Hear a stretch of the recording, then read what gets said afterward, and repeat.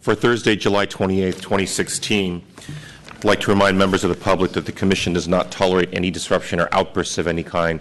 To please silence your mobile devices that may sound off during these proceedings. And when speaking before the Commission, if you care to, do state your name for the record. I'd like to take roll at this time. Commission President Fong. Here. Commission Vice President Richards. Here. Commissioner Antonini. Present. Commissioner Moore. Here. And Commissioner Wu. Here. We do expect Commissioner Johnson to arrive shortly, and we expect Commissioner Hillis to be absent today. Commissioners, first on your agenda is consideration of items proposed for continuance, items 1A and B for case numbers 2014.1302 CUA and VAR 2906 Folsom Street conditional use authorization, and the zoning administrator will opine on the variance, are proposed for indefinite continuance. Further, Commissioners, under your regular calendar on item 8, for case number 2015-014314 MAP at 1493 through 1497 Potrero Avenue, height rezoning, planning, and zoning map amendments. Staff is requesting a continuance to September 8th. And under your discretionary review calendar, I'm pleased to announce, Commissioners, that we just received confirmation that item 17A for case number 2015-001214 DRP at 3636 21st Street, the discretionary review portion has been withdrawn. As a result, the zoning administrator will take up the matter of the variance during your first recess. Okay, I have no other items proposed for continuance and no speaker cards. Okay, thank you. Is there any public comment on the items proposed for continuance?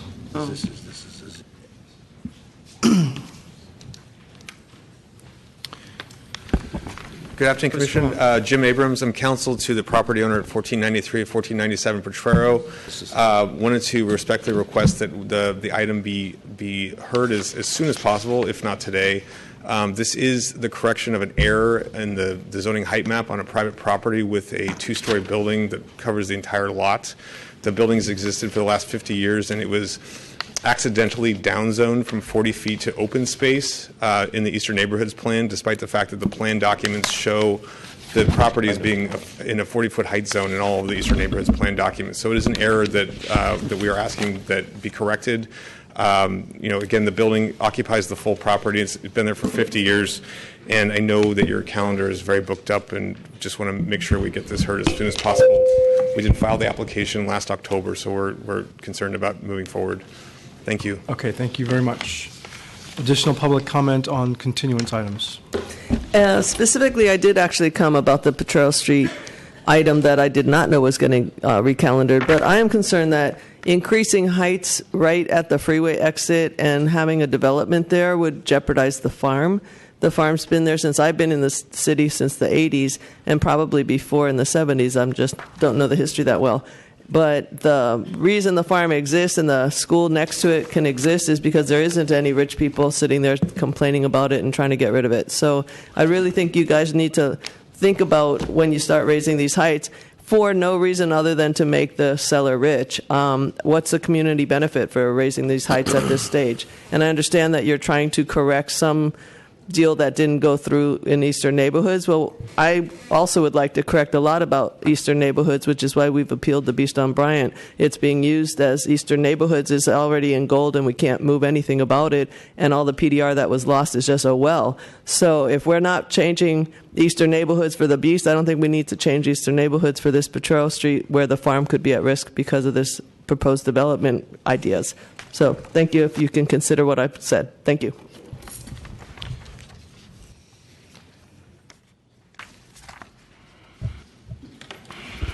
Hello, my name is Sylvia Johnson, and these zoning issues should be corrected with, spring attached, where they have a level of the ground to be organized.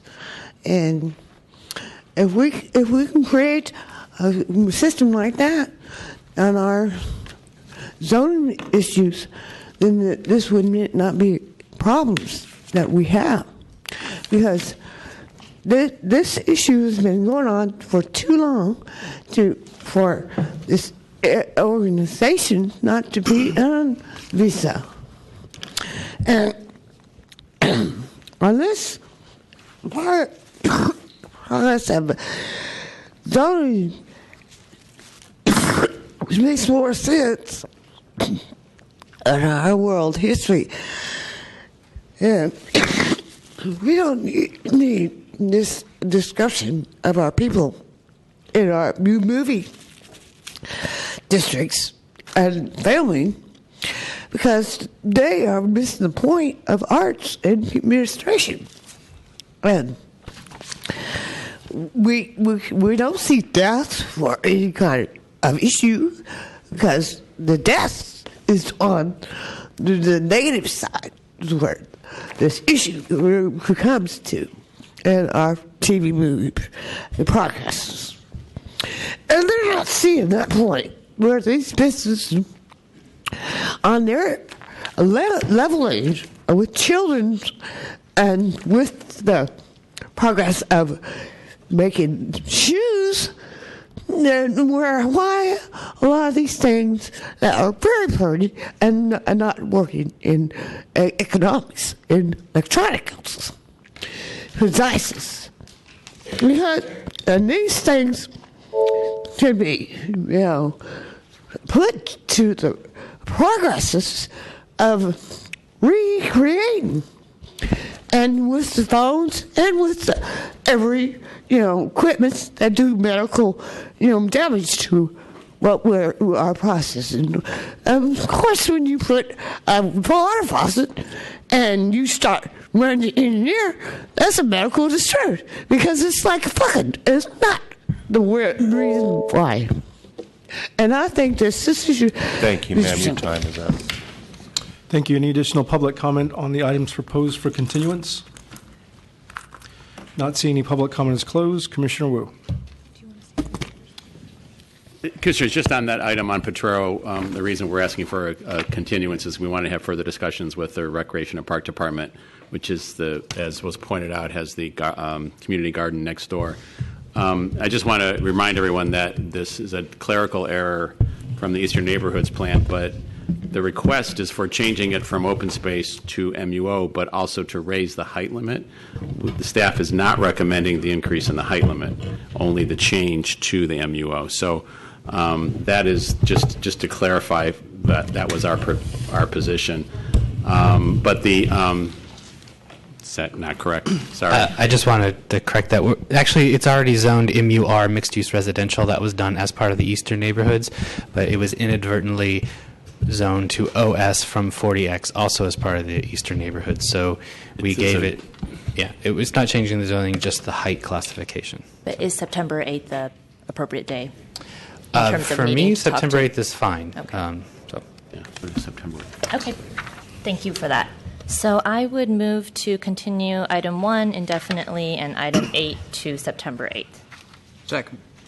Commissioner Antonini. Yeah, I just had a question. I believe there was some comment. Was that item 1 that you spoke about, sir? So why is it indefinitely continued? No, that wasn't he was asking. 8. Okay, I'm confused. I thought there was some comments about item number 1 that came up. No, it was item 8. Okay, got it. All right, no problem. Director Rams. Oh, no, I'm sorry. That was done. Okay. Commissioner Moore. Director Lam, as commissioners, we have received a couple of very interesting emails from gardeners at that farm, which you might want to either have a copy of when you talk with Park and Rec. They were quite interesting. Okay. Been a motion that's been seconded to continue items as proposed. On that motion, Commissioner Antonini. Aye. Commissioner Jones, Commissioner Moore. Aye. Commissioner Wu. Aye. Commissioner Richards. Aye. And Commission President Fong. Aye. So moved, Commissioners. That motion passes unanimously 5-0. Zoning Administrator, what say you? Continue item 1B indefinitely. Thank you. Commissioners, that'll place us under your consent calendar on item 2 for case number 2016-004115, CUA at 644 Broadway. This is a conditional use authorization, Commissioners and staff, as well as a number of speaker cards, has requested that this matter be pulled off of consent. And so shall we take this up at the beginning of the regular calendar? First item, please. All right, thank you. Commissioner Very good. Moore. I was just going to ask to move it off consent given the correspondence we have received. Okay, thank you. Very good, Commissioners. That'll place us under Commission Matters. Item 3, consideration of adoption draft minutes for July 14th, 2016. Is there any public comment on the draft minutes? Okay.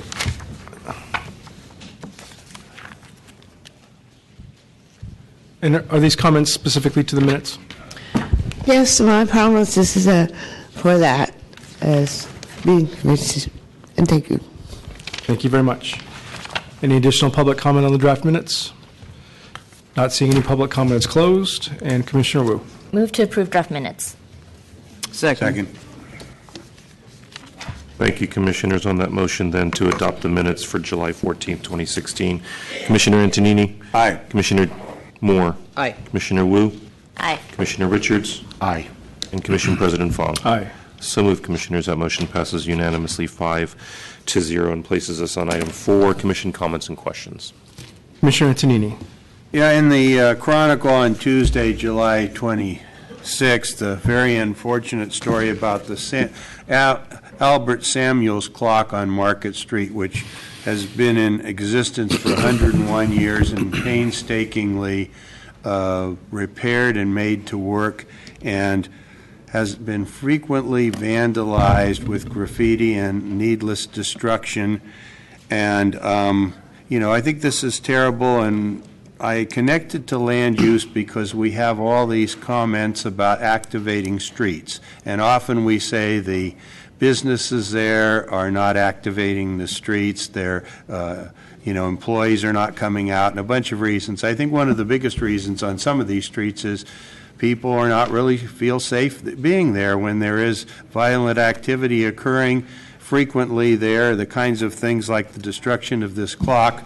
And I think we have to move away from the culture of non-punishment because I think we ask for problems and we end up getting them, because the word is out, if one is caught, they won't be held accountable for their actions. If they are caught, the penalty will be very small, modest.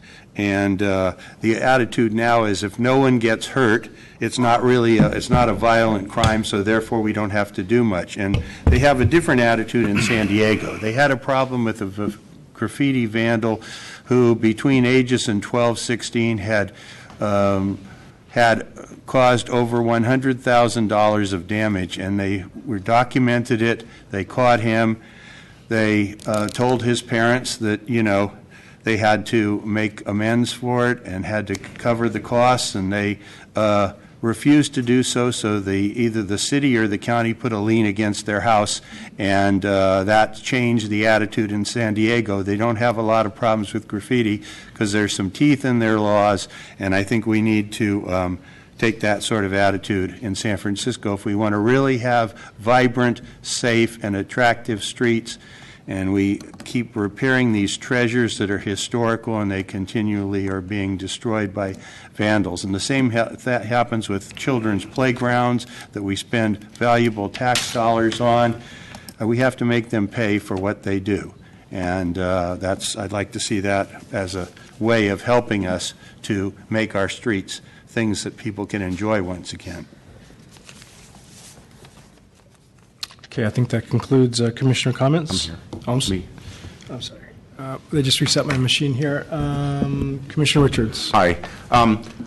We're having before us, I wanted to just discuss briefly, so please indulge me. We're having before us a lot of projects that result in demolition, de facto demolitions, actual demolitions, dwelling unit mergers, and the policy issues that are coming up that I keep bringing up over and over that I think we need to look through the lens of is the demolition of rent-controlled units, the demolition of relatively affordable housing, and that's a term we're going to have to figure out what that actually means, and then density equity, which we're going to have several of those today. We actually have 2 of these today coming up. I went back to the housing element, and there were several policies that jumped out at me that I really think we need to pay attention to when we approve these projects.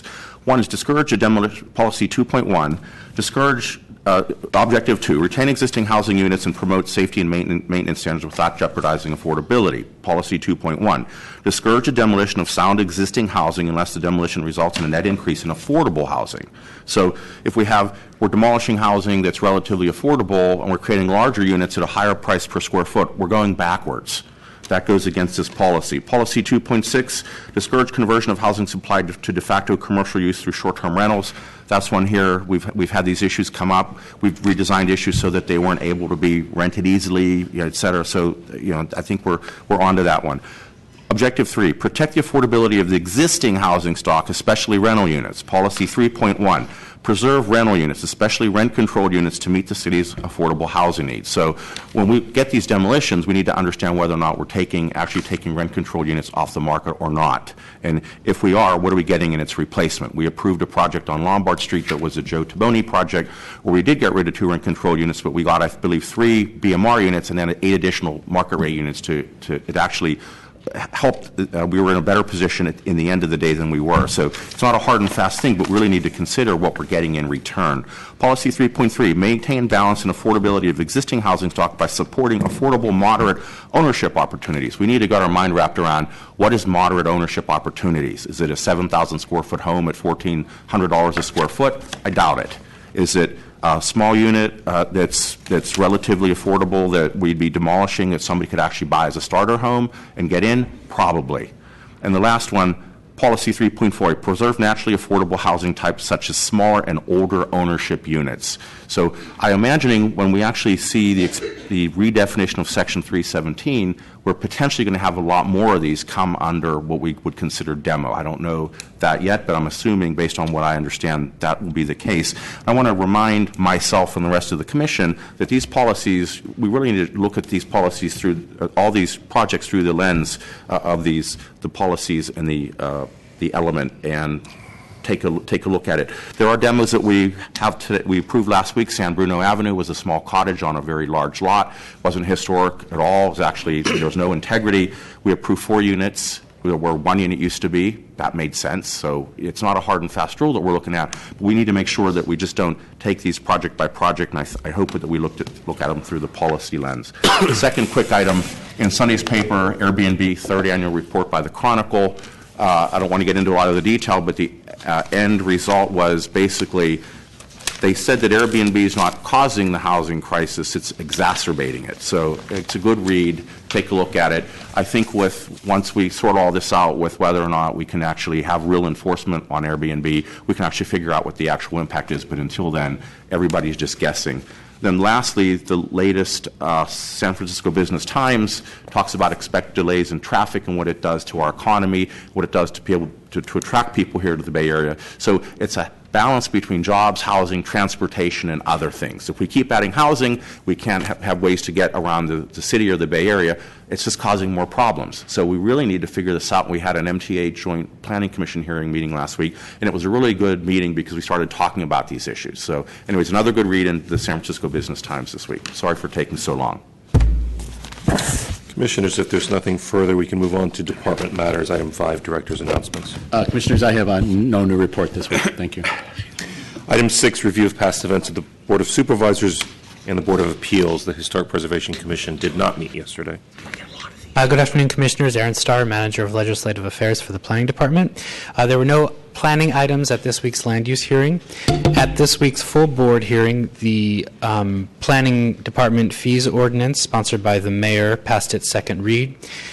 Construction of accessory dwelling units citywide, sponsored by Supervisors Farrell, Wiener, and Peskin, also passed its second read. The Wireless Telecommunications Services Facilities Ordinance, sponsored by Supervisor Avalos, passed its first read. Also at the board was the appeal of the Planning Commission's certification of the final EIR for 901 16th Street. You may recall that the project proposes 395 units, 25,000 square feet of retail, 50,000 square feet of on-site open space on a large lot that was once the Pacific Rolling Mill Lumber Yard. It's located in the lower Potrero Hill at 16th and Mississippi. The site currently contains a brick office building, which is a historic resource under CEQA, and several metal warehouse buildings that have been determined not to be a resource. The appellant raised a number of issues, including height, PDR loss, traffic, and historic resources. The biggest source of contention was the rejection of the alternative supported by the appellants, termed the metal shed reuse alternative, which would retain the metal sheds for PDR use and reduce the unit count to 177. This alternative was included at the request of some members of the community, while it was rejected for a number of reasons, and most specifically for the fact that it would reduce the project's unit count by over 200. The appellant focused on the issues of financial feasibility.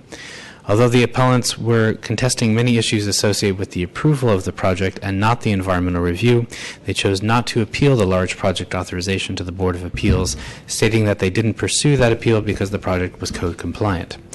In the end, the Board of Supervisors voted 9-1, with Peskin opposing, to uphold the Planning Commission's certification of the EIR.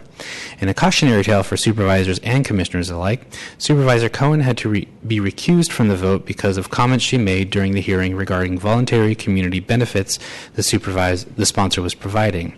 She asked that he give more, and the sponsor immediately offered up an additional $800,000. At that point, the city attorney reminded the board that the question before them was the adequacy of the CEQA review, and they should only be considering issues pertinent to that.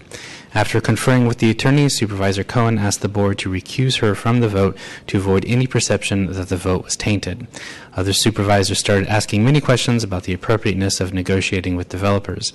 The city attorney repeated that such conversations should not be a part of these CEQA appeal hearings. A very puzzled board voted to recuse Supervisor Cohen, and then immediately thereafter voted to uphold the EIR certification. And there were no introductions this week. Thank you. Okay, thank you. And the Board of Appeals did meet last night. A couple items. First, the Board of Supervisors did confirm the reappointments of Commissioners Rick Swig, Frank Fung, and Daryl Honda to the Board of Appeals for 4-year terms. Daryl Honda is the current president, and Frank Fung is the current vice president of the Board of Appeals. Two items that were decided last night I think might be of interest to the Commission. Both relate to kind of our ongoing efforts to retain PDR uses and ensure that those uses are enforced. First was a letter of determination for 425 Brannan. In this, I found that the second story of the building had been illegally converted to an office use, given that there was no permit history establishing an office use. The appellant provided permit history that showed office to office, where the permits listed the existing use as office and proposed use as office as evidence of an ongoing legal office use of the property.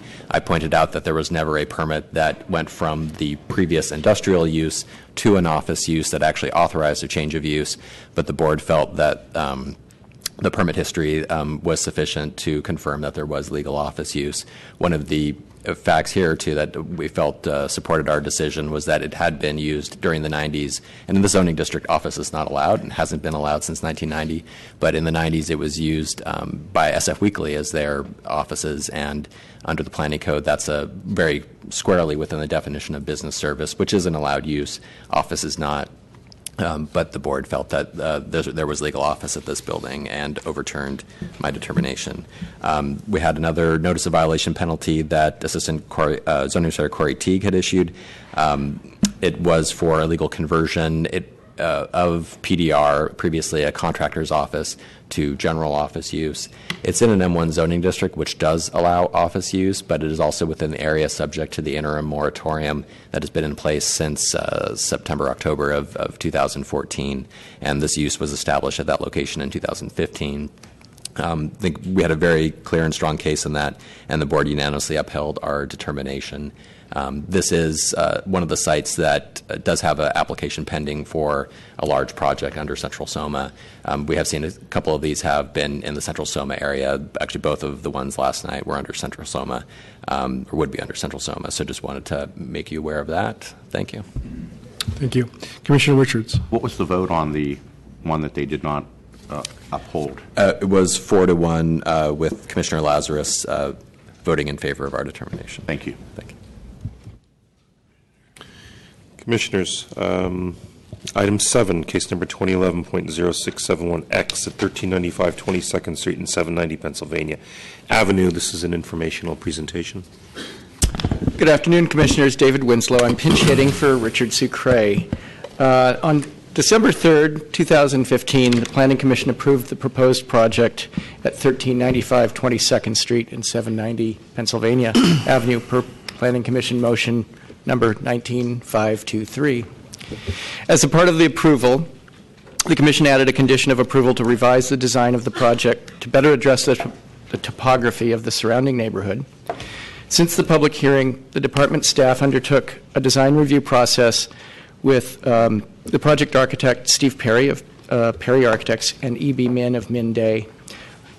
New owners representative Julian Marsh of Align Real Estate, planning commissioners and representatives from the Dogpatch Neighborhood Association, DNA representative Janet Carpinelli in particular, and the Potrero Boosters representative Tony Kelly. Based upon this design review process, the project sponsor has revised the project as follows. Dwelling units. The revised project increases the number of dwelling units from 251 to 257. The revised dwelling mix includes 144 one-unit bedrooms, 100 two-bedroom units, and 13 three-bedroom units. Open space. The revised project increases the amount of open space from 2,284 square feet to 30,264 square feet of open space.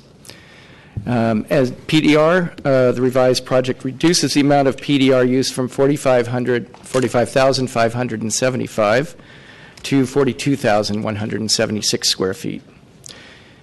Off-street parking, the revised project reduces the amount of off-street parking from 213 to 165.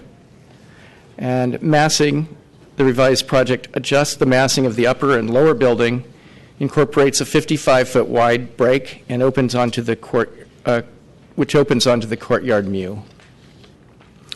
The height of the project has also been revised. The revised project reduces the overall height of the proposed buildings and incorporates varied roof lines to better distinguish portions of the proposal relative to the existing topography and neighborhood pattern.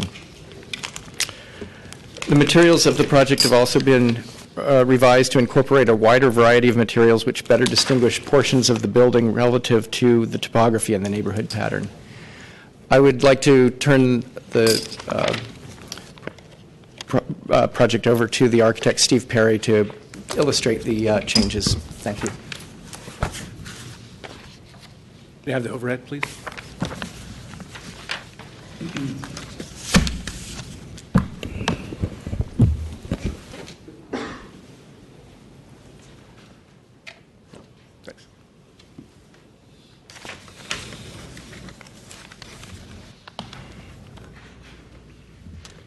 Good afternoon. My name is Steve Perry with Perry Architects. As David said, I was brought onto the project about the beginning of the year, and we took a fresh look at the project.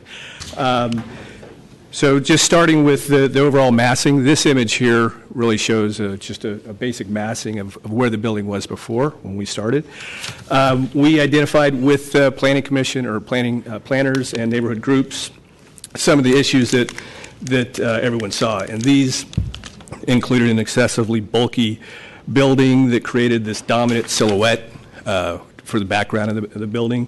It didn't have any variation. It had an overall sameness to it, and it really didn't work within the context of the neighborhood. So our first look at this was to start to look at the context of the massing and how the massing works within this transition of Potrero Hill, or Dogpatch coming up into Potrero Hill. So we started to introduce larger massing elements to the south, and as we move to the north, start to introduce more segmented massing that better represents the ascending massing going up Potrero Hill.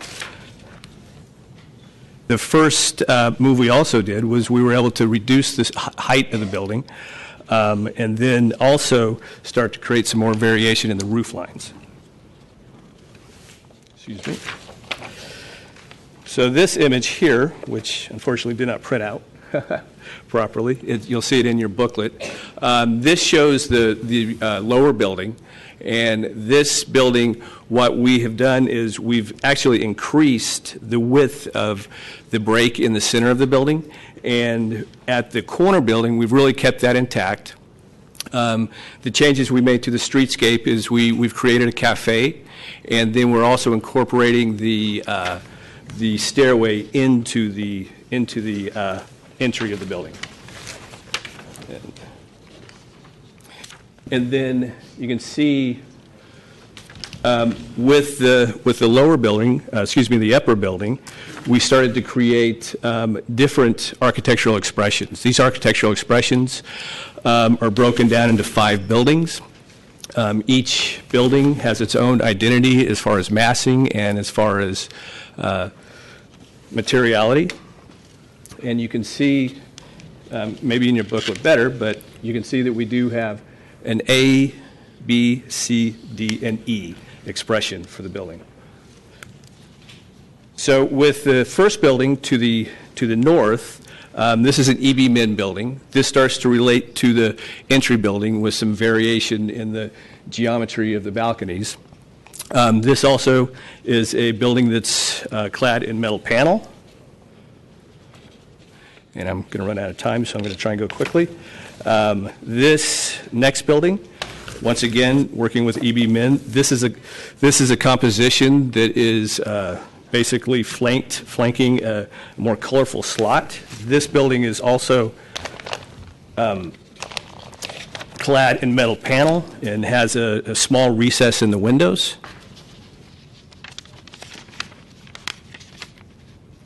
The third building, this is primarily a plaster building with more horizontally, with windows with a more horizontal attitude to them. This is also clad with backlit or back-painted glass to represent the bay in light and shadow.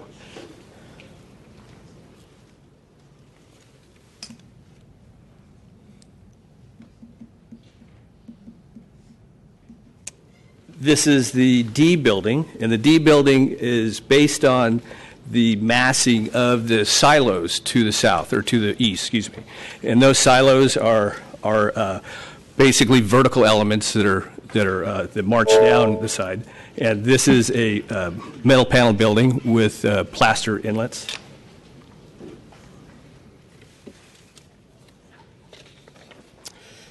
And this is the last building here. This building is basically a plaster building, but it'll have a more iconic vertical element in cementitious panel with a pattern that's it's an abstraction of the towers and the cranes down in the flatlands. Thank you. Thank you. Opening up to public comment. I have no speaker cards. Is there any public comment?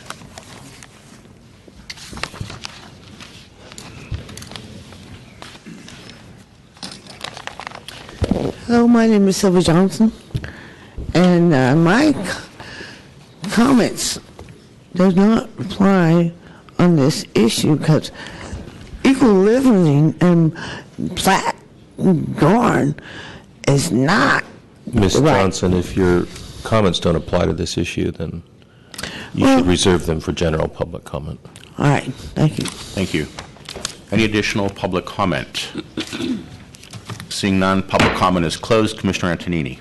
Yeah, I've followed the progress of this building, and there'd been quite a bit even before the most recent revisions, and this, I think, is going to be much more pleasing aesthetically and probably functionally, and it's very good to see.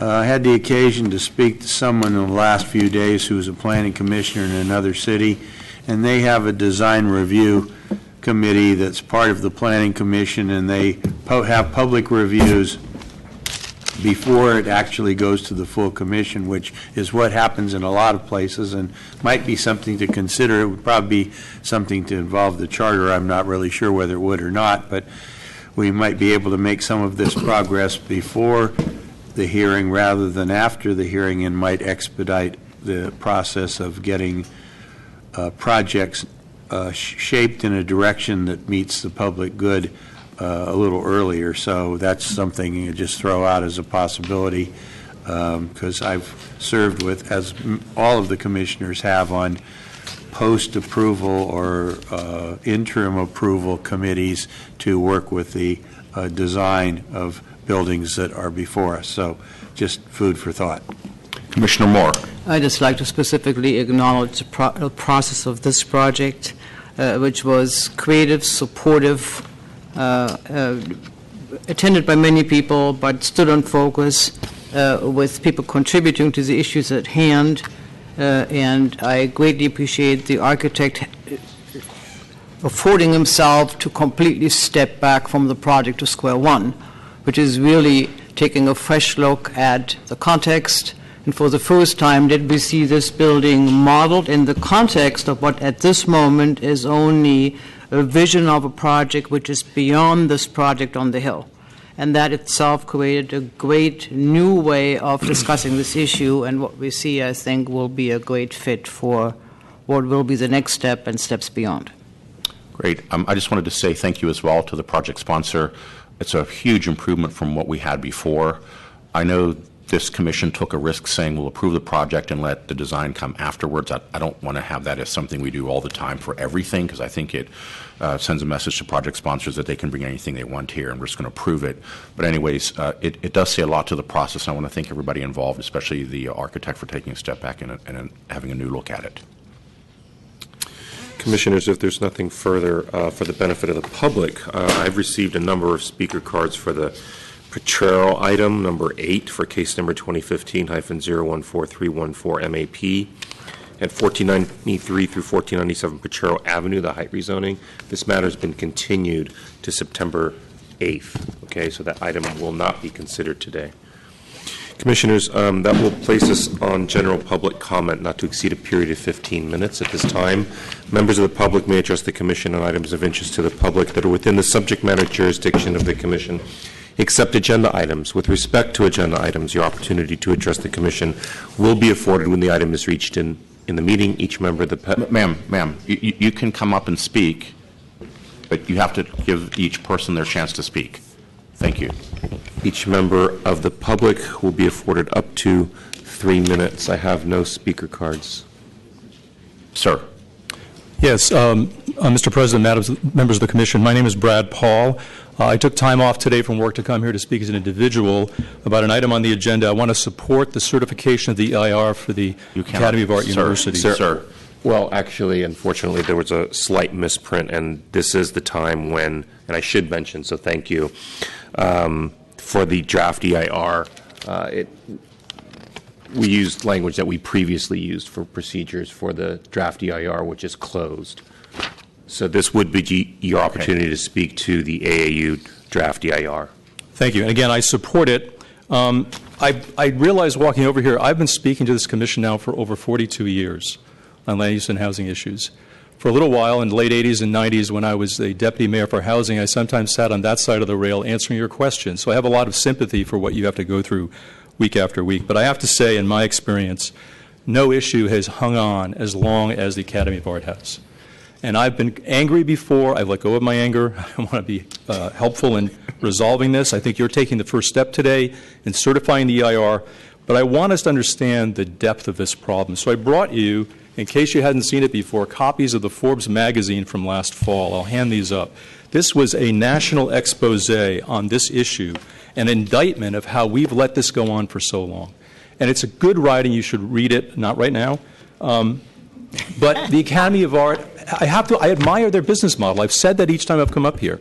And they are the masters of delay, because delay has worked in their favor. It's put off a final resolution. With your certification of the EIR, we can begin the discussion of the final resolution.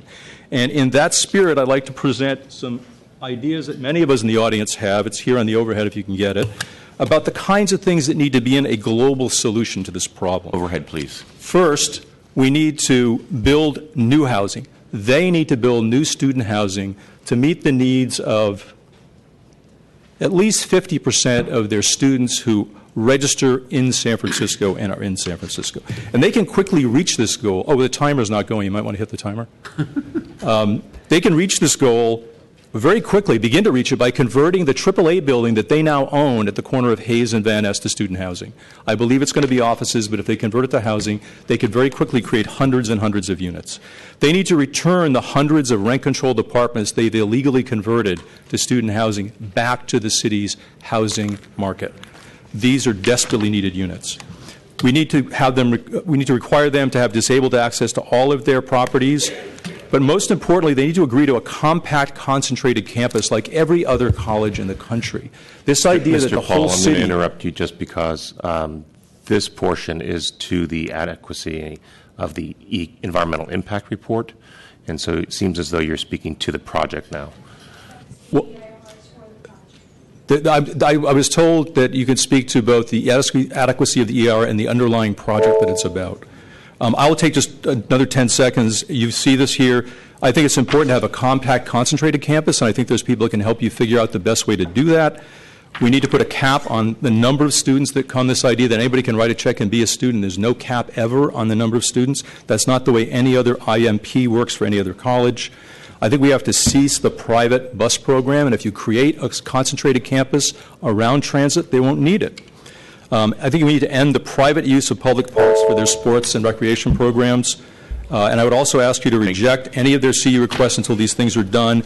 And on item 10, schedule a hearing and reject their changes to the student housing laws. Thank you, Mr. Paul. Vice President. So I will just remind members of the public that for the draft EIR coming up under the regular calendar, the public comment period is closed, and the Commission, at least today, will not conduct public comment of final EIRs, but the public comments on the certification may be presented to the Commission during this portion of the agenda. So I'm going to interrupt public comment for 1 second. Commissioner Antonini. Yeah, I just wanted to make a statement because we're beginning some of the discussion of Academy of Art University, and we have received some letters and comments whether I have any sort of conflict because my family and I own a property which is in study area 2 of the study areas that are being proposed by the AAU. And on April 16th, 2015, I had reclused myself at that time to seek advice from the city attorney, and in the interim we have been advised that there is no conflict, that the property is 500 feet from any property that's owned by AAU, and actually the property that is owned by AAU has now been taken out of the draft EIR. So I have been advised there is no conflict, and I will be participating in this hearing. So for those of you in the public who questioned this issue, we defer to the city attorney, and that is exactly where we're at this point. Mr. Paul, I would appreciate it if you could hand a copy of that over the rail that you presented as well. Thank you. Next speaker, please. Oh, excuse me. Can I? Oh, I'm sorry, Commissioner Johnson. Sorry, thank you. Yeah, just real quick to keep things organized here, and especially in light of what happened with the Board of Supervisors that they're hearing on the 901 16th Street, I really would ask Vice President Richards that we organize our comment to the EIR first and take our matter on that and then move to the other item relating to AAU. I'm very confused right now as to what is happening. Secretary, can you help us out? Sure. You've got two separate items today that are on your agenda. The first, related to the AAU, is the certification of the environmental impact report, and that will be taken up separately from the latter item. Item 10 is a planning code text amendment at the request of the project sponsor for the Academy of Art University. Right, but I think I heard you say earlier that you had used other language in the. Unfortunately, the draft EIR language in the agenda defers to this general public comment period for their opportunity to submit their comment on item 9 for the certification of the EIR. Since I've taken over as secretary, we modified that to take public comment when the item is actually called. Unfortunately, I wasn't here when this agenda was put together. I was out on vacation last week, and it used older language that we used to use. Okay, so then, I'm sorry, we'll get to that. I would ask that we do as we have done for the draft EIR public comment period and ask that people keep their comments to the adequacy of the EIR so that we can vote on certification of that. Is that helpful? Or yeah, the city attorney had some concern about that, but because there is no action item on the project today, general public comment can be used as well for towards the project as well, because it's not on your agenda today. I guess I'm not confused anymore. I'm sorry. Go on. Okay, thank you very much. Next speaker, please.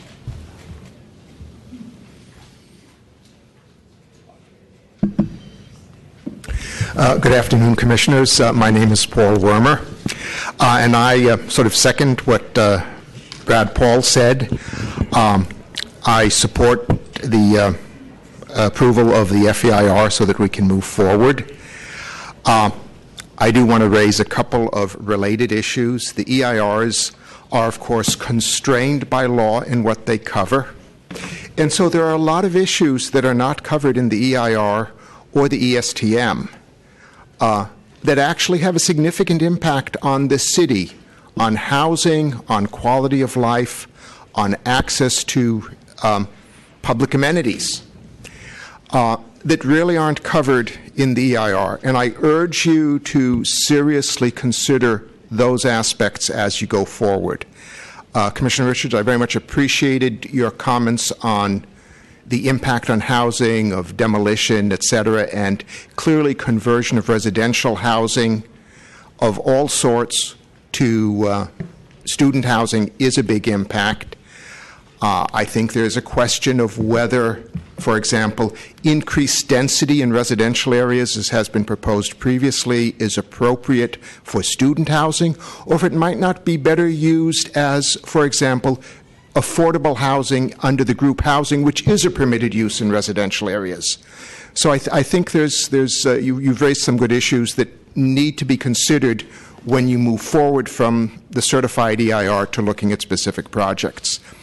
I also, surprisingly enough, very much endorse the comments of Commissioner Antonini about the need for enforcement of the code and having penalties that are sufficient to disincentivize violation of the code.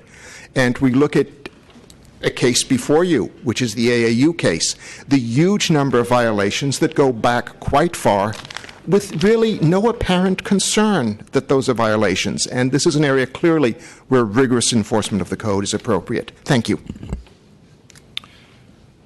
Next speaker, please.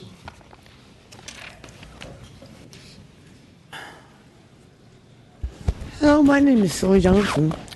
In this issue, amended for file number 151274, has been a proposition I don't have time to explain.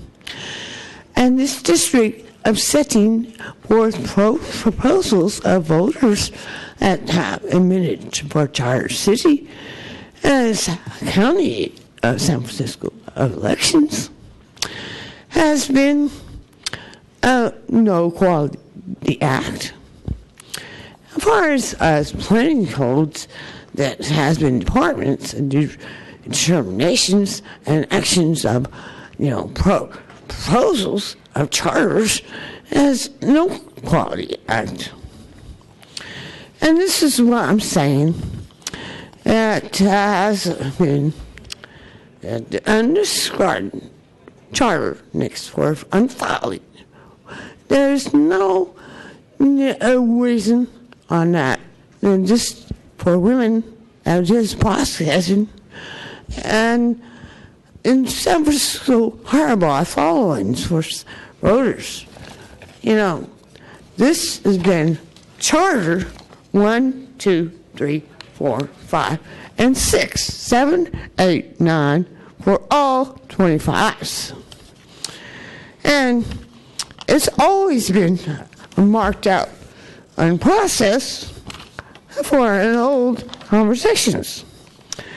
And this is where our abilities have been thrown out, and these issues of death have nothing on these businesses. And this is where there have been a lot of problems that on businesses. And we don't, issue that project to have this information about women and arts. They have been doing process already, making arts of my abilities and taking my money. And that's not the way that this issue should go. It should go on as a program, emission, because even in this program missionary, it should be a security guard. And I have already put Army issue on that because this has been gone out of proportions for our abilities to recreate and put new items. Next speaker, please.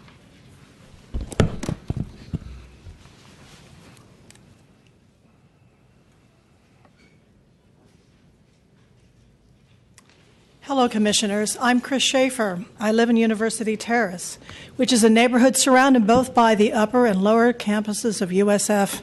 And 10 years ago, in negotiating with USF about their impact on my neighborhood, I accidentally became an expert in town-gown relationships. I wanted to live peacefully with my neighbor, and of course, that's a huge gorilla in my backyard. And the EIR, I'd like to address a couple of things that would be a point of view for you as commissioners in taking a look at the Academy of Arts University.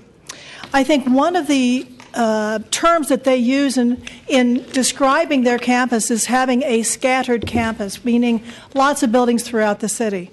And I think that's really a problem. There's a different term USF used. It's called a distributed campus, and it's one in which the campus is distributed so academics and its students are integrated. And the best example of that, of course, is that they're a purchase of it's a prior educational building from Wharton that they're now using downtown for their MBA. It's the Folgers building, the old Folger building. That put their students, who are business people who work in the financial district, and their academic building together. And I think it's that kind of logic, that kind of thought, that is a much more planful way of considering where all those buildings should be. I think, of course, the other is that by making something that is a integration of academic, student housing, and administration so that they are more closely put together and they're more thoughtfully planned, does not then require people running around the city to provide and have AAU provide transportation.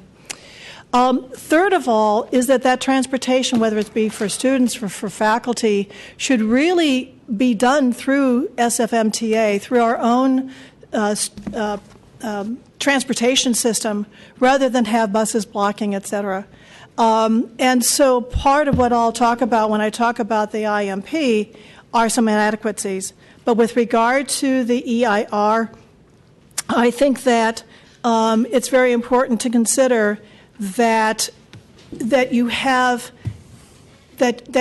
housing, academics, and administrative all together. So thank you very much. Thank you. Next speaker, please.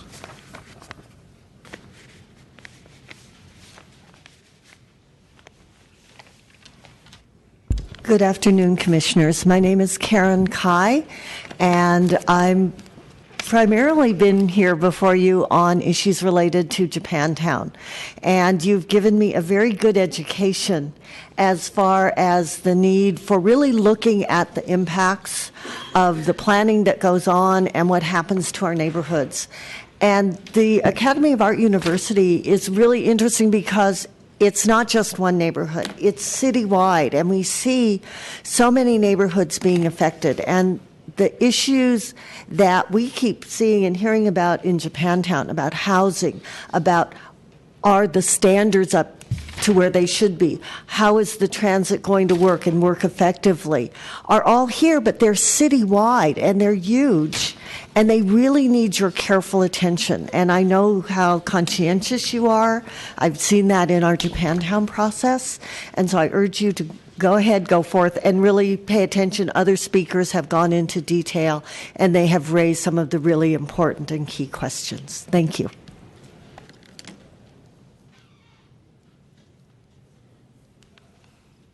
I agree with Karen. Thank you. I've learned so much sitting in this room. I really appreciate all of the hard work and the hours that you all put into this process. I know it cannot be fun at times, and a lot of times you get knocked on the head there, but really appreciate it, along with the education that went with it. I submitted a list of 18 multi-lane one-way streets that I think that should be considered. I would love to see an email of CCing them. I think they look at one of the most interesting things in our city, which is a correlation between high density of residents, fast-moving one-way traffic, lack of green space, propensity of criminal behavior, as well as poorly performing retail. And I would really love to see plans for all of that going through, so can't wait for that to come through. I also forwarded an article from Google, and they were looking at the creation of teams. They have thousands of people, a very fast-growing company, and I forwarded this to Jonas. It talks about having two different types of teams. One is very linear. We know this as type A. And one is more creative. We know this as type B. This overall not has to do with making more time for you, but in terms of engaging citizenry and how they're able to interact. Ms. Wu had a very astute comment last week about languages. There's over 6,900 languages on the planet, and planning is not included. It's very intimidating for an individual who is not versed in this language to come up and discuss, especially if we're so afraid of getting off agenda topic or saying something that might not be accepted by the commission. So in terms of collaboration, I think having a little more open space for us laymen to come and talk. Visual imagery is also helpful engaging the right side of the brain. One idea is that that linear left side of the brain overpowers the right side. But the visual imagery, if I could use the overhead, that would be great. This is a planning cartoon or comic that I received in my inbox. I don't know if anyone else receives planning cartoons in their inbox, but it looks at Soma, and there's a couple-story building, 25 feet wide, in the middle of a freeway down there. So I found that pretty funny. And then I wanted to finish with a little piece from Alexander Garvin. I love this piece in terms of collaborating with the public. And he discusses, I'm going to read here, the current approach to greening is very largely reactive and conservative, not the routine progressive part of the development process it should be. We should not foster greening through litigation in reaction to development, nor should we attempt to restore the natural conditions of some distant past, real or imaginary. We must recognize that sometimes doing nothing is not the best thing for the environment, and that development can improve as well as harm it. Moreover, we need to place people at the center of our thinking, making human activity and public participation important elements of the planning process. Fortunately, there is someone whose work can guide us through this territory. Nobody has better understood the complex interaction between nature and America's cities than Frederick Law Olmsted. America's first landscape architect, in my opinion, is the greatest planner. Olmsted was a great lover of nature from his boyhood on, but nature, as he understood, was not something separate from mankind.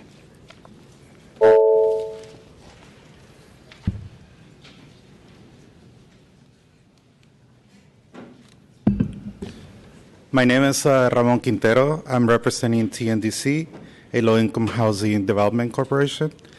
And we just want to make it public and on the record that we are concerned with the number of rent control units being converted to student housing.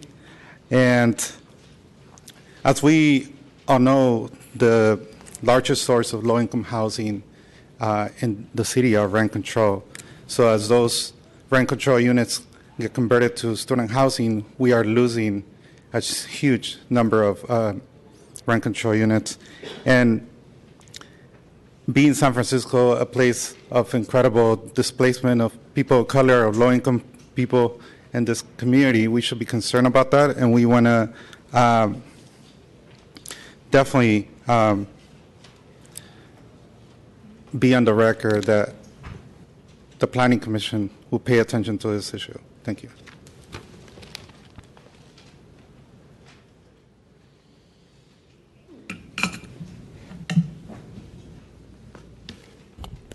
Good afternoon, Commissioners. My name is Tom Jones. I'm a homeowner here in San Francisco, member of the AIA, and very active in community planning at my home institution, which is Cal Poly San Luis Obispo. In the interest of the 3 minutes here, I just want to alert you to the fact that I'm using general comments to submit much more detailed recommendations on actions that the Department and the Commission needs to take moving forward on the AAU project. You're going to be looking at the EIR, but have not looked at the ESTM. We're concerned, I've been working with a number of neighbors and advocates, we're concerned you have not focused on the need for them to make a consistent, clear, compact campus core, and that without doing that first, your staff and you are potentially going to look at the use of residential and other buildings on their campus, which are just, frankly, too far spread apart. The second principle is that all but 6 of the properties they acquired for residential uses, they converted existing low and moderate income housing resources, SRO hotels, and rent-controlled apartments. Our recommendation is 4 of the buildings on Sutter, which were not prior SRO and multifamily uses, and the 2 live workspaces, that would be suitable for them to keep and use as campus housing. Interesting enough, those 6 buildings have more than 50% of all their existing housing units. The rest should be divested. I think in the interest of time, what I want to do is show you 2 maps I think are very key. Apologize, this is sort of done by hand. Let me see if we can get these on the screen. The first is how far spread is their campus. I don't know whether you can see that. A little bit of a tilt. If you notice in hand, I've noticed that the blue buildings are their academic buildings. They seem to be spread at almost half-mile apart intervals. Half a mile, a young person can walk with no red lights in 10 minutes. We campus planners think we have to keep a campus within a half mile. That's what works on an academic campus. You can't make classes if you have to walk further than that. If I made the whole circuit, moving from their architecture building to their 2nd Street corridor, up to their main buildings here, and over to the car museum, and that was my class circuit, I will have walked that day 2/3 the width of the city of San Francisco. That's pretty spread out. So I think we're being very tolerant in saying we'd accept those boundaries, but no encroachments beyond that. That's why I'll wrap this up. That 3rd map shows you what we think is a reasonable campus boundary with quarter-mile distances between the academic buildings, forms a banana zone, and everything out of that you simply need to say no go. Thank you very much. I can submit these if the department wants copies of my comments. Please. Please, thank you. Next speaker, please.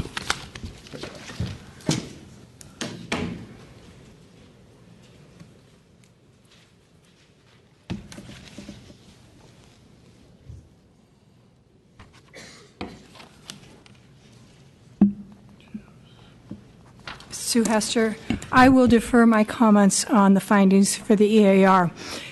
We have an institution that has been for 25 years out of control. They're a for-profit institution. What does that mean? They're not governed like everyone else in the city. Everyone else, USF, San Francisco Art Institute, CCA, California College of Arts, Hastings, San Francisco State, UCSF. Nonprofits are government institutions. The profit goes to the Stevens family, at least the Stevens being the head of the university. The Academy of Art didn't submit an institutional master plan while they were acquiring all these buildings and while they were plundering the city's supply of affordable housing. The result of that is a planning commission hasn't had what's supposed to have under the IMP law, which is the ability to say, give instructions to the academy on such things as concentrating their campus, building housing, building student housing, not plundering housing. You have hearings that are scheduled that are on the advanced calendar. 9/22, 10/6, 11/3, 11/17, 12/1. You should use those hearings to have the discussion that you needed to have if the IMP had been handled correctly. What are the topics that I think you need to deal with? A, concentrating the campus. B, building housing. Building housing, not using housing that is sorely needed for the citizens of this city. Limiting enrollment. And you have to tell them they must take out all permits. There is a huge backlog of illegal permits that was been played out at the Board of Appeals, not at the Planning Commission, because there were enforcement actions. 22 buildings, no permits, no changes of use. It's fairly arrogant that one institution just says, oh, the planning code is irrelevant. We don't have to comply with the planning code. Who would get away with that? if they were a private citizen, if they were a person in the audience, I really want to see an example. If there's a lot of money behind an institution, apparently they can just say, we're not going to comply. So you need to go back and have real hearings that you should have had on the IMP if they would have followed the IMP law. 25 years out of compliance is too much. Thank you.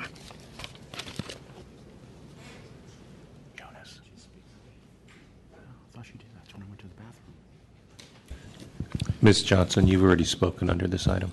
You've already spoken under this item. Oh.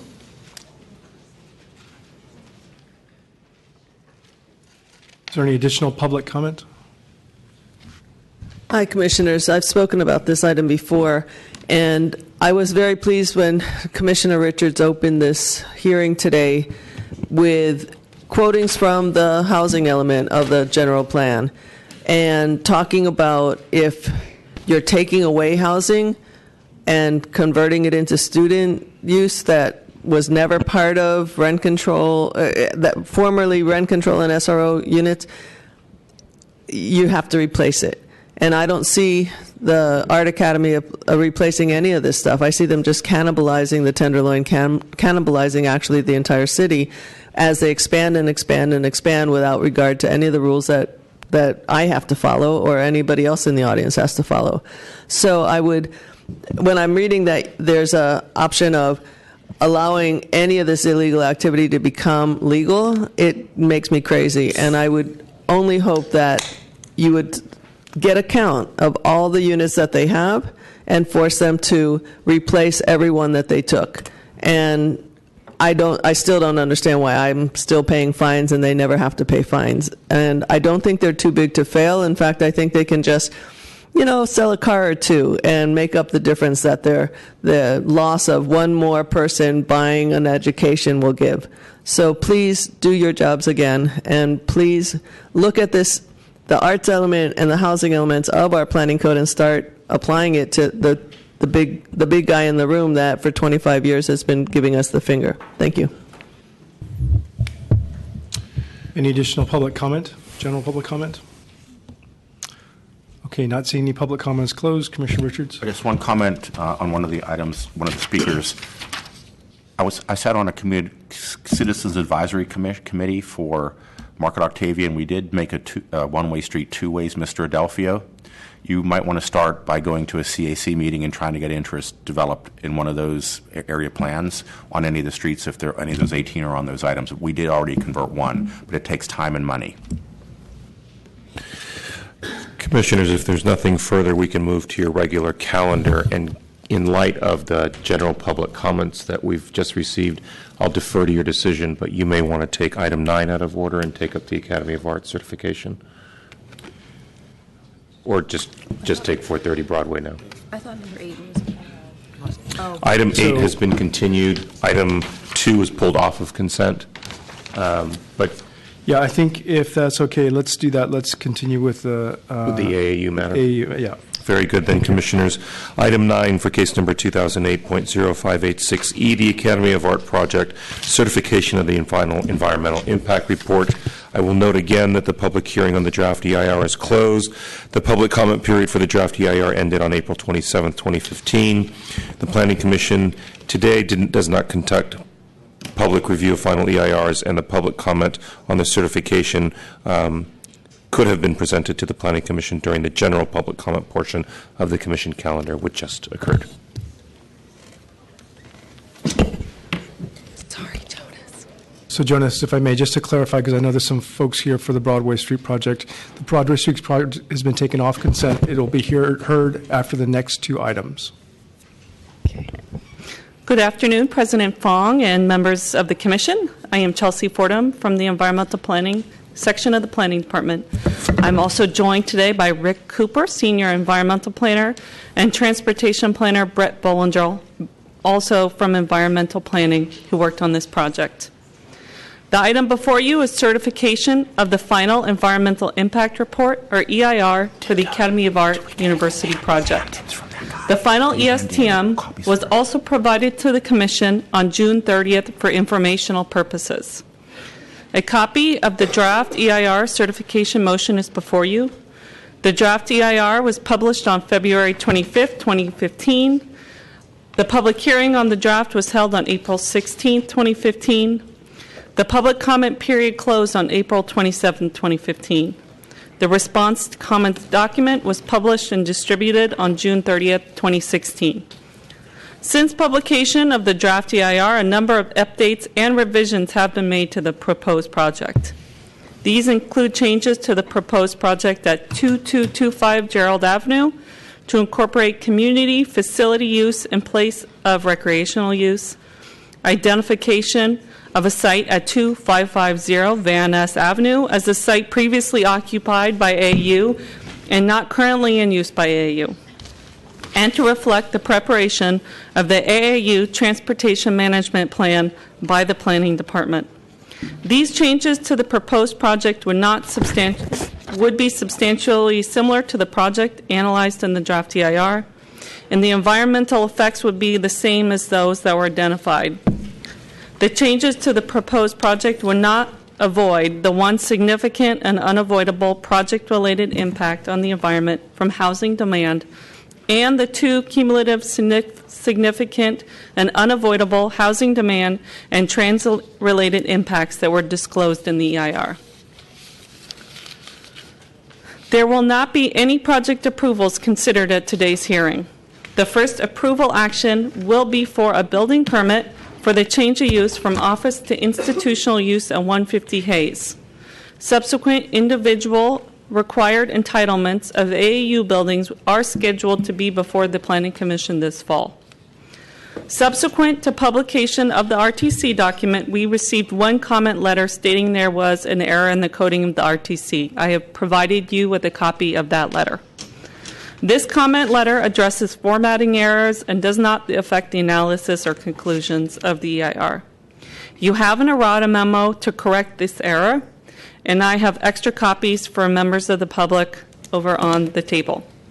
In addition, the Planning Department and the Planning Commission received a letter from AAU's attorney, Zane Gresham of Morrison Foerster. Points raised in this letter in regards to the RTC adequacy include the following points. Housing demand impacts. This letter suggests that the project does not have a significant impact on housing demand, which differs from the conclusions of the EIR. In addition, the letter states that the conclusions in the ESTM that the 34 existing sites resulted in a substantial demand for housing and potential displacement of housing are unsubstantiated. Morrison Foerster states that AAU provides housing for new full-time students who request it, and there is enough existing proposed housing to accommodate their demand. Therefore, they contend that the conclusion the EIR and ESTM are unsubstantiated. The DEIR and ESTM determined that there's a demand for approximately a combined total of up to 5,000 dwelling units from existing and proposed AAU uses and may not be able to accommodate these needed dwelling units in existing vacant units within the city, and the ability for new development to accommodate this demand is unknown at this time. Additionally, the DEIR states on page 4-426 that the proposal to provide an additional 220 rooms would not substantially mitigate this demand for housing.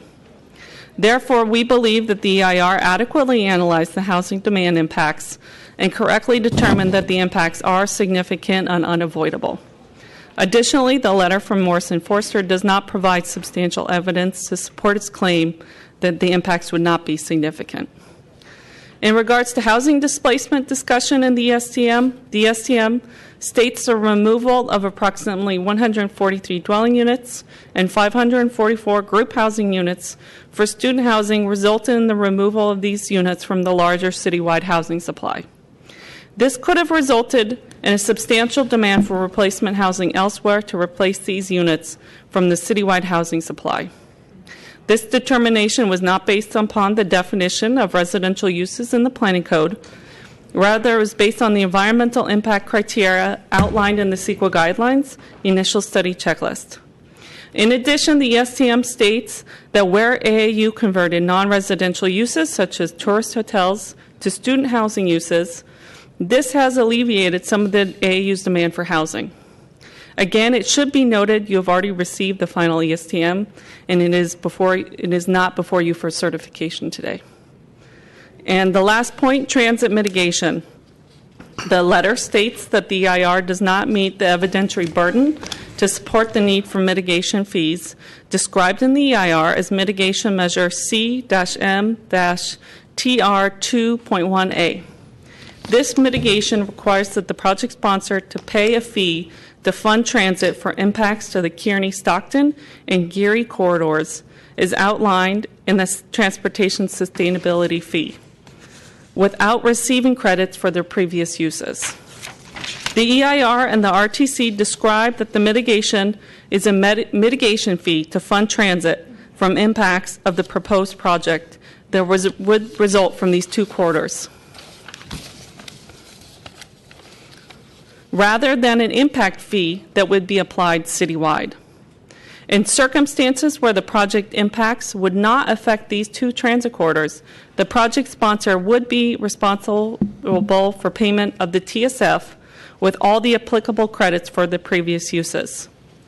Therefore, payment of the mitigation fee rather than the TSF is only required in circumstances where the project would result in the transit impacts to the two transit lines, and where payment of the TSF would not mitigate the impacts of the project. Staff recommends that the Commission adopt the motion before you that certifies the contents of the report are adequate and accurate, and that procedures through which the final EIR were prepared comply with the provisions of CEQA, the CEQA guidelines, and Chapter 31 of the Administrative Code. And this concludes my presentation. I'm available for any questions. Okay, thank you. Okay, Commissioner Antonini. Oh, thank you. Yes, very impressed by this work. Have spent the better part of the last week reading all of the detail in the DEIR comments and responses and, the ESTM. And I think it's been done very well, and it presents a lot of alternatives. I know there have been many comments made, but most of the comments and responses dealt with the actual operations of the Academy of Art University rather than the adequacy of the EIR, which I think almost universally people felt it was adequate, accurate, and comprehensive. There are areas of some cloudiness that, I think can be resolved through all these alternatives and during the approval process that would follow with the individual items that come before us. The issue of how many housing units actually were previously long-term housing units and are now student housing is a difficult target to identify, and we'll hear more about that in the next item because there is some questionable nature about what was the actual status of many of these units before they became without permit student housing for the Academy of Art University. And there's also a big difference between number of units and number of group housing beds and, beds, units, and there are three actually categories of what we're dealing with, so it's a little hard to fit all the numbers together. But whatever it is, I think we certainly can have a great tool to work with these documents that have been prepared, and as we read and reread them and get clarification from staff and do further research, as I have done and will report to on the next item as to the status of these buildings, we'll get a better target upon what the actual impact of the Academy is on a whole variety of issues, but the EIR has done a good job addressing the future impact of additional growth of the Academy of Art University in terms of traffic, housing demand, institutional space, all the different categories that were addressed. And also, there was a lot of comments that were made in favor of the Academy of Art University from a whole diverse number of groups that are too extensive to read now, although I may mention some in the next item. But again, these do not pertain to the adequacy, accuracy, or comprehensiveness of the EIR, but rather that they feel that the Academy of Art has made significant positive contributions. So I'm happy with the document, and I will move to certify. Second. Commissioner Johnson. Thank you. Just wanted to follow up and give a big thank you and shout out to the Environmental Department and the Planning Department. You guys did a fantastic job, particularly you, Chelsea. Awesome. I think regardless of what people's opinions on the Academy of Arts operations and where we think we should take it from here, the EIR not only satisfies the requirements under CEQA, but it also provides us a really, really good baseline to understand where we are now. As part of our discussion around the draft EIR, one of the main points that was brought up in terms of the unique structure of this EIR was that there's no way to go back really and look at the impact of the current uses because there's a checkered level of information and history on what was there before. So all we really can do is look at a baseline of where are we at today as the current environment and look at the impact of those current uses into the future and their plans into the future and then make a decision from there. So even though it's a little bit unique in the history of EIRs in terms of how it was structured,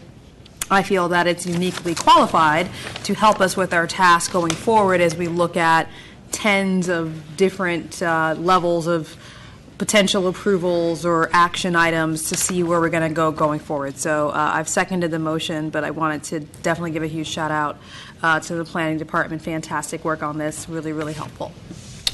Commissioner Richards. I guess question for project sponsor. Thank you. Sorry, project sponsor. Before we vote on this, I just got this literally when I walked in, this long letter that was sent by yourself, Mr. Gresham. Could you just paraphrase what's in there around your concerns around the final EIR and ESTM? I would be glad to. Thank you. First of all, this is a day for celebration because this EIR is extensive. It has been worked on for a long time, has required a lot of effort to complete, and it does finally allow the opportunity for the entire city to really turn to the question of approvals and to do it based on facts, not just invective, personal attacks, and speculation. So that's something I think was very important. The concerns that we expressed were that the facts contained in the EIR and in the ESTM we really find very, very clear and have virtually no disagreement. The concerns have to do with the conclusions that were drawn. And let me just be clear about that. The project really, there are two aspects of the project. The existing facilities covered by the ESTM. And the ESTM found that as existing conditions, population and employment growth from the academies, changes in use were insubstantial. That's right there in the ESTM. So that's the first part. The second part is for the future growth that may occur. The project, which was what was studied, includes 220 new student housing rooms, approximately 400 beds, to accommodate growth. And that should be adequate for the proportion of housing that is required to meet the need. And I think that would be consistent with the facts as determined in the EIR. However, the conclusion that was drawn, and I think this is where the error is that there would be an impact from the project even if that part of the project, which is an integral part of it, were developed. And I think that's the first thing. You got you can't take one part and not the other of a project. You have to look at it as a whole. And the second thing is on displacement, and this is a very important thing, is the ESTM, I think, erroneously considers student housing to be lost residential. It's not lost. It was residential. It is residential. It's a different kind of residential. Now, there may be policy reasons for which you might prefer one kind over another, but as a matter of analytical treatment, they're all residential. So I think that was another error, I think. And the final error that we think needs to be addressed is the transportation mitigation fee. There is a transportation mitigation fee. It's on the books. It's under Section 411A of the Planning Code. And we know that applies to a project within the ambit of that provision. I have no objection to that. I think the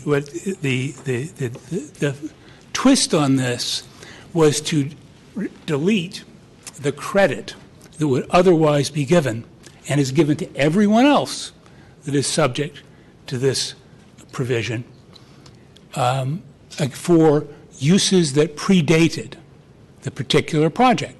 It's a matter of elemental fairness. And so if you take away that credit, you're imposing a greater burden. And we frankly did not, we've heard the words, but we did not understand or agree with the alleged justification for that.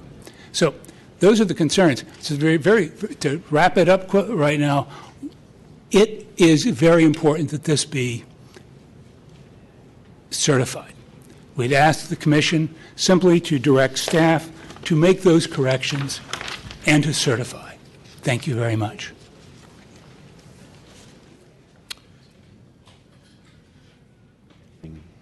Ms. Jones, anything?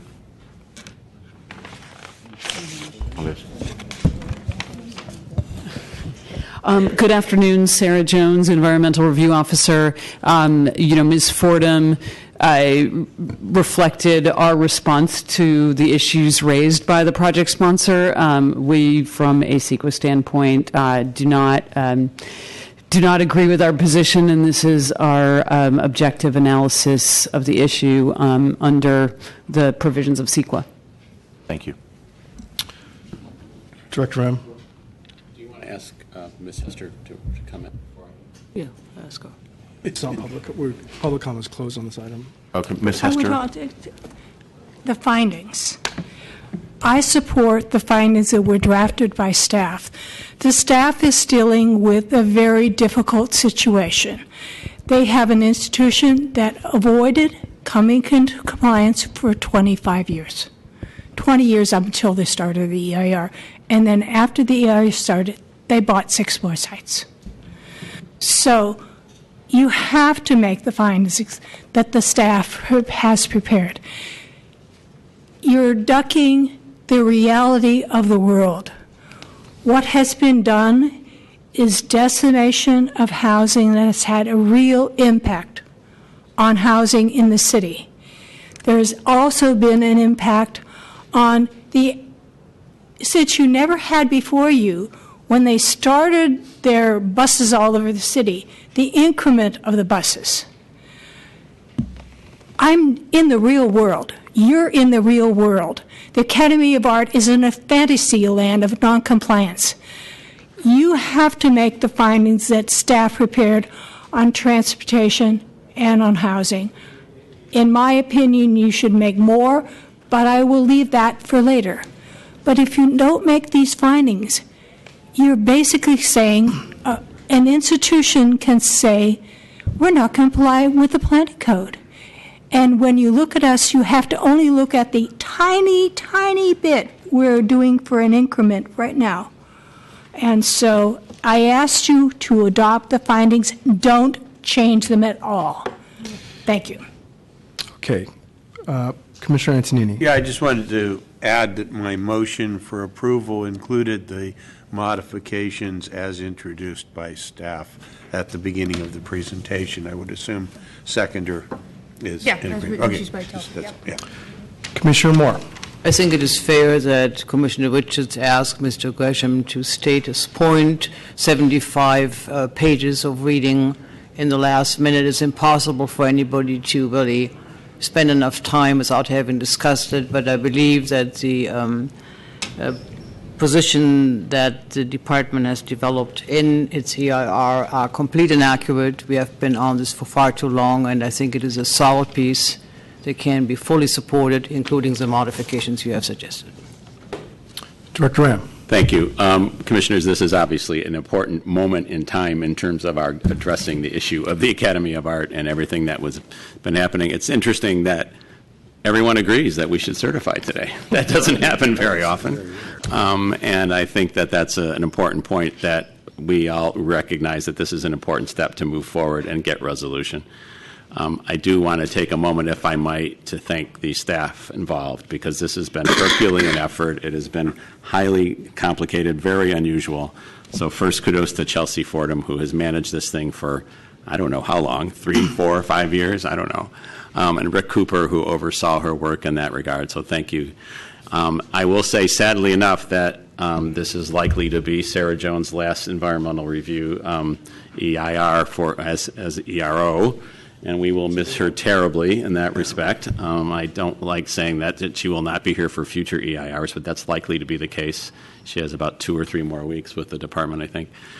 And also, I want to thank Chris Haw, who's in the audience, for all the work on the enforcement side, and Scott Sanchez and the rest of the staff who have been working on this. This is one of the most challenging things we've done as an agency over my tenure, dealing with a very difficult situation, a very politicized situation, and I'm very happy to be at this point. Obviously, we still have a lot of work to do.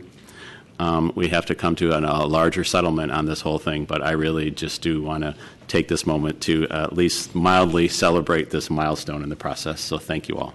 Very good. Commissioners, if there's nothing further, there's a motion that has been seconded to certify the environmental impact report as modified by staff. On that motion, Commissioner Antonini. Aye. Commissioner Johnson. Aye. Commissioner Moore. Aye. Commissioner Wu. Aye. Commissioner Richards. Aye. And Commission President Fong. Aye. So moved, Commissioners. That motion passes unanimously, 6-0. And places us on item 10 for case numbers 2012.0646 PCA, 2016-000559 PCA, and 2016-007198 PCA for the Academy of Art Planning Code text amendment. Thank you, Commissioners. Before we begin, I just wanted to clarify a few issues, maybe some confusion that had come up this week regarding the legislative proposals that are before you now. There are a couple different ways to start legislation, because, you know, most comes through the Board of Supervisors. It's initiated by the board. Also can be initiated by our department, which requires an initiation hearing such as this. There's also by application, which in this case there is an application by the Academy of Art University for some more comprehensive code amendments. What is before you now is just staff's preferred alternative, which is a very limited legislative approach that would legalize 2 properties, and Tina will go into that in further detail. But there will be a subsequent hearing on the Academy's full proposal, would be at the next hearing that we have on this, sometime on or after September 22nd, which you would have the ability to take action on that. And there would be, of course, an appeal process for the Academy if their legislative proposals are denied by the Commission. I think as part of this, we're giving you a bit of a sneak peek, which probably shouldn't be a surprise based upon our previous communications with you, that we're not fully supportive of their proposals, and we would likely recommend that you deny what they are moving to what they have applied for. But we want to hear your comments and your thoughts on that, and we could come back in the future consideration of those comments. But I'll turn over to Tina. Thank you. Thank you. Good afternoon, Commissioners. Tina Chang, Planning Department staff. The item before you is a request to initiate, as Azia mentioned, staff's recommended planning code text amendments related to the Academy of Art University.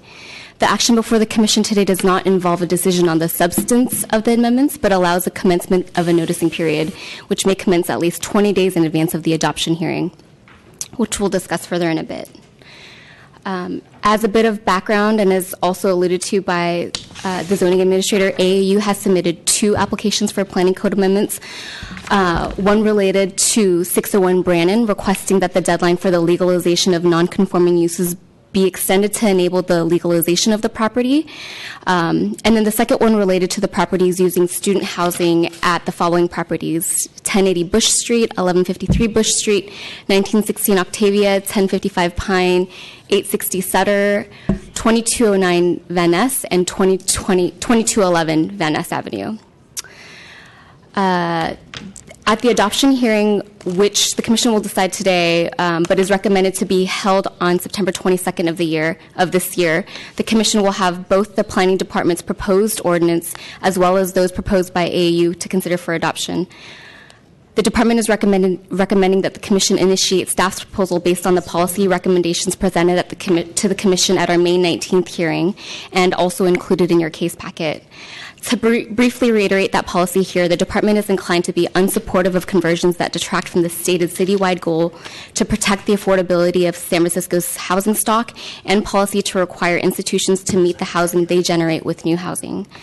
Aside from the 2 aforementioned properties on Van Ness, so 2209 Van Ness and 2211 Van Ness, the Department did not find that enabling the legislation for the other 5 properties would support the stated policy recommendation, as well as the goals and objectives called out in the general plan. The Department proposes that the Commission initiate legislation that would enable the legalization of 2209 Van Ness and 2211 Van Ness for the reasons stated above. The ordinance recommended by the Department establishes 3 safeguards that ensure that these limited conversions would occur within the bounds of good public policy. The first, it establishes reasonable criteria for the Commission's consideration of the conversion, including those found under Planning Code 303, but it also adds additional criteria, which is included in your case packet. It limits the authority of the ordinance to ensure timely resolution by imposing a 3-year time frame, and the ordinance also establishes conditions that must be met for the operation of the facilities, including the establishment and maintenance of a community liaison and the prohibition of short-term rentals. The proposed ordinance developed by the Planning Department is before the Commission so that it may initiate the proposed ordinance and schedule a time for the ordinance to be heard for adoption.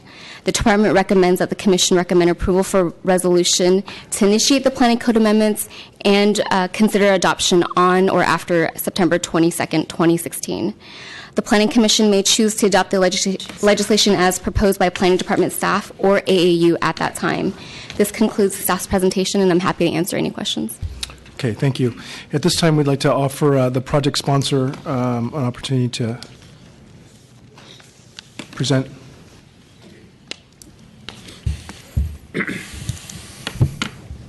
I'm Zane Gresham of Morrison and Forrester on behalf of the Academy.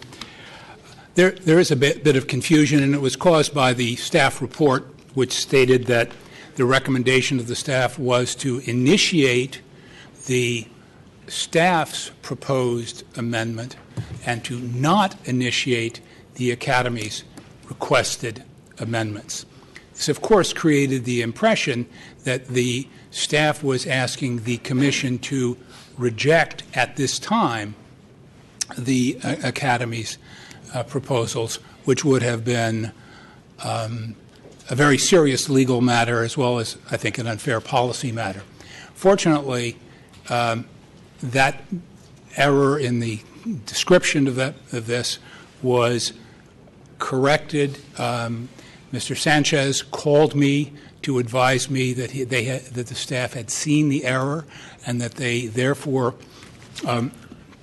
wanted to reassure the Academy that both of the Academy's proposed amendments are alive and well and will be considered at the same time and on the same footing before this Commission as the proposals that the staff may have proposed. And with that clarification, I just wanted to observe there are a couple of problems just with what the staff's proposal is. The Academy's proposal would maintain the existing inventory of student housing. The staff's would not. It would actually force students who are currently living in established student housing to move out and become competitors in the open market. This is not a good result, I don't think. And in addition, the Academy provides this student housing at a rate which is reasonable for students. But if the staff's proposal is adopted and these students are moved out, those particular units will become available at any market rate, and they will become very, very expensive given today's environment. Third, there's an assumption, a built-in assumption, that the general plan requires schools to construct new student housing. It does not. If you read the Housing Element Policy 1.9, it simply says you should meet the housing demand generated. It doesn't say it has to be through new construction. And I think that's an underpinning of the staff's position that is, I think, in error. And finally, it is just making this clear. There's the reason that the Academy is here asking for its legislation to be initiated, to be pursued only, is because it's been waiting since 2007 with pending conditional use applications, and long before any special amendment would be required. So in fairness, we would propose that you not initiate the staff's proposal, but rather pursue and await a hearing on the Academy's proposal. And I'm happy to answer any other questions you may have. Okay, thank you very much. Thank you. Opening it up to public comment now. Two speaker cards, Chris Schaefer and Jim Brosnian. I'm sorry. Would you like him to follow now? Okay. You still have they have 6 minutes remaining before public comment. Thank you. Good afternoon, Commissioners. My name is Jim Brosnan from Morrison Forrester, and I have only one point on item number 10, and that is settlement. Each of the speakers that you've heard today utter a word about the Academy should want this whole matter resolved. And each of the speakers that you heard should want it resolved in the best interest of the city. That's an easy formula to state. I'm not a planning expert. I'm not a planning lawyer. I did represent the city on several occasions for the Moscone Center, which allowed it to be built, and the radio tower that's up on the hill. How you feel about that radio tower, I don't know whether I should mention it. I'm not sure that that's a good credential for me. We entered this case in December. I just want to give you a status because you are the client. The negotiations are being headed by the city attorney, as is fine with us. You are the client. I'm sure you've been informed of each step, each offer that we made. I'm sure you know those negotiations are live, open. I anticipate in the very few days ahead yet another effort to be made. I am hopeful, and I can't guarantee it, that this matter might be resolved before Labor Day. I can assure you that whatever energy I might have and whatever ability at negotiation and otherwise I can display will be spent between now and Labor Day to bring this matter to an end. And everybody should want that. It's not for me to say what's in the interest of the city, but the question was raised, the number of units. I would say it's a complex matter, but it's not that complex. There's a number. We have a number. The city has a number. We come to a number. Then it's over. What would that do for my client? For my client, they could resume a position of educating young artists in this city, which I've always thought, and I think each of you has always thought that was a good thing. And they want to get this behind them, and this is something that can be resolved. Since December, we have worked on this. I can tell you that because we're lawyers and we work with the client, I do have a view that is not shared by any of the speakers about whether the client wants to resolve this. And the answer to that is very simple. The client wants to resolve it. And the only way we can resolve it is something that the city finds in the city's interest. And if that is done, and if it's done properly, hopefully won't satisfy everybody, but hopefully the complaints will die down and the Academy can educate sculptors, painters, architects, whatever. I appreciate the opportunity to be here. Thank you. Okay, opening up to public comment. I think I did call one additional card. Chris Schaefer, and then additional public commenters.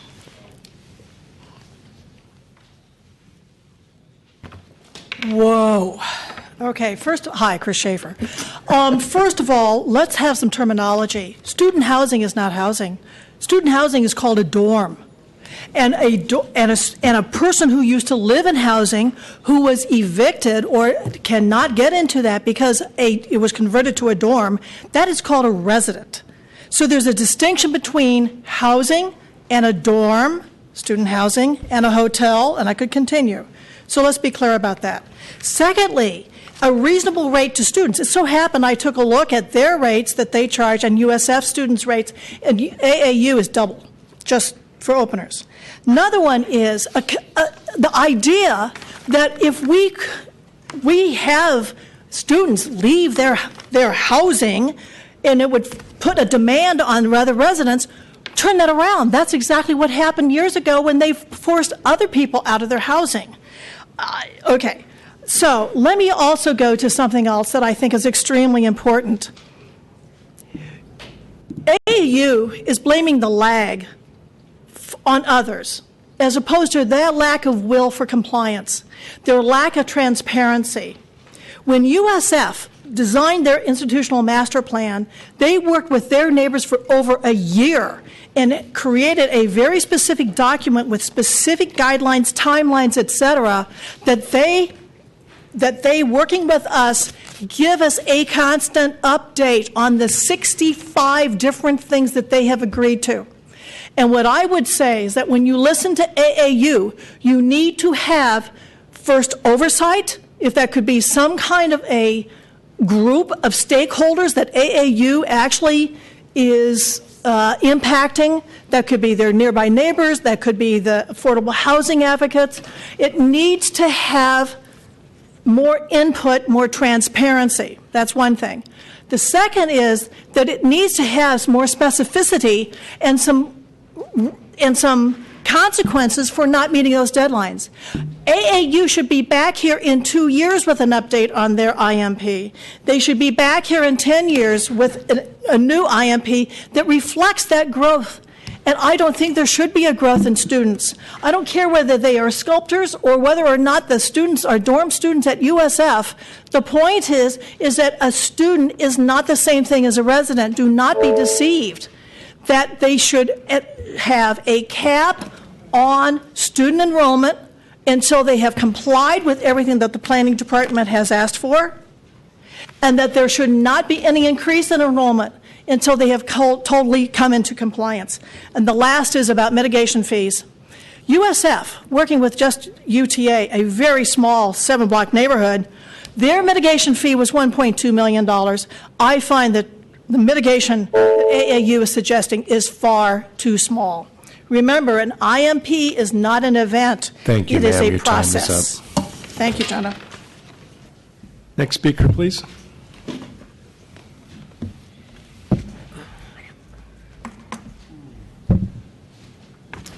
Oh, my name is Sylvie Johnson, and I'll give you the interesting results on this. This is operations that's been chartered for a minute of warden, supervisors, and to update where affordable requirements were increasing, and I don't agree with that. The directions were distribution of setting forth a proposal was Volts chapters of city coalitions on June the 7th in 2016. That was not even, included in the affordable housing. And that's development prices. And this section that goes on for planning department has been completed and parallel for Horizon, and this is not even equivalent on these affordable housing.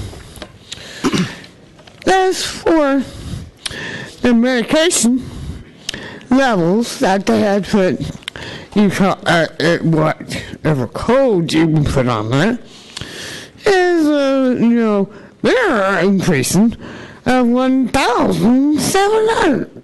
And this has been really put out of market. We want to make our markets right.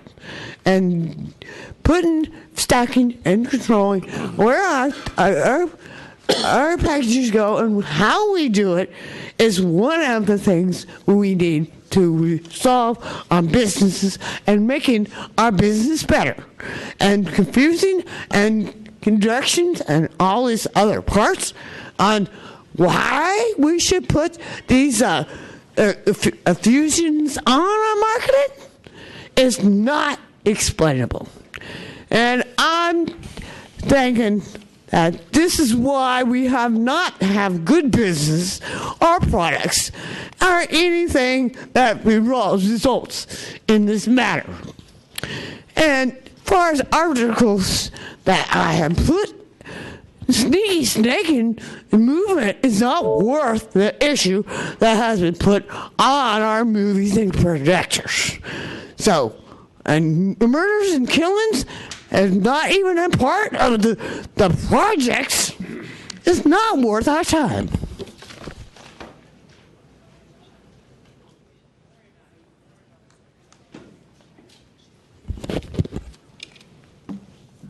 I'm going to wait for the time to reset, because it didn't work last time. My name is Brad Paul, speaking again. And first, I was remiss the first time I spoke in not thanking the staff that worked on this. And I want to echo the director's comments about how much work your staff has put into this, how long they've been working on it, and what an excellent job they've done. Not just the 4 or 5 people that he named, but anybody in the department that's worked on this deserves some extra days off. And because of that, I've come today to support the staff recommendation on the proposed legislation and urge you to calendar, as their attorney said, calendar this for September 22nd, the AAU proposal, and deny it. There is a word for their proposal. It's ridiculous. The idea that their housing is the same as regular housing is easy to refute. The barrier to housing, as you all know, in San Francisco right now is the high rent. The barrier in their units is you pay the high rent, plus you have to put down $20,000 to be a student at the Academy of Art. It's apples and oranges. The units they had before, anyone could go in, and if they had the money, they could rent them. You cannot walk into these buildings today if you're not one of their students and asked to rent it, no matter what the rent is. That's a fundamental difference. As the speaker, 2 speakers before me said, this is not housing, it's college dorm rooms. They need to build new college dorm rooms, starting with 150 Hayes, and take their students out of the buildings where they're in violation and put them in buildings they build. I hate to contradict my friend Zane Gresham, because he's one of my favorite land use attorneys in the city. I think he's one of the best land use attorneys in the city, and I'm happy to see that he and his firm are now working with the Academy. The problem, I think, is not his or of his making, it's his clients. I will remind you that this firm, which started in December, I believe is the 8th attorney or 8th law firm to work on this. There's a reason, and I ask you to ask the other 7 why they don't work there anymore. And finally, I've been watching the 2 conventions on TV, the Democrat and Republican conventions, and I'm sure you've been looking at them. And there's an anger across the country. And a lot of that anger is on the idea that for some people, the system is rigged to benefit certain people and against the rest of us. And those people are the billionaires like Donald Trump, who seem to be able to live in a different world. They use their own facts. They live somewhere that I'm not familiar with. And that's part of the anger about this case, is that it seems that this system has been rigged in their favor for decades. As Sue Hester said, over 20 years. We now have a chance to end that. Your staff has made some really good recommendations about where to go next, and I urge you on behalf of all of us in this room and across the country to begin to stand up and say, we all live by the same rules, we all live under the same laws, and we will have to abide by those laws. So again, I urge you to support your staff's recommendation and on September 22nd, reject the Academy of Arts' attempt to undo what they're proposing. Thank you.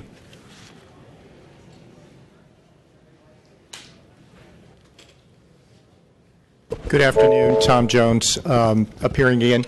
I wanted to add to my earlier comments, the 5-page with maps submittal I gave to the department includes also items related to this agenda. I commend the department and its staff for resisting, at least at this point, the blanket approval of an AAU-initiated self-interested definition of housing. I won't add to what the other speakers have said, but I think it really is important to put 3 things on the table now as we move forward in terms of due process. One is the principle that both how you draw the campus boundaries and how you address this legislation are both rooted in the notion of a compact, clear, identifiable campus. With some exception, we allowed institutions to build housing outside campus cores, but only in those districts where it's suitable to build student-style housing.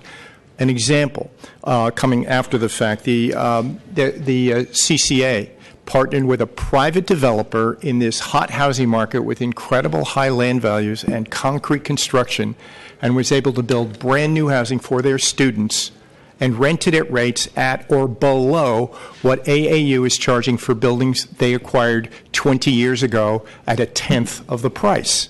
This is not an impediment for them to build new housing. Do not let them get out of that. They, second, must return the housing they took, with the exception of the 6 in my paper, back to their original uses, and I have a plan for doing that. And the third is that we need to make this discussion in the context of linking their enrollment and their future enrollment growth to a stipulation that they build new housing. We had a very robust hearing at the Board of Supervisors hosted by Supervisor Wiener within the last 6 months, where several prestigious institutions, all struggling to attract qualified students to come to their institutions, are now motivated and committed to building student housing even at the ridiculous high prices you have to today, because they simply must. The fact that AAU has allowed to and cease to continue to have permission to buy existing housing, take it off the market, or is rewarded ex post facto for having done that with a kind of, well, the students are in there, you want me to evict them? Yes.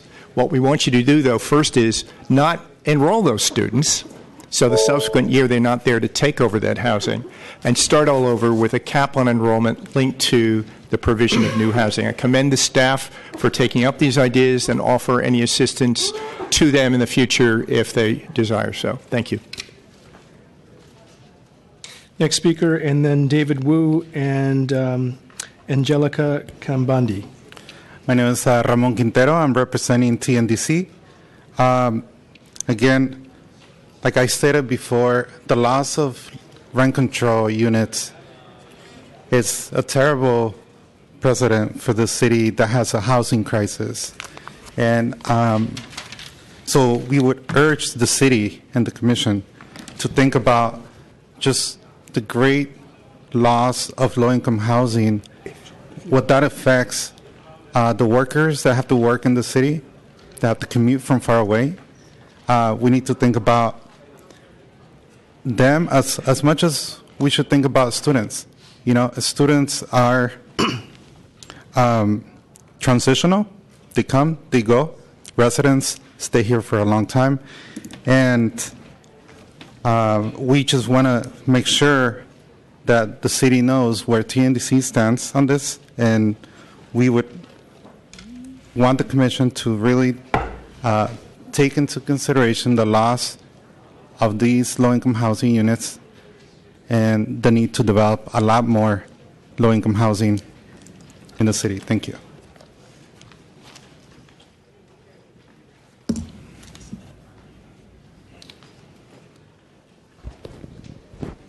Hi, could you reset the timer, please? Thank you. Good afternoon, Commissioners. My name is Angelica. I'm with SOMCAN. SOMCAN provides direct service, including tenant outreach and education to over 300 low-income immigrant families, especially the Filipino community. SOMCAN is heavily involved in the Soma Filipinas, the first Filipino Cultural Heritage District, which was established on April 22 by the Board of Supervisors. By establishing the Soma Filipinas, the Board of Supervisors are acknowledging the contribution of the Filipino community to San Francisco and commit to furthering develop Soma Filipinas as the regional center of Filipino culture, recognizing the historical and present contributions of the community and neighborhood, also to stabilize Filipino residents, business, and community-serving institutions. The tenants at SOMCAN sees and provides support to our majority Filipino tenants who lives in rent-controlled buildings. These are tenants who faces evictions, harassment, and ongoing reality of if they have to leave their homes. These are the type of housing that AAU has been engulfing all over the city and not replacing. These are the type of housing that AAU is illegally converting to private dorms. So instead of this ongoing special treatment for AAU, we would like to support the recommendation of the planning staff and also add on that AAU returns the 100 of rent-controlled apartments which they illegally converted to private dorms back to the city's rent-controlled housing stock. These units are still coded as rent control, which everyone should be able to apply to and not just be rented to AAU students. Second, we reject AAU's pending conditional use request to legalize illegal conversion of rent-controlled housing units to student dorms. And we also want to see them pay the fines that the city has been waiting on collecting from them. These are fines that can actually be used for existing housing or the small site acquisition fund. So with this, again, we support the recommendation of the planning staff, and we look forward to the September 22 hearing, and we hope that you would reject the recommendation of AAU. Thank you. Thank you.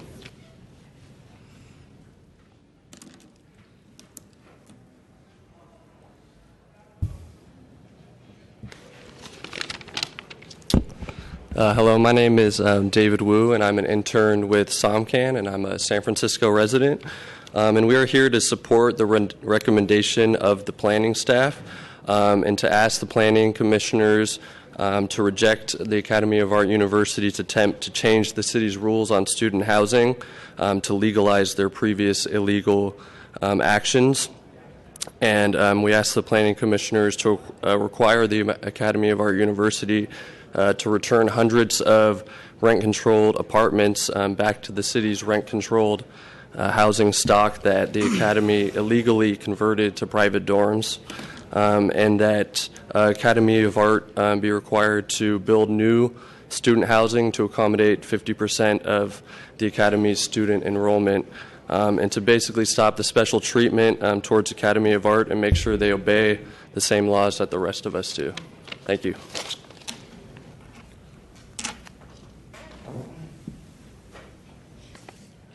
Commissioners, my name is Tony Robles. I represent Senior and Disability Action and also Manilatown Heritage Foundation. Our foundation goes back to the iHotel, so we're no strangers to eviction crisis.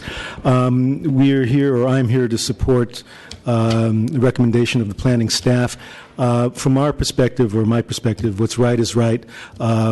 In my day-to-day dealings with people, and from what I see, we can ill afford to lose housing that should rightfully be rent control stock.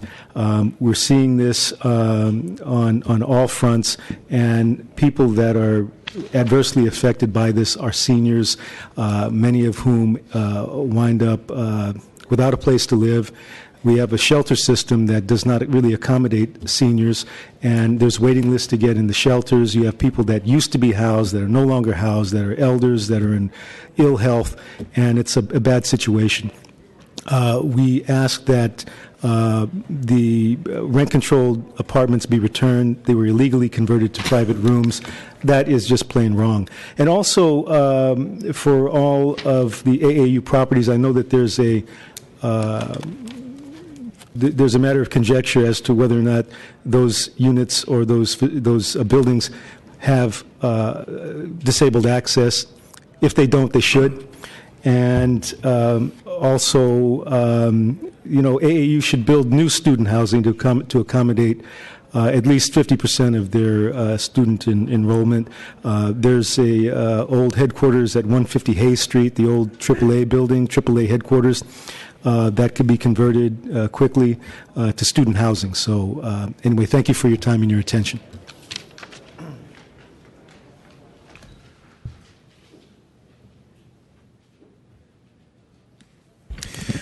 Good afternoon again, Commissioners. My name is Paul Wormer.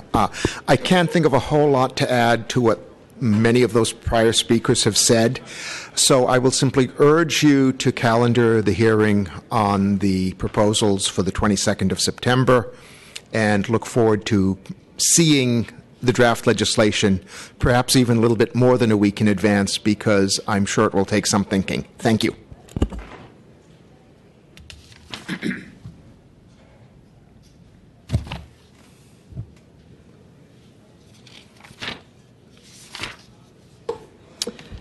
Sue Hester, I support 22nd of September continuance for the hearing. How did the Academy get into this muddle? They had 1,200 full-time students in San Francisco when an EIR was when an IMP was first required, 25 years ago. Instead of filing an IMP and asking the Planning Department's guidance on housing and other things, when they bought 2340 Stockton Street, they just did it. So then they presumed that they could just avoid all laws and not build a damn stick of housing. Take the housing from the city. So in the 25 years, they've gone from 1,200 full-time students in San Francisco to 10,000 students. What is that? That's a cancer. Does the Planning Department, do the people of the city have any ability to say, wait a minute, this is wrong? Why is a for-profit institution, family-run, profits going to the Stevens family? How do they get to decide the future of the city's housing? That's what you need to start dealing with on the 22nd of September. Please have a real informative hearing. Let the chips fall where they may. I was distressed by hearing the remarks, settlement is a big issue. Settlement is a big issue to someone who's done things illegally for 25 years and has gotten away with that, and put the Planning Department enforcement action through hell for a couple of years to try and get them to follow the law, take building permits out. Taking a building permit out shouldn't be a radical concept in San Francisco. Converting buildings usage legally under the planning code should not be a radical concept, but it was radical to this institution. So you got to have a place where you say, can they agree, can they have 10,000 students and housing if the way they want to supply it after the people pay their tuition? Or do you have a role? The IMP legislation put you in charge. It basically said you have a role to have an input to the from the Planning Commission to the Academy of Art. It's been lost in the shuffle. I ask you for the 22nd hearing. Thank you. Okay, is there any additional public comment? Okay, not seeing any public comment is closed. Commissioner Antonini. Thank you.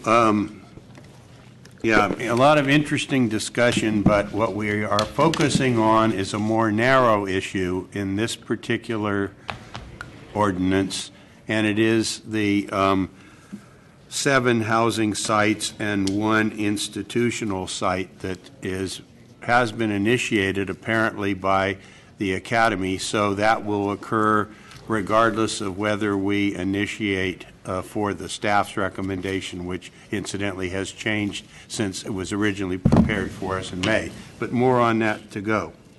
A few side issues here. I mean, a lot of discussion about housing, but, you know, we have to have equal protection under the law. I mean, students are going to live somewhere. They may live with their parents. They may live in a dorm. They may live in housing somewhere that they compete with others for within the city. There was a time when I went to Santa Clara in the early 60s where there was a requirement that you had to live on campus. They had the philosophy in loco parentis, which meant in Latin that they were taking the role of the parents from the parents while you were there. So they had prefects. They would check when you went into your dorm room and when you came out. And so a whole different system. May have been a better system. That's not how things are anymore. And particularly in the 80s and 90s, the percentage of students who lived in dorms was very small because they preferred to live off campus because they had more freedoms. And only recently has this number of students desiring to live in student housing increased because the cost of housing has become higher. And so there is a movement on the part of USF and I think even San Francisco State and some of these other universities to begin to provide higher percentages of housing. So that's sort of an overview.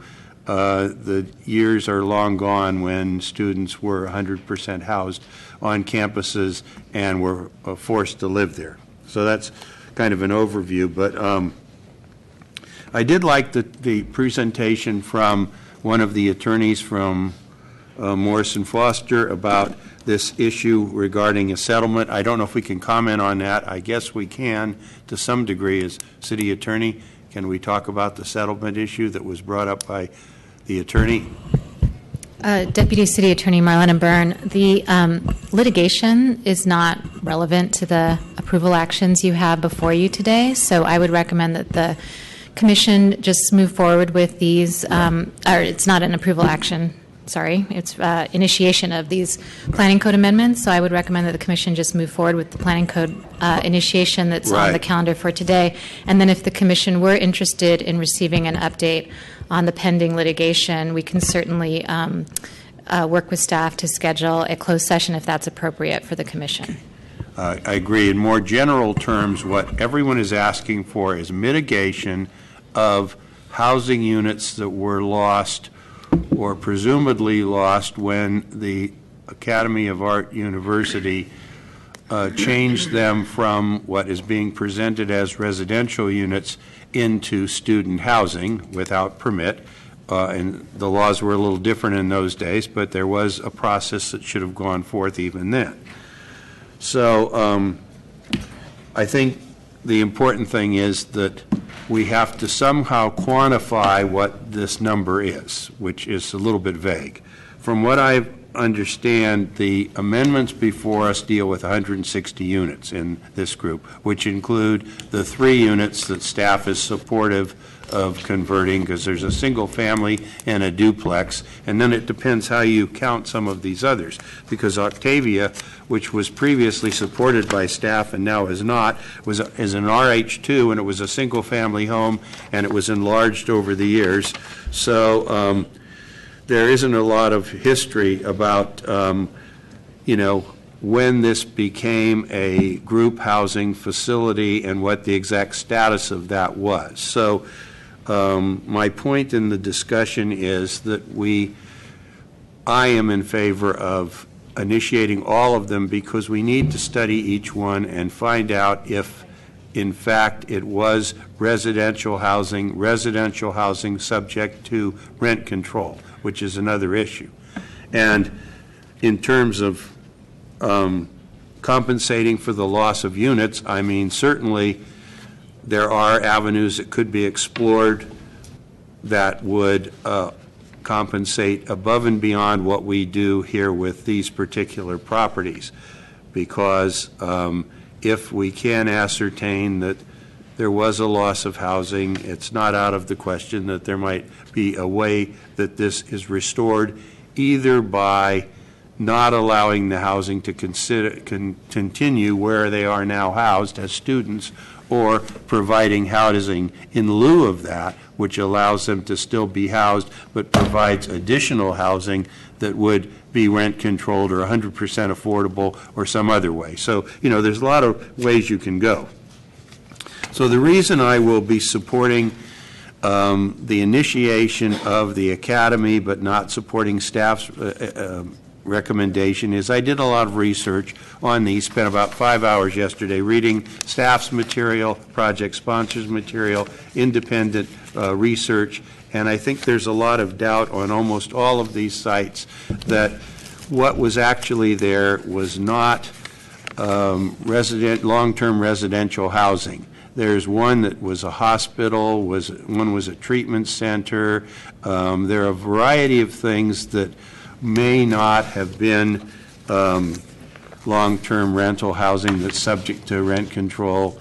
And one particular site had a lot of student housing that predated the occupation by the Academy of Art University and contained a mixture of some permanent residents that still remain in that facility, some tourist rooms, and some student housing that we have copies of institutions that rented it for their students before the Academy of Art University was there.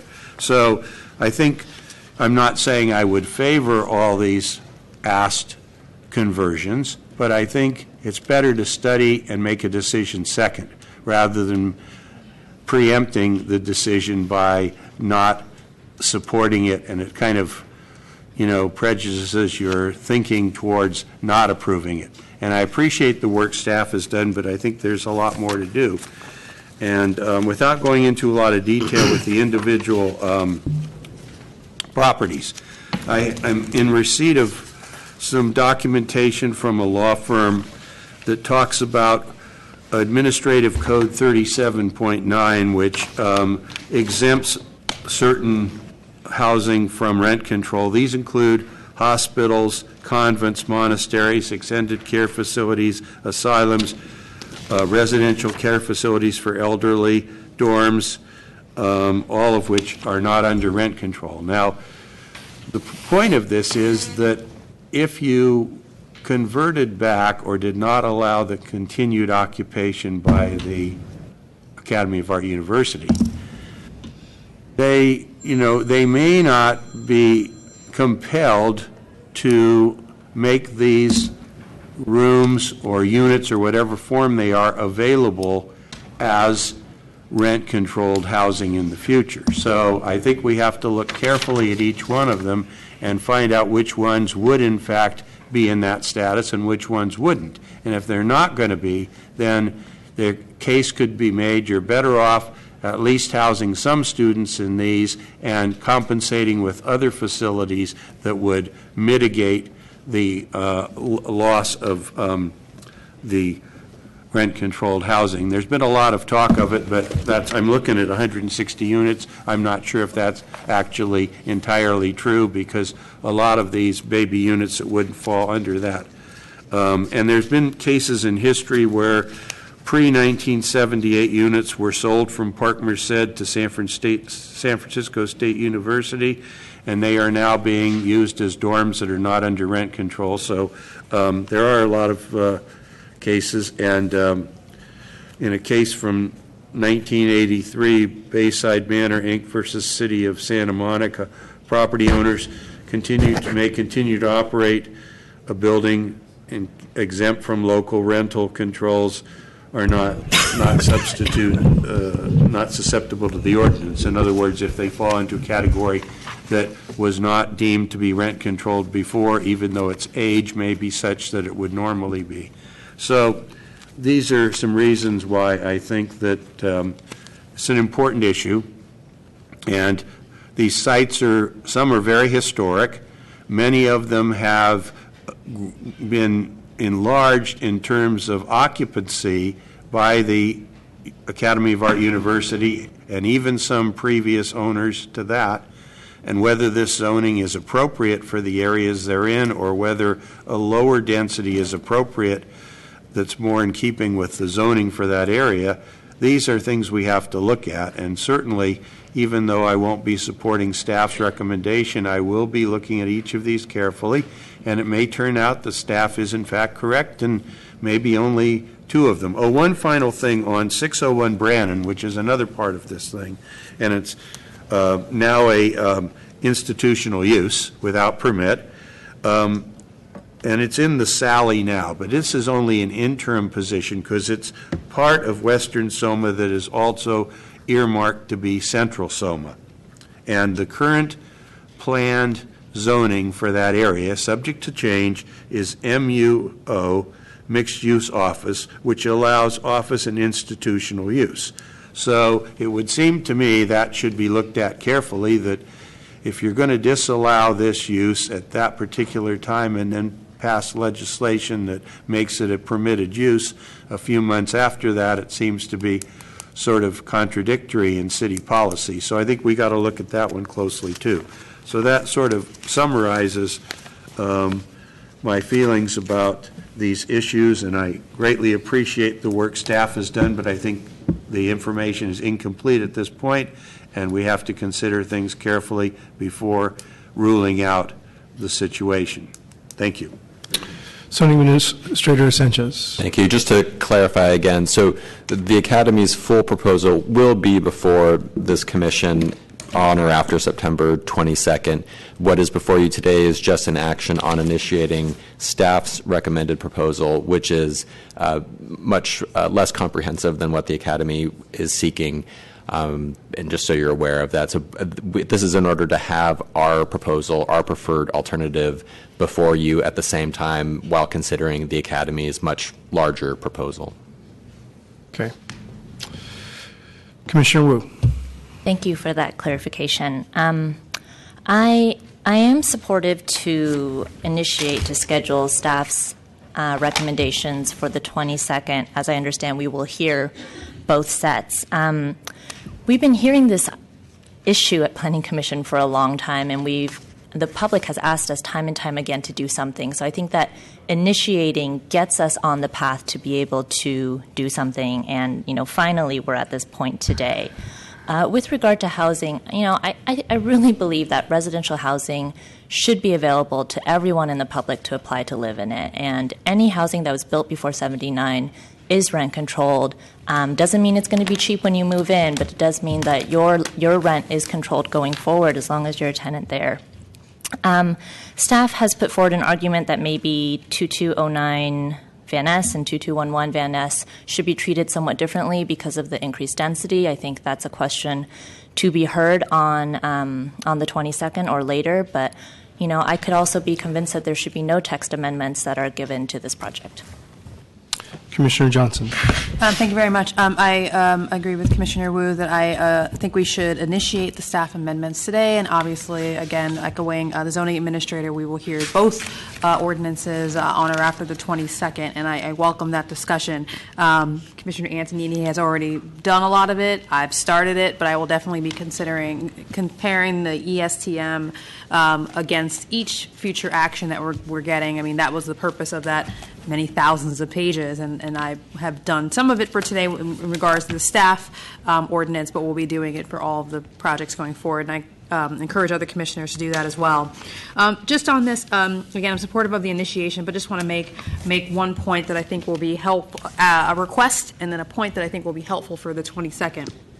So we had a public commenter come up here and talk about, bringing up some of the rhetoric that's come up during our Democratic and Republican conventions about the system being rigged, and that's some really charged language. I'm not going to use that language, but what I will say that I've seen is that sometimes the larger the change that has been imposed upon a system, the easier it is to make the argument that, oh, well, this is the world that we live in now, and it's too much to go backwards, so let's just legitimize the status quo and move forward, right? I think that's what people mean when they use some of that charged language about the system being rigged. And I just want to say that going forward, I personally don't adhere to that. And I think that, yes, there have been many properties that have been used by the Academy, by AAU for their purposes, and we'll be looking at those decisions individually going forward. But holistically, I am not of the mind that just because that's what's there today, it means that's what's got to be there tomorrow. And there may be a turbulent transition period, but I'm willing to sit here and think about what that is. And in service of that potentially turbulent transition period, I would like for the 22nd, and I don't know if this is going to be a request of staff, or because there isn't an institutional master plan such as it is, and ESTM and EIR, or of the project sponsor. But what I want to hear is if we were to deny one or both ordinances, what is the plan going forward? I feel like that's something that was missing from the staff report, which it makes sense why it's not part of that, the materials that we received thus far, but I want to be informed on what our decision either way means so that we are not necessarily forced either way. I can certainly see us feeling backed into a corner to approve one or to move forward one or both ordinances because there's a fear of the unknown. Like, well, if we don't, the project sponsor actually came up here and said this. Well, if we don't approve those ordinances and those uses continue to be illegal and there's no path to legalization, where will those students go? What will happen? And I'd like to know the answer to that. The answer may be that housing is not there and those students will be on the open market until AAU, creates their own campus. Maybe that's the answer, but I'd like to hear that from one or both. So that's my request and my comment today, and thank again the staff for their work thus far. Commissioner Richards. I guess several things. First, I completely agree with everything everybody said in terms of it's time to get this thing put behind us. I completely agree. I really think in terms of how we're judged in the future, the city is watching us. They're watching what we do. They're watching the decisions that we make, and they're watching the rationale for the decisions and what's behind it. The project sponsor representative spoke about what's best for the city. I've gone on record every time we've had this hearing and said that there clearly are some benefits to the city for the AAU being here. There's financial benefits in terms of money coming in. They've done some good things around historic preservation. There's cultural exchanges by having people that don't live here come here and reside for a while and exchange ideas and things. I'm sure there's some tax revenue that we gain by people living here and the AAU as a for-profit actually paying tax. There are drawbacks. The housing crisis is exacerbated by taking units off the market.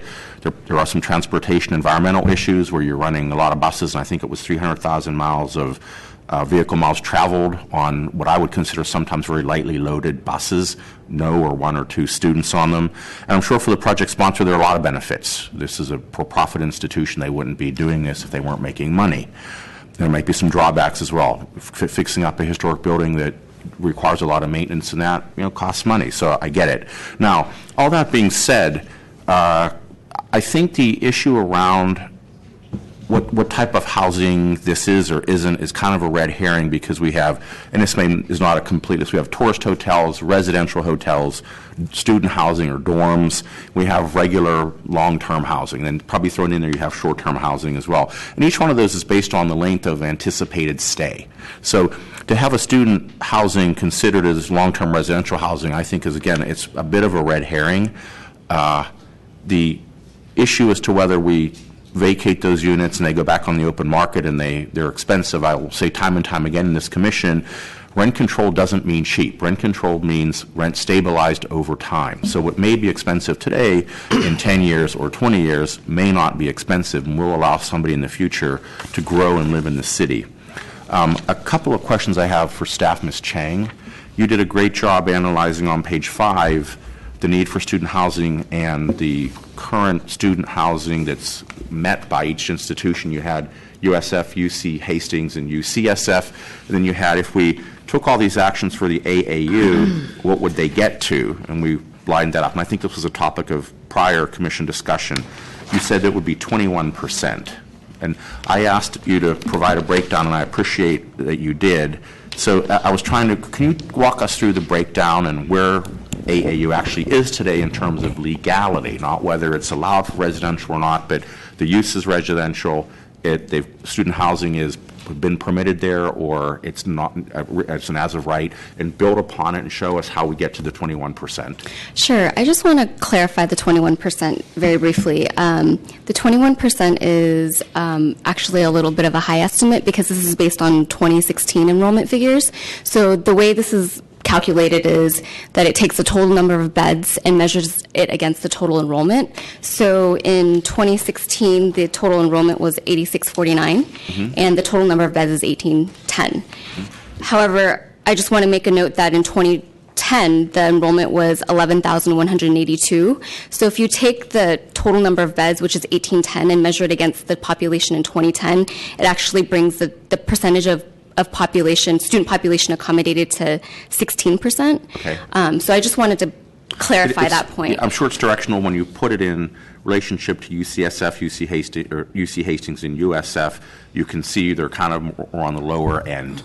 And then if you look at all the other universities around the country, Boston College, Georgetown, Loyola, Fordham, Portland, and UC San Diego, they're clearly by magnitude of 100%. They need to up their ante more. But if you can walk us through where they actually are today in terms of legality, legal student Sure. housing. So in terms of the number of beds, there's 1810, and just taking the total number of beds in the legal buildings, there are 690 beds that are legal. So that's 38% Okay. of the beds that are legal. And how many buildings are they?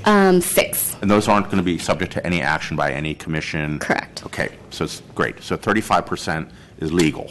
Correct. Okay, and that's 35%, how many is a percent of the student population? It's a percentage of the beds. So across 6 buildings, there are 690 beds that are legal. Great. So that would, then you take the 21% and divide it by roughly 10, because 1810 and 190 beds gives you about 2%. Something That's like one that. way to look at it, Okay. yeah. I'm trying to keep it apples Sure. to apples. So current legal, completely legal, buttoned up, no action required is 2%. And if you... It's a third. It's a third. It's a third. 600 and 1,800. No, So into it's, the number of students. Oh, number So of students. enrollment is, so... Right, I see what you're saying. So Right. you're taking 690 across the total number of enrollment, which is 8649. Right. So you're saying of the legal beds, what percentage of the population is being housed? Right, the legal percent. 8%. 8%. Okay, because I'm assuming that the UCSF, UC Hastings, et cetera, is based on number of beds, number of students, and here's where you get the percent. That's what I was trying to do here with, let's start where they're really at, and if we start layering these actions in, where do they get to be 21%? So 8% is legal now. Okay, and that was 190? 690. 690. Okay, great. And then there are 7 buildings that require legislative amendment, and within those 7 buildings that require legislative amendment, there are 621 beds. Okay, and that would be roughly 8% as well. 34% of the total 810 beds, and I haven't done the calculation Okay, against it the would be total. similar. Right. So 36%, 34%. Okay, that would get them to roughly 16. Okay. Right. And then there are 2 buildings that require conditional use authorization, and in those 2 buildings, there are 303 beds. So that's 17% of the 1810. And then there are 2 buildings that require either building permit or historic preservation review. And in those 2 buildings is 196 beds. Okay, got it. So if you'd be so kind, maybe for the commission, for the public, at some time when you get a minute, if you can translate the number of beds into the number of students and add another line on your For enrollment, sure. I'd really appreciate it. So I'm absolutely supportive of staff's recommendation to move forward with initiating these planning code amendments. I'm doing it not because I like the AAU or I don't like the AAU, or it's in the best interest of the city. The reason is the legal use on 2209 Van Ness is 1 dwelling unit, and you got 22 rooms or beds in there. That's a great density. The one on 2211 Van Ness is 2 dwelling units, and it's currently used for 20 beds. That's a great density. So absolutely supportive of where staff is going and why they recommended those, and I'm going to support the, I may move to initiate. Second. Commissioner Moore. The motion is on the table. I am in full support of the amendments, and I'd like to ask Mr. Gresham to seriously think about that the instructions we are getting on what dwelling units are and aren't comes from the zoning administrator, and we are advised by the city attorney, and it is very clear that there is a distinction between housing and student housing, residences versus dorms. And that is not a discussion point by which I could hear your arguments and not listen to the instructions that we need to basically keep in mind and focus on when we are asked to approve or disapprove something. The second point I'd like to make, while you have only been, Mr. Gresham, on this particular discussion since last December, some of the commissioners who are sitting around here, including the director and most of staff, have been working on this for 10 years. Those are many midnights, those are many repetitive discussions about the same issues over and over and over again, and I assume by now we are reasonably versed of what is what and what isn't. What I'm asking for the department, and I hear the department considering it in the grouping of buildings we're discussing, that we as a commission as well as with extension of staff start to look at the AAU with respect to defining a core campus which allows us to think more comprehensively about what is good when we start to talk about the reasonable grouping of housing, academic facilities, administrative support, and student support, as we're looking for groupings which operate within standards of accessibility, walking, class turnover, that all other institutions across the country are adhering to. And while there are no rigid rules, the parameters which all other major institutions use are similar enough for us to start to think about projecting our decisions against the larger canvas of the AAU being a functioning university, together with metrics which hopefully will be summarized in a better institutional master plan, which we then, with all fairness to all, can use as a guiding document into the future. So again, I am very proud of the department's work and am in full support of what is in front of us today. Commissioner Antonini. Yeah, the reason I'm not supportive is not that I don't think that it is, the staff, the two properties identified by staff certainly are great gains in terms of density as opposed to what was there before, what they would revert to, and improves the amount of students housed and people housed in general. But I just have a policy problem with initiation. We've had these initiation issues come up for years and years, and we've had strong arguments by opponents not to initiate things, with the implication that initiation is tantamount to approval. And I don't really see it that way. Initiation means you initiate your discussion and your consideration of something. And that's why I support the broader position, which includes all of the properties, many of which may not, in fact, be worthy of conversion to student housing when we end up deciding them. But I think you have to do your initiation, your consideration, and then take your action, rather than sort of having a narrow and preemptive position, like a position that sort of intimates how the vote should end up being at the end, which I appreciate staff's input, but probably would be better to have, as we did in our May session, these are the sites, these are the 3 we're in favor of, these are the 4 we're against, we're tentatively against, we're considering the position, and leave it at that.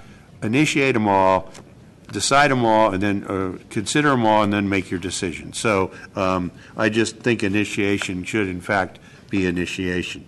And the other thing that's sometimes lost, and I'm not saying this is necessarily going to be a problem, but under California state law, I mean, you really can't force someone to go into the rental market. So, it just, the ultimate status of what happens to these properties or any other properties that are owned and occupied for student housing now will depend upon some sort of agreement as to whether or not they become residential housing or not, and the owner will have to agree to enter the rental market or continue in the rental market if there is already renters there. So that's another thing that we have to consider as we look at all these properties. Commissioner Richards. I guess one point to Commissioner Antonini, we have roughly 10,000 vacant units in the city as determined by the planning department in Spur. I think I heard that a few months after I joined the commission. I'm still trying to find the exact paper in my big pile of papers at home. And we had a project on Grant and Medal where there were 16 units that were vacant. We can't compel anybody to rent anything. However, if you're as a for-profit institution and you own a piece of property and the only legal use is residential rental, chances are you're going to want to rent it and make money. So anything else would be speculative. If it's a housing unit, it's a housing unit, whether it's sitting vacant or not. Call the question. Commissioners, then there is a motion that has been seconded to initiate this matter. Shall we include scheduling this matter for September 22nd? Yes. Thank you. Then on that motion then to initiate and schedule a hearing on September 22nd, Commissioner Antonini? No. Commissioner Johnson? Aye. Commissioner Moore? Aye. Commissioner Wu? Aye. Commissioner Richards? Aye. And Commissioner President Fong? Aye. So moved, Commissioners. That motion passes 5-1 with Commissioner Antonini voting against. Okay, we are going to, if commissioners can, I know we're hungry and they've been here for 3 hours, but the Broadway Street folks have been here. I don't think it's going to be terribly long. If there's consensus to hear it, and then we'll take a good substantial lunch break. Yeah. Thank you. Very good, Commissioners. Then item 2 was taken off of consent and will be considered at this time. For case number 2016-004115 CUA at 644 Broadway, conditional use authorization. Good afternoon, President Fong, Commissioners. Andrew Perry of Department Staff. The case before you is a request for conditional use authorization to authorize a change in use from a movie theater to a live performance theater, other entertainment use, and bar for the Boxcar Theater Company. The proposed project is located at the basement level of the existing building at 644 Broadway between Grant and Stockton and within the Chinatown Community Business District. The current building was constructed in 1985 and housed the single-screen World Theater in the basement from the time of construction until approximately 1998.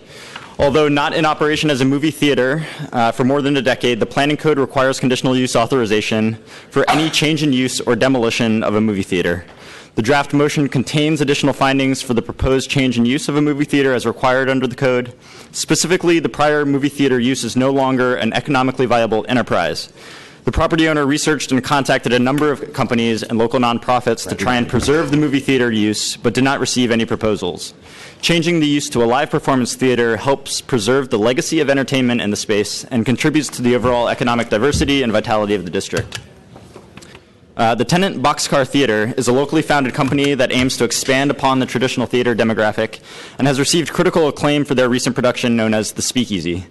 The production recreates a 1920s-era speakeasy where actors portray a variety of roles and interact with the audience as patrons move about the venue, thus creating a unique experience even upon multiple visits.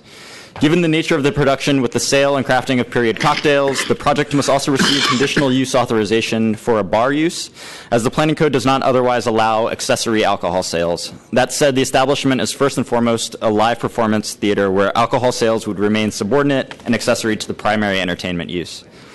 There was some concern among residents and neighborhood groups that a conditional use authorization for the bar use may allow another operator in the future to convert the space solely into a bar without any form of entertainment or into a more disruptive entertainment and bar use, such as a nightclub or dance hall.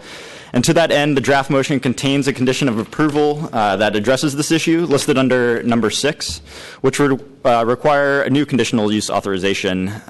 As currently drafted, however, the added condition would not require conditional use if the business changed to a different type of other entertainment, such as a nightclub or dance hall. As a condition cannot be tied to a specific operator, the language of the proposed condition has now been updated to require a new conditional use in order to continue the bar use, should the subject space cease to operate specifically as a live performance theater, other entertainment use. The updated language has been distributed for your review and is contained in the updated draft motion. Since publishing of the staff report, 19 emails have been received in support of the proposed project. Additionally, staff received communications from several residents of Kenneth Rexroth Place, which abuts the property at the rear. These requests were for continuance of this item today, since many people were out of town and unable to attend. However, the residents of Kenneth Rexroth Place have also submitted emails directly to the Commission. Their concerns include using the alley as a point of entering and exiting for the theater use, potential smoking and loitering during and after the shows in the alley in what would otherwise be a residential street. Under Boxcar Theater's security and operations plan, the project proposes to utilize the rear alley as one of 3 entries into the venue. Approximately 80 of the 250 patron total capacity would enter through the rear alley in staggered intervals over the course of 40 minutes. Theater security staff and actors would be present at the rear of the building and at the intersection of Columbus and Vallejo to help direct patrons into the venue and minimize disruption to alley residents. The rear of the building and alley would not be used as a smoking area, nor for exiting the venue following performances. The department recommends approval of the project with conditions as it complies with the applicable provisions of the planning code and is consistent with the general plan. The proposed business is a locally owned and operated theater company that will contribute to the vitality and diversity of the district and is well located for transit access and proximity to both Chinatown and North Beach neighborhoods. That concludes my presentation, and I am available for questions.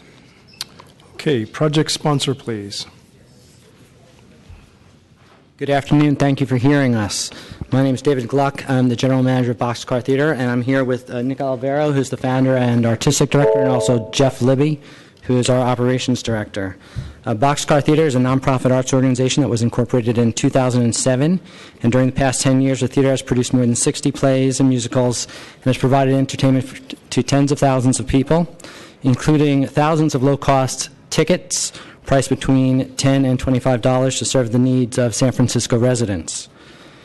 Boxcar previously operated 2 small theaters, one at 505 Natoma Street near 6th and the other at 125 Hyde Street near Golden Gate. Boxcar lost the leases to both spaces over an 8-month period between 2014 and 2015. We received support from the city's nonprofit displacement mitigation program to relocate the theaters to 644 Broadway. We received that support in 2015. The owners of 644 Broadway are incredibly supportive of the arts and provided very favorable lease terms. We have a 10-year lease with 3 5-year options, and rent increases are controlled throughout the entire 25 years, with no provision to reset the rent to market rates. The lease includes a generous TI allowance, plus 18 months of free rent during the build-out and discounted rent during our first year of operation. The space has been remodeled to serve 2 purposes. It will initially serve as the immersive theater environment for a revival of Boxcar's 2014 hit show, The Speakeasy. The Speakeasy is being restaged as an open-ended run, but when the Speakeasy closes, the floor plan will provide a multi-theater complex with 2 separate performance spaces, a shared lobby, office space, and a donor lounge. The opening of this new theater will provide dozens of jobs. The Speakeasy employs a cast of 45 actors, plus 7 musicians, a stage crew of 16, a front-of-house staff of 12. That's 70 employees for every single performance, making Boxcar one of the largest employers of theater professionals in San Francisco. The theater has been built to accommodate an audience of 250 people each night. We plan on running performances up to 4 times a week, so that means up to 1,000 customers each week who will patronize local restaurants and shops before and after performances. During the daytime, we hope to activate the space in service to the community, perhaps by hosting after-school theater programs for local youth. The theater is also equipped to screen films, and we hope to partner with the San Francisco Film Society and other community organizations to offer screenings with local interest. We began construction on this project in December with our planned opening for June. In March, we learned that a CU permit would be required to operate the theater bar, so we delayed the opening as long as we could financially, which was until August. Earlier this month, we learned that an additional CU permit would be required to operate the theater even without the bar. We have already spent $2.5 million on this project. This is an extraordinary amount of money for a small nonprofit arts organization to raise. The cast of The Speakeasy is already in rehearsal, and our props and costumes are already being built. We've already sold more than 1,600 tickets for performances beginning August 26th. The economic consequences of another significant delay in the opening of the theater would be significant. We would have to lay off all 45 actors and refund hundreds of tickets. The free rent period is over, and I honestly don't know how much additional money we would need to raise or how we would raise it. Part of our financing includes a $1 million loan from California Bank of Commerce, which Nick, Jeff, and I have personally guaranteed. I own a home in San Francisco and have 2 children in the public schools. A default on that loan would potentially put my home at risk. On the other hand, approval of the project today would constitute a victory for the arts and for the community. We are creating a new permanent nonprofit art space in a neighborhood that represents the crossroads of San Francisco history, culture, and entertainment. This is a rare opportunity to add to the city's stock of art spaces, which is at risk due to the current affordability crisis. I urge you to approve this project. I'd like to summarize our outreach efforts. We reached out to the Chinatown Community Development Corporation and met with Roy Chan and Erica G. at the project site. We've had an ongoing conversation with Roy and Erica about how to meet community needs. On Roy's suggestion, we have begun a conversation with Masashi Nawano of the Center for Asian American Media to find opportunities for collaboration. We met with Oliver Marr, Joe Karuba, and Dominic Limandri of the Top of Broadway Community Benefits District and received a letter of support from the CBD. We made a presentation to the North Beach Business Association and have received a letter of support from that organization as well. We sent project information to Telegraph Hill Dwellers Association President Stan Hayes, but we have not been able to arrange a meeting. We contacted Chinatown Neighborhood Association through a supporter of the theater, and I believe Richard Owl is here today to speak to about the project. I'm not sure if he's still here. We met with the residents of Kenneth Rexroth Place, the alley adjoining the rear lot line of the subject property, last July in the offices of DPW Bureau Chief Jerry Sanguinetti. The meeting included residents of several of the Rexroth units, as well as the building owners and major tenants of 644 Broadway. We had a full discussion regarding everyone's concerns about use of the alley, and our security plan is based on that meeting. 2 weeks ago, I met with Ray Owens, Russell Wolking, and David Copperman, 3 people who have moved into Rexroth Place since the DPW meeting. I gave them a tour of the theater space, and we had a full discussion regarding their concerns about use of the alley. We've been exchanging emails and intend to keep working together. Last week, I had an additional informal meeting with Trista Yu and Russell Wolking. Andrew Perry of the Planning Department was present and participated in that meeting. We discussed the project with the tenant representative from 660 Broadway and asked her to talk about it with other tenants and come back to us with any concerns. We received letters of support from several local business owners, including Fadi Shawa of Sam's Burgers, Tony Gemignani of Tony's Pizza, Capos, and the Slice House, Zebulon Karlinsk of the Stinking Rose, Raymond from the New Sun Hong Kong restaurant, Marino from Central Station, Peter from Vietnam Restaurant at 620 Broadway, and Tom Disher of Disher Sound. We've received letters of support from neighborhood residents, including Amy Miles, Kim Wynn, Jack Halton, Rob Reddy, and Liesa Beckham, formerly of the Northern California Community Loan Fund. And we also met with Supervisors Christensen and Peskin to inform them about the project and seek their advice regarding community outreach. And we discussed the project with Holly Lung of the Office of Economic and Workforce Development. So that's the scope of our outreach. We've tried to be quite thorough. We are committed to being good neighbors in our new home. We have created a security plan that has been approved by SFPD and the Entertainment Commission to mitigate any possible impacts on the neighborhood. We are also prepared to go beyond the requirements of our security plan on behalf of our friends on Rexroth Place to protect the quiet enjoyment of their homes, and we intend to stay in dialogue with them for as long as we continue to operate 644 Broadway. Thank you. That's my presentation. Okay, thank you. We are going to open it up to public comment. Judy On, George Chen, Amanda Todd, Chris Wright, Richard Au, and if folks, as I call your name, want to line up on that side of the room and kind of queue up and arrange yourself, that'd be great. Jeff Lee, Ray Owen, Hu Rong Yu, Eric Yan, Trisha Yu, Zhao Yu, Tyler Heffer, Tom Disher, and Brad Erickson. Mr. Chen, if you're ready there. apparently. Good afternoon, Commissioners. How are you? My name is George Chen. I'm the primary sponsor, developer, restaurateur for 644 Broadway and 660 Broadway, which was the Gold Mountain Restaurant in Pet Central. I'm the primary tenant of these two buildings, occupying approximately 30,000 square feet. We've been developing the China Live project for about 2.5 years. It is going to be a artisanal Asian Chinese food emporium with retail marketplace and multiple restaurant bar use. We plan on, we're fully funded, so we will be open this year, so that's great news. We will employ, be part of the community, employ over 300 employees, mostly from the Chinatown community. And we will pay, plan to pay at least 30% more than the average wage and have full benefits. We think we will be quite an addition to the Chinatown Rehabilitation Project that the mayor has supported, and also bring some vibrancy back to the Grand Avenue Broadway corridor, especially in the evenings. In the last 2.5 years, I've had the pleasure of working with not only our landlords, who are very supportive of the project, but as well Boxcar Theater principals.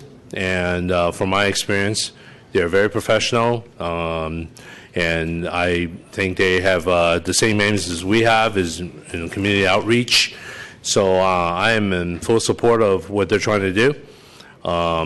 With regards to the issues with the Kenneth Rexroth Lane, I think unfortunately, the building was shut down for many years, and they've had the luxury of having a quiet street, a public street, for many years. For us, that is also a secondary egress. Our freight elevators are in the back, and we have also chatted with some of the neighbors with regard to this issue. Our trash from the old Gold Mountain was in the back area, and we actually have done some things like created a trash room so that smells don't get into the alley for the residents there. We understand that the noise will be an issue, so we're going to drag out the trash to the corner of Columbus and Vallejo as well. Take some of the trash and the compost and recycling and making fertilizer for our garden, proposed Asian herb garden on the roof. We also took some of the compressors out in that area so that we put them on the roof so the old swamp coolers, which make a lot of noise, isn't going to bother them. So we've made a lot of efforts to accommodate the fact that they are neighbors and we want to be neighbors. So really a lot of it comes down to operations for what we do as well as what Boxcar is trying to do. And so hopefully we all can get along and make it happen. Thank you. Thank you. Next speaker, please.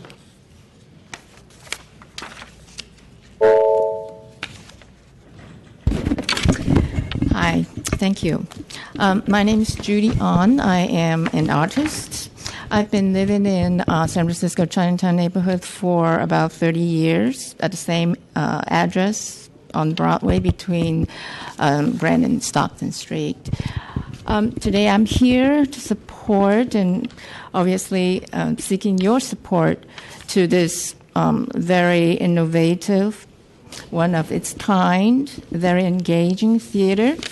It's a speakeasy theater. It's located in the 644 Broadway.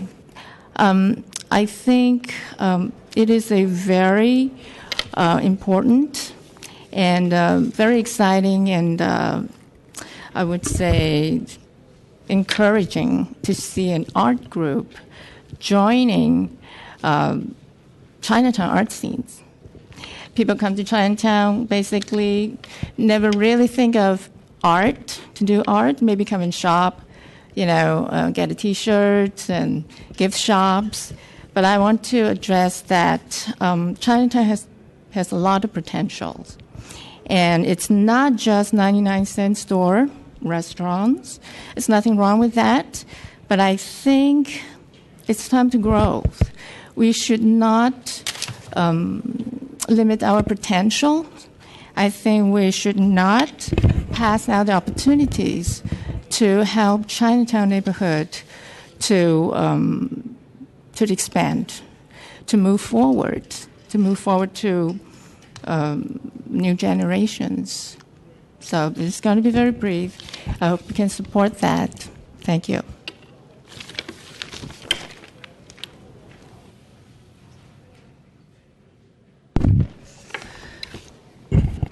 Hello, Commissioners. My name is Chris White, and I am one of the owners at 644 Broadway, and I do support the CU permit in front of you today. My partner, Jeff Lee, and I bought 644 Broadway in June of 2013. At the time, it was entirely vacant, and not only was 644 vacant, but 5 other buildings along Broadway were also vacant.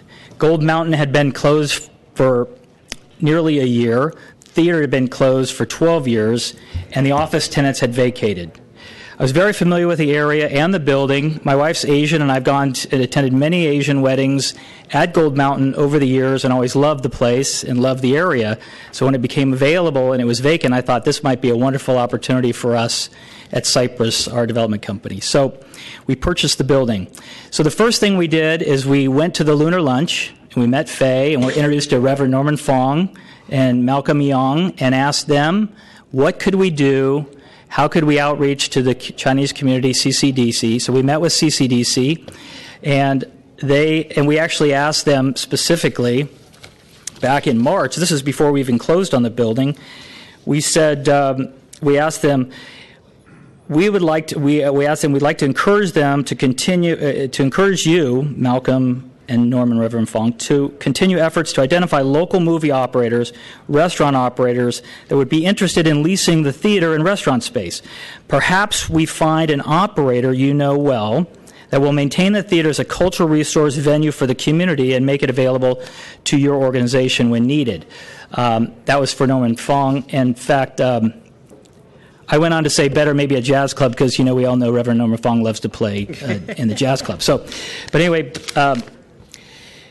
once we went through that process, he did introduce us to Mabel Tang at the Chinese Cultural Center and Stephen Gong at CAM. But unfortunately, we did tour the property with both groups.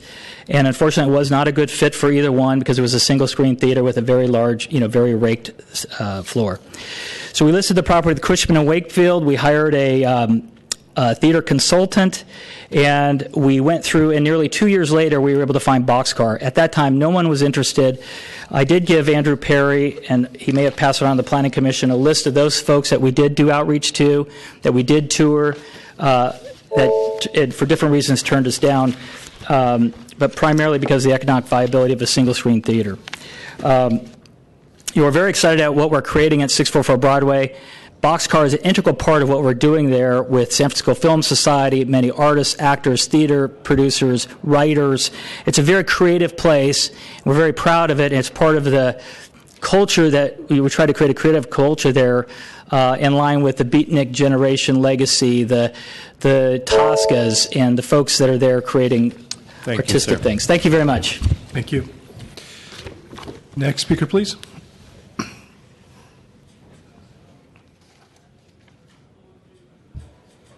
Good afternoon. My name is Eric Yan. We own the place at 15 Kenneth Rexroth. And the problem, I do not want to shut their business down. I want to work with them, but we have issues, okay?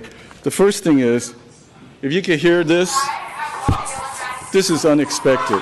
One night, a bunch of people go in our alley, start walking through other people's property. This is not right, okay? And we built this, we lived there for a long time. The city helped us, the supervisor helped us. We cleaned up the alley. There used to be garbage cans as their dump site for the restaurants. We cleaned up the alley, we made it safe. And now they're going to just throw it all away because they want a shtick. They want to bring people from the back alley and to their theater. If they could do it very quietly at night, we have no issues. But they don't. These people slamming the gates. If they have 300 people in that location, how many slamming gates are we going to have to tolerate before we could go to bed? This is ridiculous. And the other problem I have is this business never posted anything to tell us that they're starting a business. They're doing construction and having a business at the same time. And we asked them why usually if you open a store, you have to have a permit. Nothing was posted. And this is not right. I would love to work with these people. They apply for a license for 644 Broadway, and that's the way it should be, in front. I never seen a store that opens from the back door, okay? It's okay for them to use delivery in the daytime, but at night there are people actually sleeping in the alley, in our home. This is our home. We made it, we built it, we're friendly with everybody. It's not easy to have a quiet place in San Francisco, okay? And this is just not right. The other thing is, please read the emails, because some of us couldn't make it. It's important that we want to put our point through for everybody, and I thank you for your time. Thank you. Please repeat again. What was your name again? Eric Yan. Yeah, okay, thank you. Thank you. Sorry. No problem. Next speaker, please. Good afternoon. Good afternoon. My name is Hyun Yu. I am the resident in Cannon Roxwell Alleys. I've been living in the alley for more than 10 years. You can say I grew up there. So I used to love this place because it's quiet, it's clean, and it's safe. So when we come home, because maybe I have night school and my sister come and work at night, so we feel safe walking through the alley. But now everything changed since the theater opened and used the alley. As Eric said, we never heard about the theater using the alley as an entrance until one night I come back from school, night school at around 11 o'clock. I see a bunch of crowd was like in the alley and screaming, yelling, and I was really scared. Sometimes I also see people with drunk. I also see people screaming. I saw people with drunk that they can't even walk. They have to carry by someone else. But they're also smoking and yelling. So now I was really scared when I go home, because imagine you, the single lady, and walking home at night around 11 o'clock, then you see someone strangers drunk and walking around, and you have no idea who they are.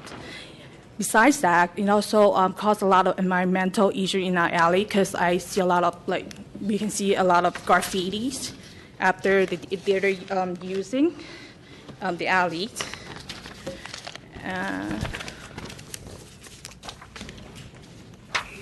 Those are graffiti after the alley, the theater used the alley. There's also a lot of garbage and smoke, smoke in there, and there are a lot of times I see people drunk and vomit on the floor. The following day I see vomit on the floor. Overhead, please. Vomit on the floor, and when we walk in through the alley, we can smell peat and urinated, and also sometimes people poop on the valleys. So there are a lot of flies. Sometimes the flies even go into our house. So at the same time, after we go home safely, but we still can't sleep because there are a lot of people screaming and talking too loud and slamming the gate at night. And there's smoke too. But I know that sometimes they even go beyond 1 a.m. and we cannot sleep.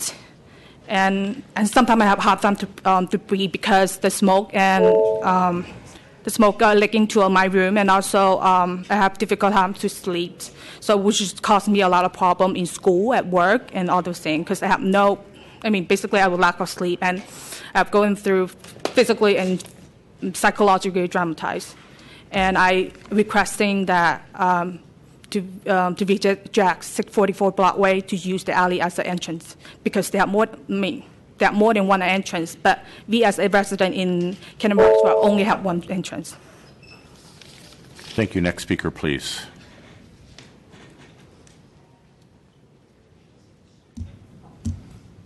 Good afternoon, Commissioners. My name is Joe Mastrelli. I own Molinari Delicatessen at 373 Columbus Avenue.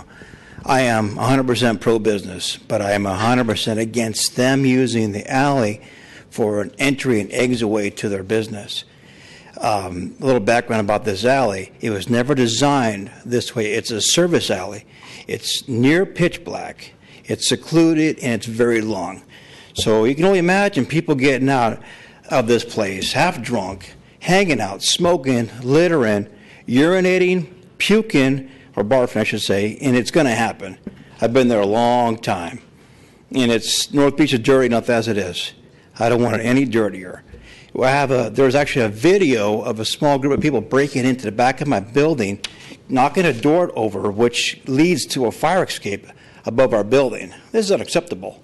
And this would never happen if there wasn't a draw to bring people down in the back. Now, this sounds like a great place, this whole thing you're doing. But your address is 644 Broadway. Use that address for entry and exit. The alley is not the way to do it. I come to work every morning. My problem is I come to work, there's illegal dumping in the street. There's always a mess, and this is only going to make it worse. I can imagine the cigarette butts, the problem it's going to cause. It's unacceptable. So thank you very much. Thank you. Next speaker, please.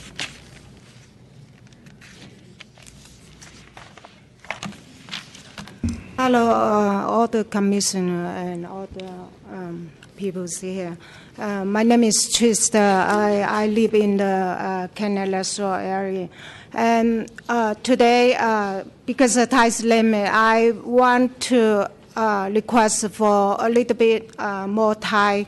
Let me explain to show the previous, the area, what it looks like. Is that okay? Hmm? Yeah. Here, right? See here, that's what's look like the previous, the picture test is 2002. That's what like the area, okay? I want you to take a look at what's the area look like before, okay? Fortunately, I still keep all those pictures. That's 1, 2,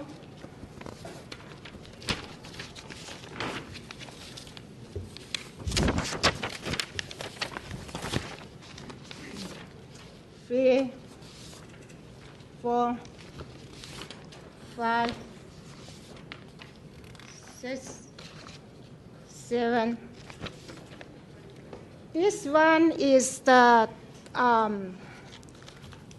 before 1 hour before I come, I found this letter in this folder, inside of the folder, because in 2003, 2002, 2003, we have all the residential in the area have a supervisor. Alan Peskin help us to sort this issue.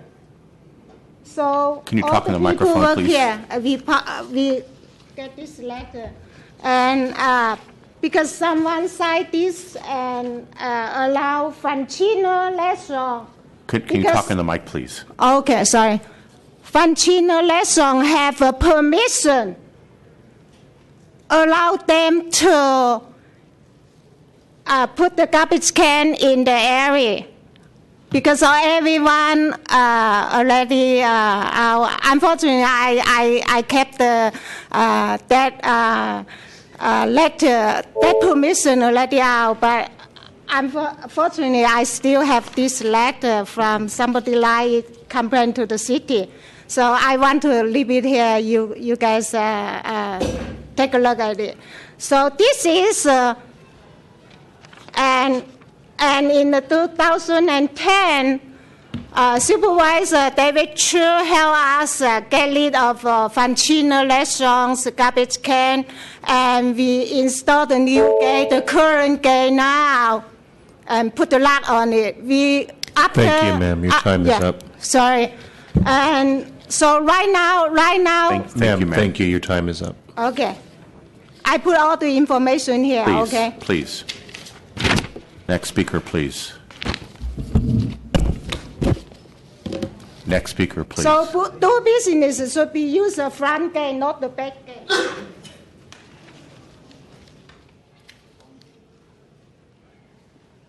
Hello, my name is Zhou Tenyu. I am doing this is Chinese. 我係 Venice Police 嘅居民，喺嗰度住有10幾年嘅啦。一貫以來咧，我哋住嗰度係好平靜嘅。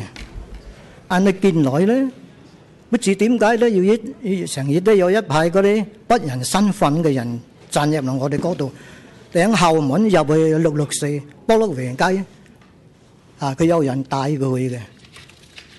佢喺嗰度咧，夜晚咧嘈住我哋休息，我哋一早要開工嘅係嘛，嘈住我哋休息咧。但係點解佢做生意唔同正門入，點解要同後門入咧？佢究竟做乜嘢生意咧？這樣嘈住我啲居民嘅休息，佢到老闆甚至何在呢？萬一發生什麼壓迫嘅事情，佢點樣應對呢？我哋嗰條街嗰條巷呢，對闊係16尺，對窄係14尺。如果要乜嘢萬一嘅發生咩事情，點樣應對？你作為一個老闆，暗門係為咗錢，唔顧慮我啲居民嘅生命安全，你對老闆過意何會啊？你664波洛維街個門口咁大，為什麼係咁走後門？究竟佢做乜嘢生意？我所講係咁。Thank you. Thank you. Translation, please. My name is Chen Yunli, interpreter, Cantonese interpreter from Lino Associates. My name is, for gentlemen, my name is Zhong Ting Yu. I've been a resident there for 10 plus years. At night, it's always very quiet. Lately, at night, there's been a group of strangers that come into the alley, and someone calls them in to go into the building in 644 Broadway from the back. Someone brings them in. At night, it is very loud. We need to rest at night. So I asked, what business are they doing there? If they're doing business, why are they entering through the back? Why do they not enter through the front? At night, we need to rest, with all this noise, it's very hard. And asking business owner, where is your heart? Where is your heart in this? If something happens, also, how do they exit? What are the plans for exit at night? The alley itself is at wide is 16 feet. The narrow is 14 feet. So if something happens, what is the plan of exit? And as a boss, is this all about money? What about our lives that we have to worry about? And that's his comments. Thank you. Thank you very much. Next speaker, please.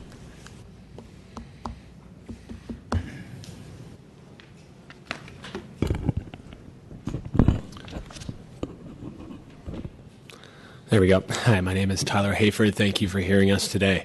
I am in support of the Boxcar Theater's construction of and use of the back alleyway on Vallejo Street, I believe. I am a sound engineer and audio engineer at Disher Music and Sound. I'm here with Tom Disher, actually, who is the founder of Disher Music and Sound. We're a post-production studio and music studio. And I'd like to start out with saying that like I said, I'm in full support of use of the back alley, and I think that we need places like the Speakeasy, the Boxcar Theater putting on the play The Speakeasy to liven up the neighborhood, increase the economy of North Beach, and also increase the visibility of the neighborhood overall. I'd like to also bring out that in support in my testimony for the Boxcar Theater that the Boxcar Theater, I keep mixing these up, Boxcar Theater has paired with us in business and has brought us almost $7,000 worth of business in the last month. So they are a great company to work with and pair with. And I do understand and sympathize with the complaints and concerns of the backdoor neighbors, and I understand. I moved here from Hawaii, and I lived on a private subdivision there, and I've been through this entire experience before where certain requirements had to be met to fulfill the needs and demands of varying parties, and I've seen it be very successful, and I do understand the concerns overall with noise complaints and nightlife. And I do also believe that over the process of the next couple months and years that we'll be able to work together to sort of create a livable environment and situation for all the neighbors and all parties, and we'll end up with a sort of conclusion that will allow all of us to coexist peacefully. So that concludes my testimony. Thank you.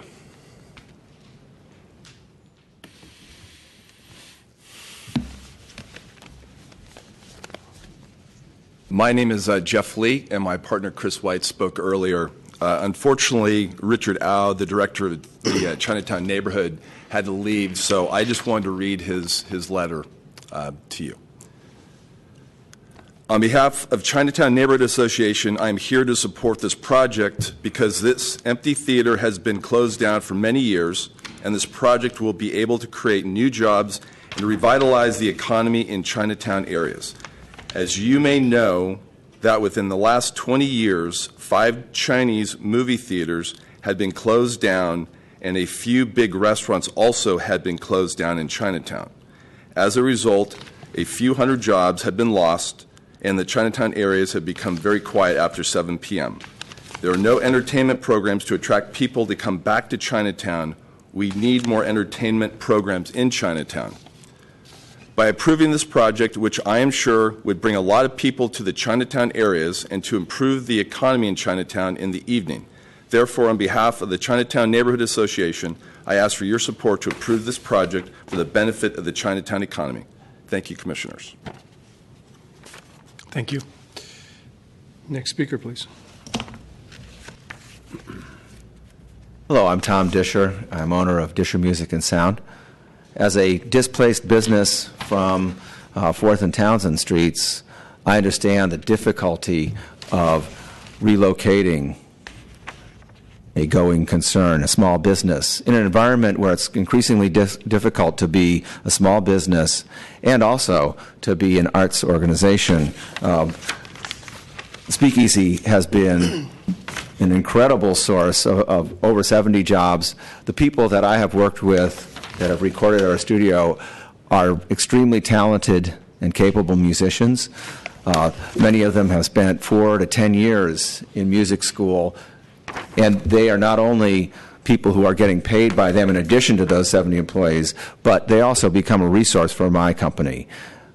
The 45 actors that are involved are also resources to my company in both directions. Both they can provide work for our company, and we can also provide jobs to them by offering them as resources for our clients. I can speak to the quality and the personality and the intentions of the Boxcar Company, in that they have a plan that will only have a small number of people coming through that alley at night. And I would say that because I work there, I compose for music. I'm currently working on a film that keeps me there late at night. I don't see anybody in that back alley that has anything to do with that. They're not even having performance. They haven't had any performances, so that any destruction that might have been done in that alley was not because of their clients. They just have an occasional meeting. People come in the front door now. There's no sense that people are going, anybody that's in that alley has climbed over that fence at the beginning of that alley and gotten there on their own accord. It's not from the Boxcar. So any of the testimony about the damage that was done there is not the clients of my associates in this building.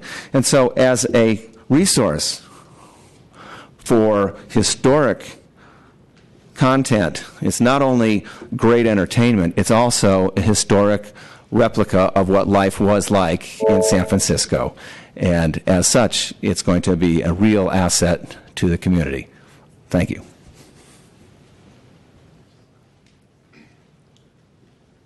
Good afternoon. I'm Nick Oliver. I'm the Artistic Director of Boxcar Theater. I just wanted to read Brad Erickson, the Executive Director of Theater Bay Area. Sir, as a member of the project sponsors I can have team, anyone read this if that's okay. He had to leave because of the schedule bump, if it's okay. I'm just going to read what he wrote. Like I said, this is from Brad Erickson, the Executive Director of Theater Bay Area.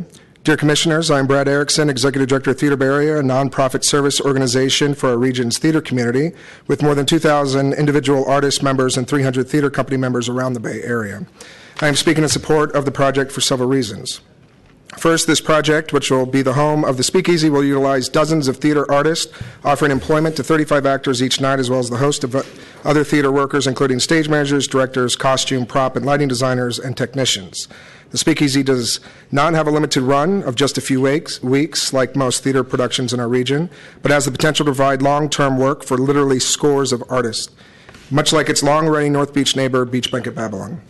Second, the Speakeasy has important artistic value. Its innovative, immersive style, nothing like a traditional play-going experience, has proven itself widely popular with San Francisco audiences in its first run. The inclusion of the Speakeasy into San Francisco's theater ecology will add significantly to the artistic breadth of our theater community and will enhance this city's reputation as a major theater center in our nation. Thirdly, this project will enhance the cultural life of this city, adding an important new artistic attraction for residents and visitors alike, and it will enrich the neighborhood's already vibrant cultural fabric. Lastly, the project's leaders, Nick Olivero, Jeff Libby, and David Gluck, are long-standing members of the San Francisco theater community. Each of them have contributed enormously to the cultural life of the city through their work with nonprofit performing arts groups. Their new venture and innovative partnership between a nonprofit and commercial entity will continue their important work within our city's cultural community. Sincerely, Brad Erickson. Thank you. Thank you. Is there any additional comments from folks who haven't already spoken? Okay, so if you've spoken already, we might have questions for you, but if you've already spoken already, then... Well, we have someone that just spoke that it sounded like he accused me of being a... Okay. No. Thank you. We'll ask you if there's any clarifying questions. Okay, is there any additional public comment? Okay, public comment is closed. Let me first start off with a couple of observations, questions.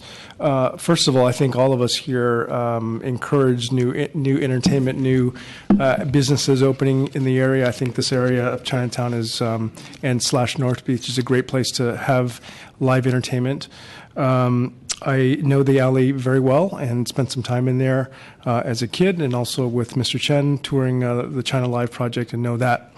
There are a little bit of questions, and maybe within this, usually there's some operating hours or conditions that are usually in these documents. I don't see what the hours actually are. You may have mentioned, I understand there's a seating capacity, and so there's a sold out, hopefully a sold out opportunity.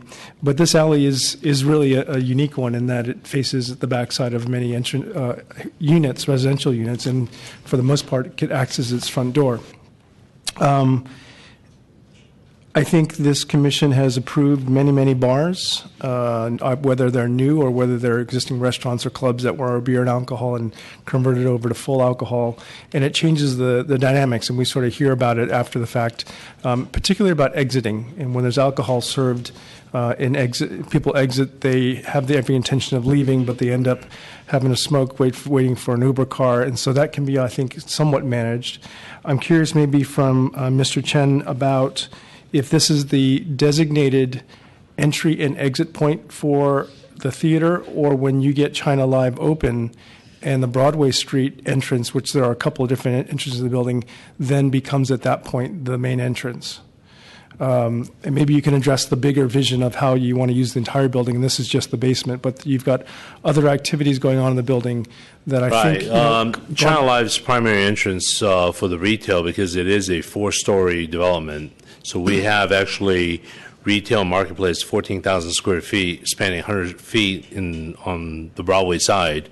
Second floor is more destination, and there's a fine dining restaurant where actually will be an executive chef called 8 Tables, and that one of the entries proposed for that, and that's it is going to be high-end haute cuisine, if you want to call it that. Supposed to be some of the finest, so it's like $200-300 a person. So one of the plans was to have them valet park in front of the proposed Mama's restaurant, which they are closed at night, and to have them enter perhaps quietly, because these people are dressed for fine dining, to go through the back alley as opposed to going through the retail.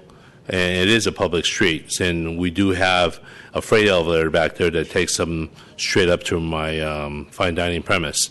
So with regards to that, it is not, a bar or something that's uncontrollable. We obviously have made a lot of plans in that alley to make it nice with the garbage rooms, the moving the compressors and so forth. So that for us is the plan. Fine dining restaurants tend to be destination places, so it's not like there's going to be a lot of any walk-by traffic.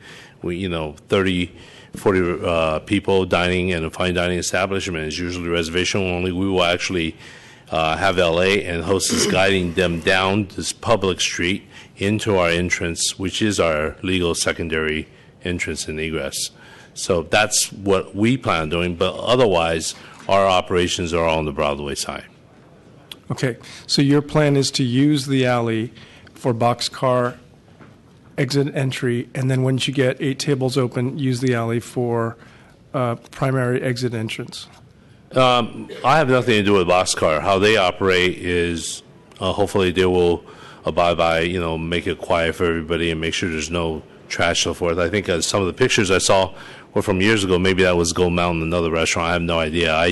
I know that we will operate a first-class business, and none of that's going to happen under my watch. So with regards to Boxcar, how they operate, that's really, we're in support of their business as proposed, but how they operate, hopefully they'll have high standards as I do and won't cause a problem for the neighbors.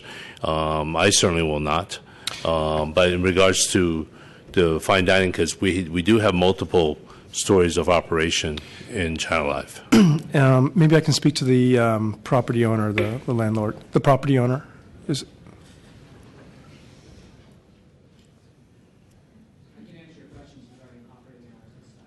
Okay, thanks. Yeah, I'll ask you after this. Thank you. So you've got these different operation tenants within the building, which is cool and great, different uses.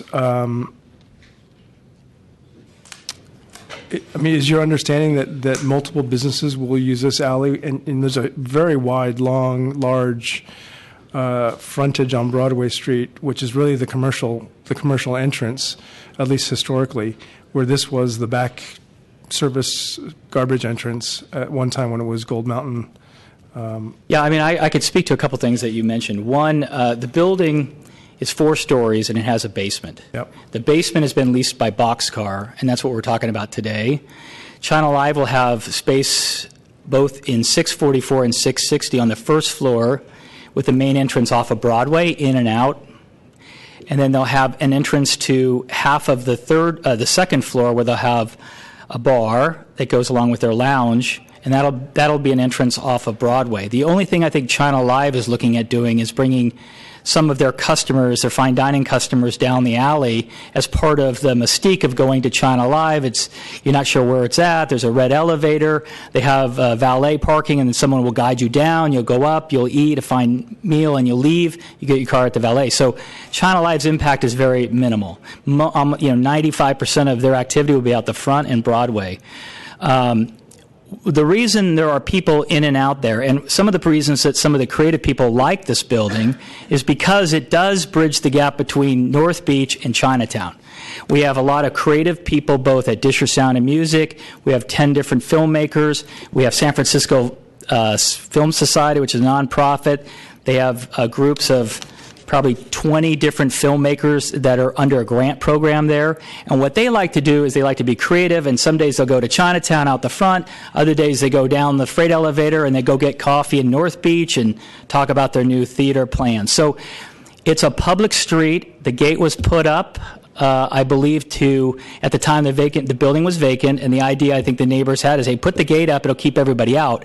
And I think unfortunately over 3 years, the 6 condos that are there have gotten used to their private little lane, but unfortunately, with it being empty for 3 years, they haven't seen any traffic. And all of a sudden, all these people are going back and forth. Some of the theater people go out the back and go get coffee, come back. So that's kind of the history of it. And like anybody else, if I've been there 3 years and no one's been on that alley for 3 years and I got a fence up there, well, it's difficult. So that's why we met with Jerry Sanguinetti, and hopefully the Planning Commission's spoken with him. Okay, thank you. Thanks. I think it's clear, though, that while the gate's been up for 3 years, prior to that, when Gold Mountain was operating for its, 12 years, that it was not the primary entrance for that restaurant. It was a service entrance. I can't speak to that exactly because it's never been used as a primary entrance for any. Well, I think the reason they put the gate up, there's two reasons I understand from the neighbors, is because Gold Mountain agreed to move all their trash out through that alley because they used to have when the gate wasn't there, a lot of things, people from North Beach would come over there, find a place to go to the bathroom. You saw pictures from 2002 that Trista showed you. And so that problem, and then you had people coming and going all night long in the alley. So they put the fence up. I don't know how Gold Mountain operated, but I know they had 125 employees, and I don't believe all of them came through the front. I think a lot of them came down the back, but I don't know because I don't know how long the gate actually has been up. So I know that people will come and go down there. Okay, thank you. Maybe you can speak to hours of operation, what you are going to do as far as limiting, what would you propose to do as far as limiting access, exiting, getting people out of the alley as quick as possible, hours of operation, et cetera? Yeah, so we actually have a security plan, and I can hit the bullet points on it if that will be useful for you. So this is what we've agreed to as part of the meeting with Jerry Sanguinetti and also further. So we've agreed that we'll notify the Rexroth residents in advance of any delivery vehicles that will use the alley. We will not park any personal vehicles in the alley. We will arrange for our garbage collection to be either on the Broadway side or on the Vallejo curb line so that there will be no trash trucks in the alley. We've agreed that we'll sweep or power wash the alley during every performance period to remove any, just to keep it clean. We will instruct our employees, Boxcar employees, to only enter the building from the Broadway side. We will prohibit smoking along Rexroth by any employee or customer of Boxcar Theater at any time of day or night. We will station a dedicated security agent at 644 Broadway lot line during all performances. So if anyone comes up the back, if any customers come up the back stairs, they will not be allowed into the alley to smoke. During the period when people are entering, so our hours are, we do our show, our entry times are staggered. Part of what we're trying to do is, in keeping with the speakeasy theme and also to reduce neighborhood impacts, we don't want a crowd outside. We never want a crowd of people outside. We want people to come in gradually. Okay, get it. One last very detailed question. What time are the show times and what time would they be exiting? So they've staggered entrances between 7:30 and 8 o'clock. So 2 shows a night? No. It's 7:30, 7:40, 7:50, 8 o'clock. The audience entry times are staggered. So out of the 250 customers, we'll put a third of them will enter through the alley, and they'll enter in 4 groups, loosely defined groups of about 20 people each, at 4 different entry times. And are they set show times, or is it those are like seatings? No, the show is already running when you enter the theater. It's a little bit different. So it's a continuous show, but there are entry times. Yes. At reserved slots, so at the end of the night, you could have up to 240 people in the room. If they all stayed all through. Yes. And what time would it close, and what time would all those 240 exit? So for Thursday, Friday, and Saturday nights, the exit time is 10:45, and we're not proposing using the alley for exits at that time. For Sunday nights, the exit time would be 8:15, and we are proposing using the alley for that.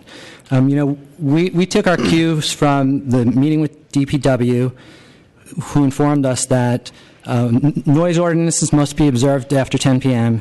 and that smoking was not allowed at any time. And so that's in the alley. So that's what our operating plan and that's what our security plan is based on. Okay. So thank you. I love the creativity. I understand the theming, the entry. I ran a wax museum my whole life, so I understand the setting of the tone. Is there any chance that you can have people enter the alley, but everyone exits on Broadway Street? Is there any chance? Was it physically possible? Yeah, it is physically possible. And would that ruin the theme, the tempo, the ambience? I can understand the entry and why you want people to go down a quiet little funky alley that the Uber driver finds them on the corner and you got to walk down there. But could you have everyone exit on Broadway Street? It's a little bit hard to anticipate. We know that we must be quiet after 10 p.m. Right? So if we cannot exit quietly down the alley, we cannot exit at all. So our intention was to test it with the earlier showtime and refine it with the 8:15 exit. And if we succeeded, then we would consider it viable. And if we could not succeed at the 815 exit, then we would abandon it. Okay, I'm going to let other commissioners have thoughts, but at the very least, I'm open to using the entry early in the evening, but then having all exiting go out Broadway Street if that's physically possible. Commissioner Richards. Okay, I'm really confused. Really? Yeah. And I'm cranky. I haven't eaten lunch yet. Okay, we're approving an alcohol permit for the Boxcar Theater as an ancillary use to your programming. Accessory use, theater bar accessory to theater. We've heard about restaurants and offices. Yeah. And okay, the question I have then is, why do you need to have people go through the alley? I mean, and I didn't even know there was a gate there. So a gate's put up by DPW sometime in the past. I mean, can somebody help me or staff? I put that gate up a long time ago. Zoning administrator, does anybody know how the gate got there? Okay, you can sit down for a second. Staff. Thank you. Yeah. Let's let staff talk first. Let's let staff. I didn't know that was one of the issues that we had. Go ahead.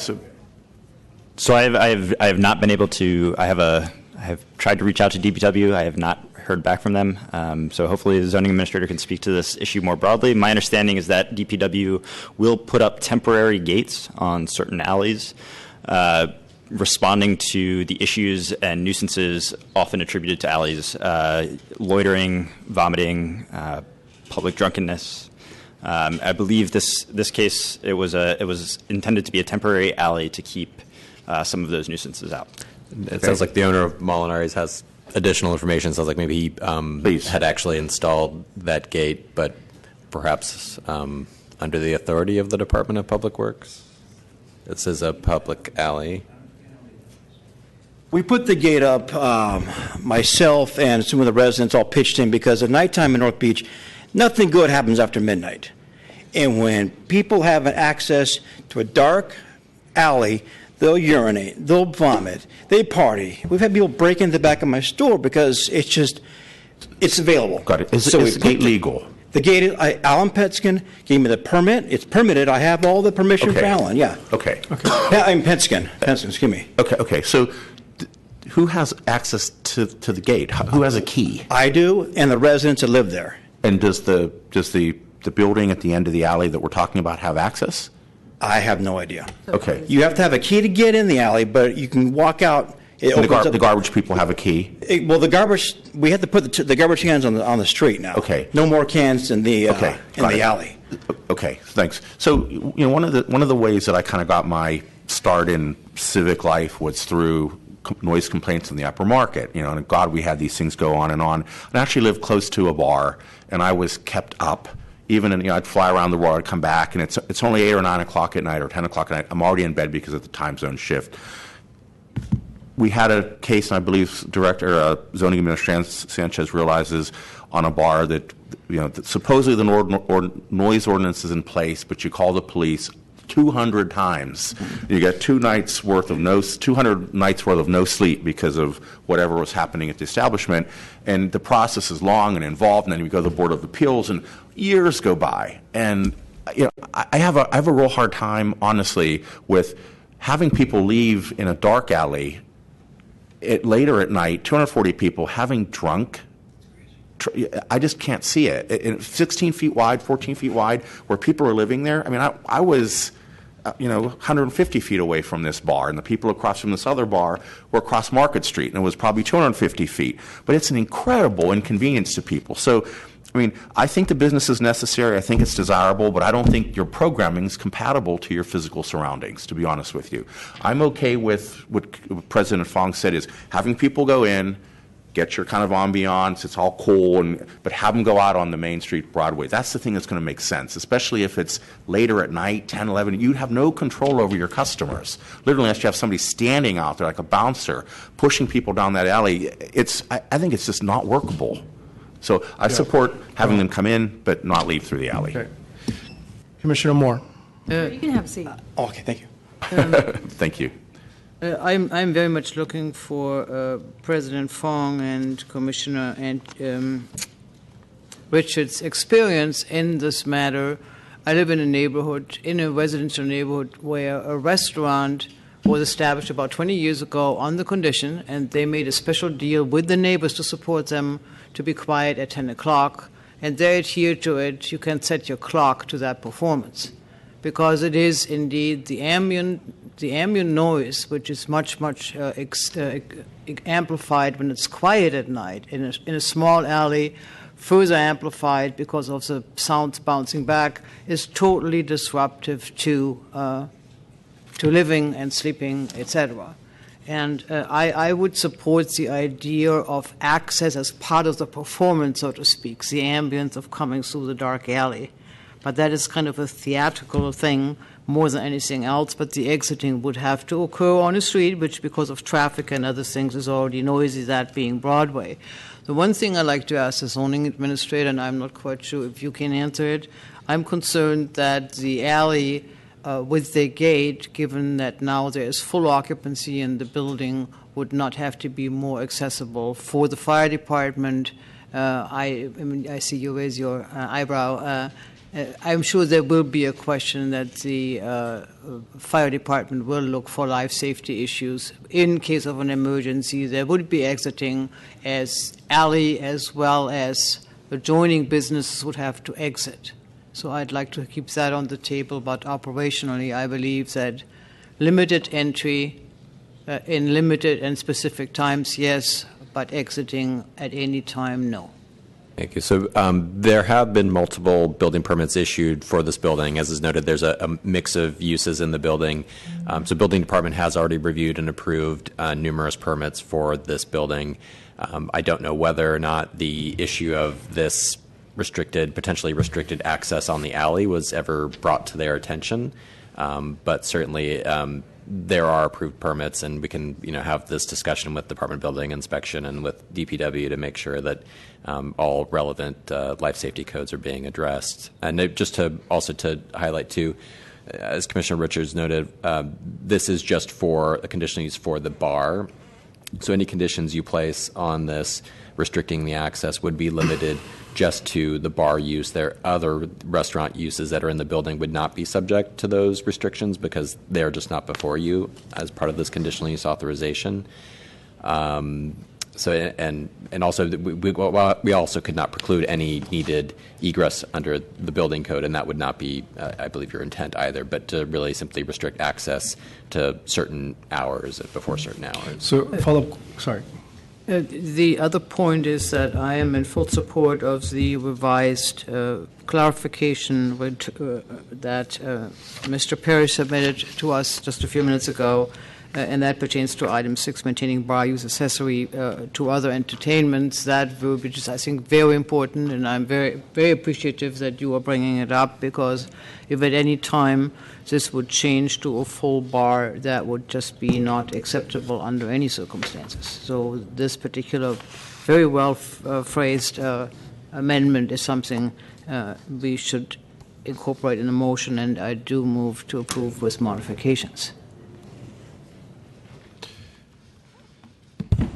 Do I hear a second? Second, yeah. I Well, think maybe not quite sure what that the includes modifications the. That includes the stipulation that the access, the alley can only be used for limited access, but not for exiting for the theater. And I think if I may, I think the commission wanted to put a time limit on that, right?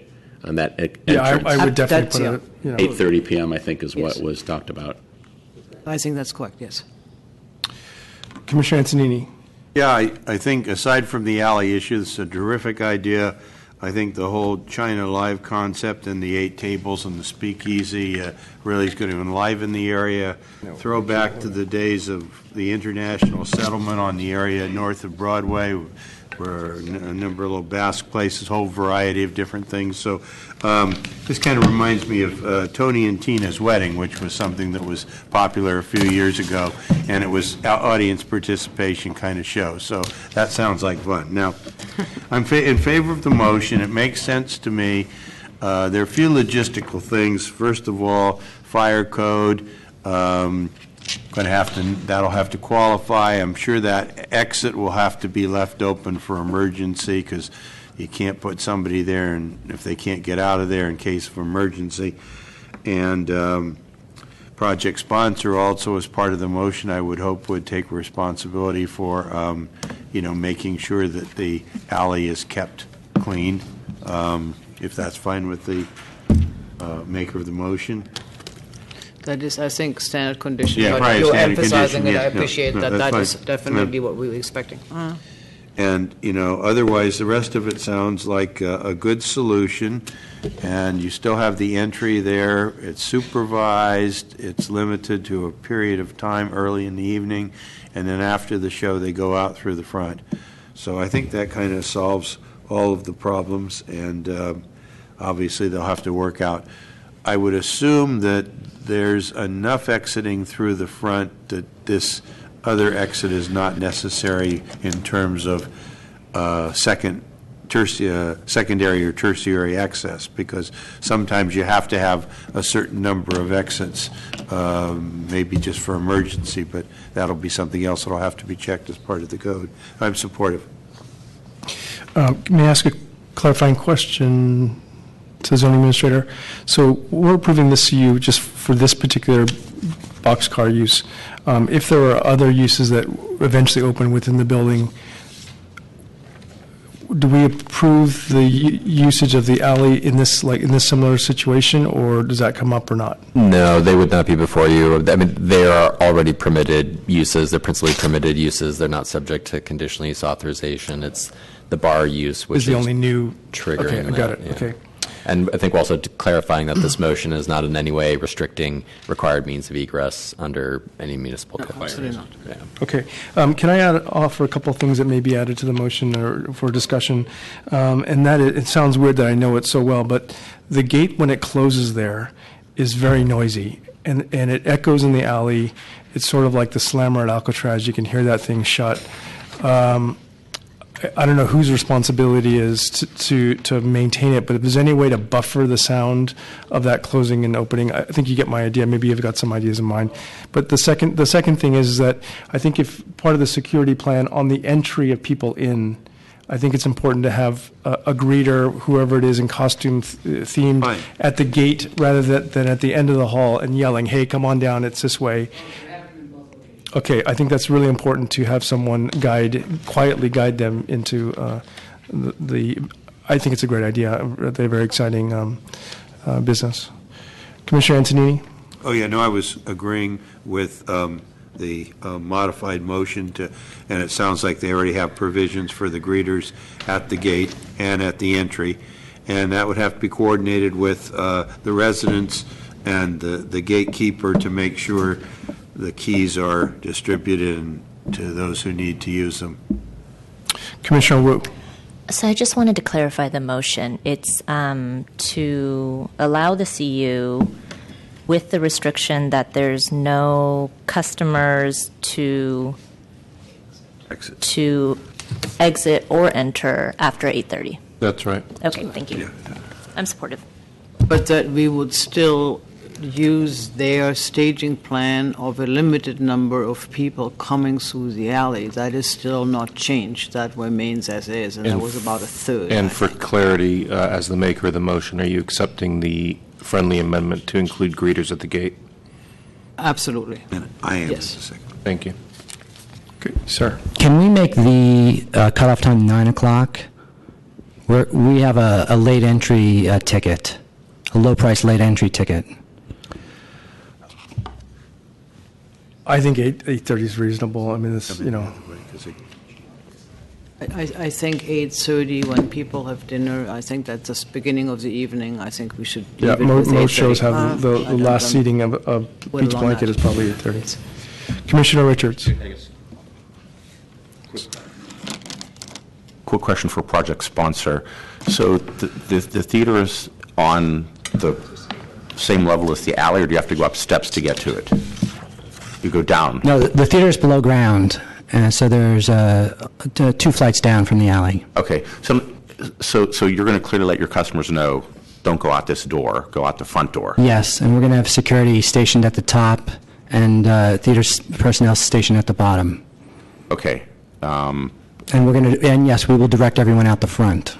Okay, great. And I'd like to make that a condition of approval, that you just volunteered. You're going to have somebody directing people out the right way. Yes. Okay. We will be directing people out the right And way. I'd like to ask the motion maker if we can have a 6-month review after the first opening, even Yes, in the form of... I think that would be staff reporting to us would be Yes, fine. thank you. Great, supportive. I assume that the motion already includes a community liaison, a phone number, and all of those typical things. I think Mr. Perry has already built that in, so we don't have to repeat that. Very good, Commissioners. If there's nothing further, there's a motion that has been seconded to approve this matter with conditions as amended by staff and the Commission to allow alley use up to 8:30 p.m. For entry only and exiting to occur through the Broadway Street ingress and egress. There shall be greeters stationed at the gate, and the project sponsor shall maintain the alley, and there will be a staff update 6 months after the beginning of the operation. On that motion, Commissioner Antonini. Did you have the personnel located directing people out? Was what the project sponsor had volunteered as part of the motion? Sure, but they cannot exit. They're going to have somebody directing people.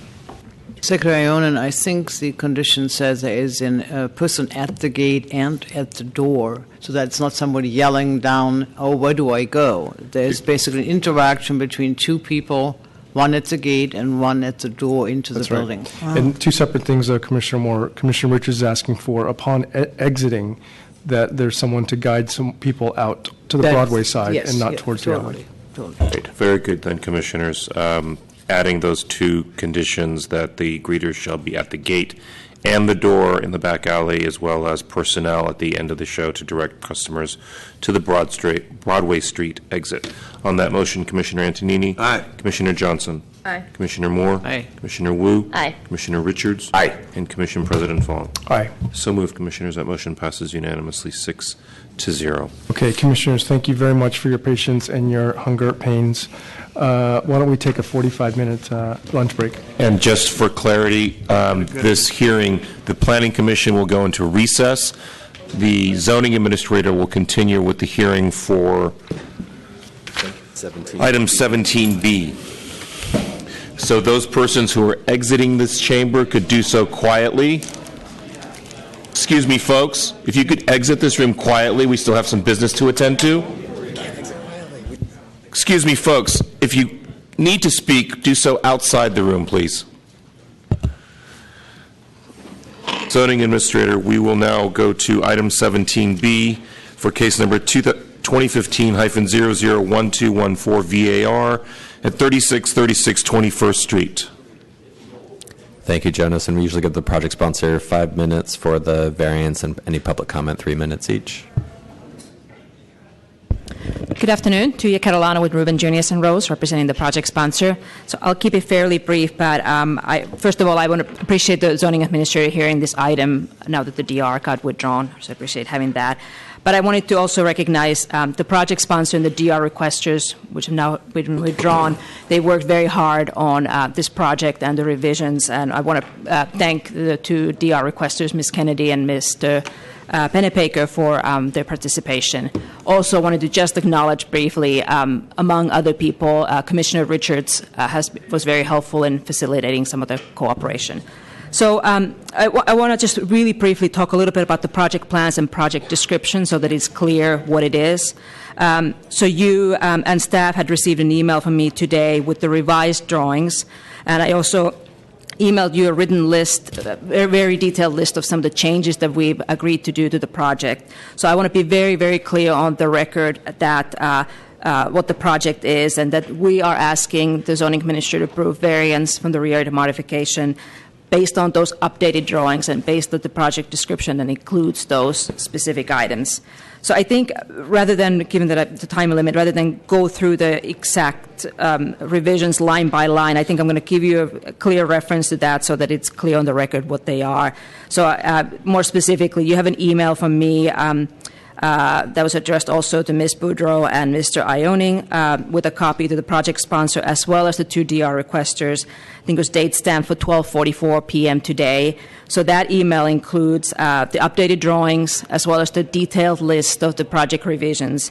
And that is the project that we'd like you to consider when you consider the variance request. And then I think in general, you'll see from the revisions that we are reducing the scope of the project, which also means that the variance we're requesting is being reduced in scope as well. When you consider the variance request and hopefully approve it and issue the variance decision, if you'd like to include the specific details about the project revisions in that project description, we'd be fine with that. But then I think I want to just very briefly mention about the variance itself. You do have our application. We provided some variance findings as well that outline the justification that we believe is there for the issuance of the variance. You also have now the updated project plan. So I think you have all the information that you need in terms of making the decision. So I think I'll keep it very brief. We do have a full team here, so if you would like the architect to give you a full presentation of the project plans, we can do that. The project sponsors here can answer questions, and also the two DR requesters are here, so any one of us can address any questions you might have. So perhaps I'll leave it at that, and if there's any questions, please let us know, and we'll be answer those. Thank you. And just confirming that I have received the revised plans dated today, July 28th, 2016, and that would be the basis for any decision today. And happy to then now move to public comment. Is there any public comment on this item 17B? Seeing none, I would close the public hearing, be inclined to grant the requested variance based upon the revised plans. I did have some fairly serious concerns about the initial proposal, but I appreciate the revised plans and looking at the topography of the lot and the relationship to the adjacent properties, find that the revised proposal is appropriate and does meet the 5 findings necessary for granting a variance. And we will close this public hearing. If anyone would like a copy of the decision letter, please contact the staff planner. And now we're going to be going into recess, and the Planning Commission will reconvene after their lunch break. Thank you.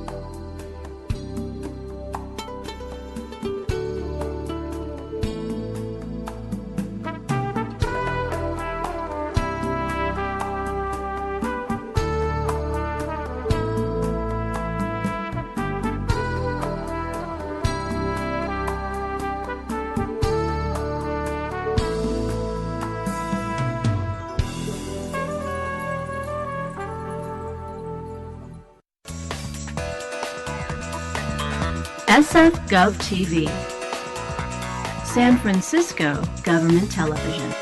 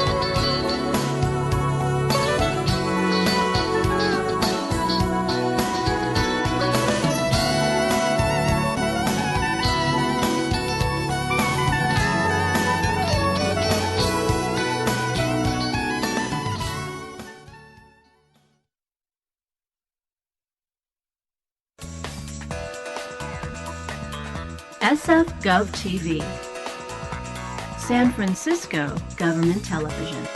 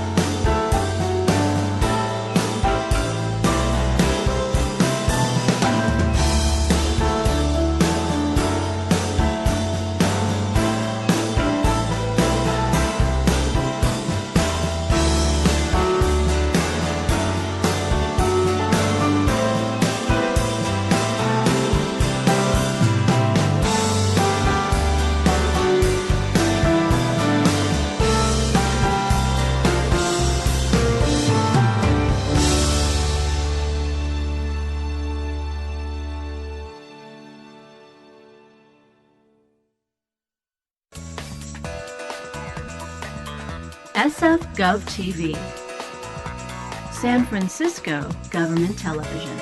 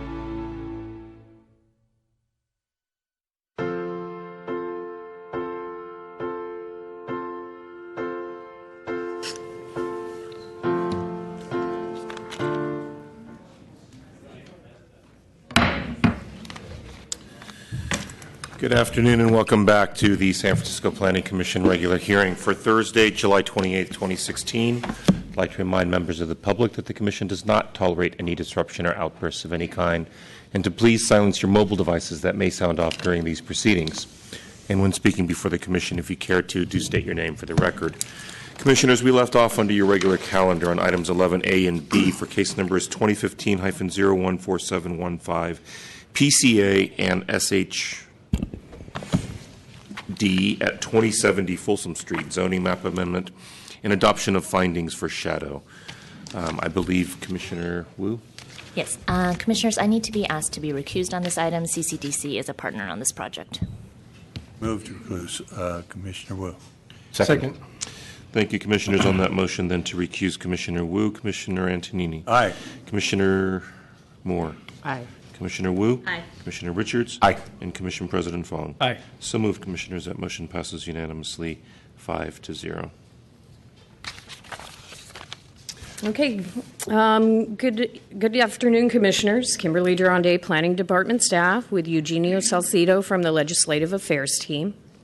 You have before you two items: a recommendation to the Board of Supervisors on a proposed ordinance for an amendment to the Planning Code zoning height and map, and a recommendation to adopt findings that the net new shadow cast on the park located at 17th and Folsom by the proposed project would not be adverse to the use of the park. The subject property is located on the west side of Folsom Street between 16th and 17th Streets in the Mission District and is owned by the City and County of San Francisco. Currently, the project site is developed with a surface parking lot. The proposed project includes new construction of a 9-story, 85-foot-tall, 100% affordable housing project with approximately 165,500 square feet and up to 134 dwelling units.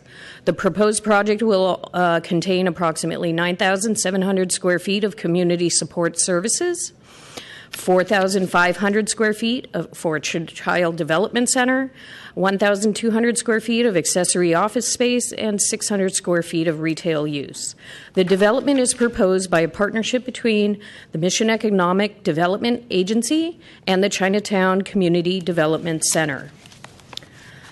On May 10, 2016, Supervisor Campos introduced the proposed ordinance under Board File Number 160509, which would amend the Planning Code to revise Zoning Use District Map, sheet number ZN07, and Height and Bulk District Map, sheet number AT07, from a public P zoning and 50X height district to an urban mixed use, UMU, and 85X height district, respectively. Planning Code Section 295 regulates the shadow cast by any development over 40 feet tall between 1 hour after sunrise and 1 hour before sunset on recreation and park properties. The Commission must grant authorization to the new construction projects that will cast shade or shadow upon any property under the jurisdiction of the Rec and Park Commission. On July 21st, 2016, the Recreation and Park Commission conducted a duly noticed public hearing at a regularly scheduled meeting and recommended that the Planning Commission find that the shadows cast by the project on 17th and Folsom Park will not be adverse to the use of that park. On June 10, 2016, the Planning Department determined that the proposed application was exempt from further environmental review under Section 15183.3 of CEQA Guidelines and California Public Resource Code Section 21094.5, which provides a streamlined environmental review process for eligible infill projects. The department received so far one inquiry regarding the project from the Mission Dolores Neighborhood Association. Some issues and other considerations. Under Planning Code Section 315, it is a provision that an affordable housing project shall be considered a principally permitted use and shall comply with administrative review procedures.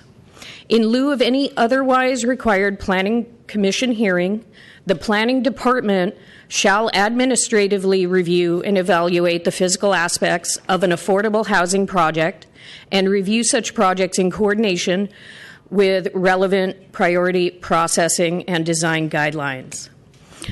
This affordable housing project may also seek exceptions set forth in the Planning Code, as would usually be granted under Section 329. Okay. For this project is located in the Mission District, which has been experiencing issues of gentrification and displacement. This project would create up to 134 affordable residential units and is supported by the evolving work of the Mission Action Plan 2020, which is the collaborative effort by the Planning Department and the community. This work seeks solutions to retain socioeconomic diversity in the neighborhood and to have more affordable residential projects.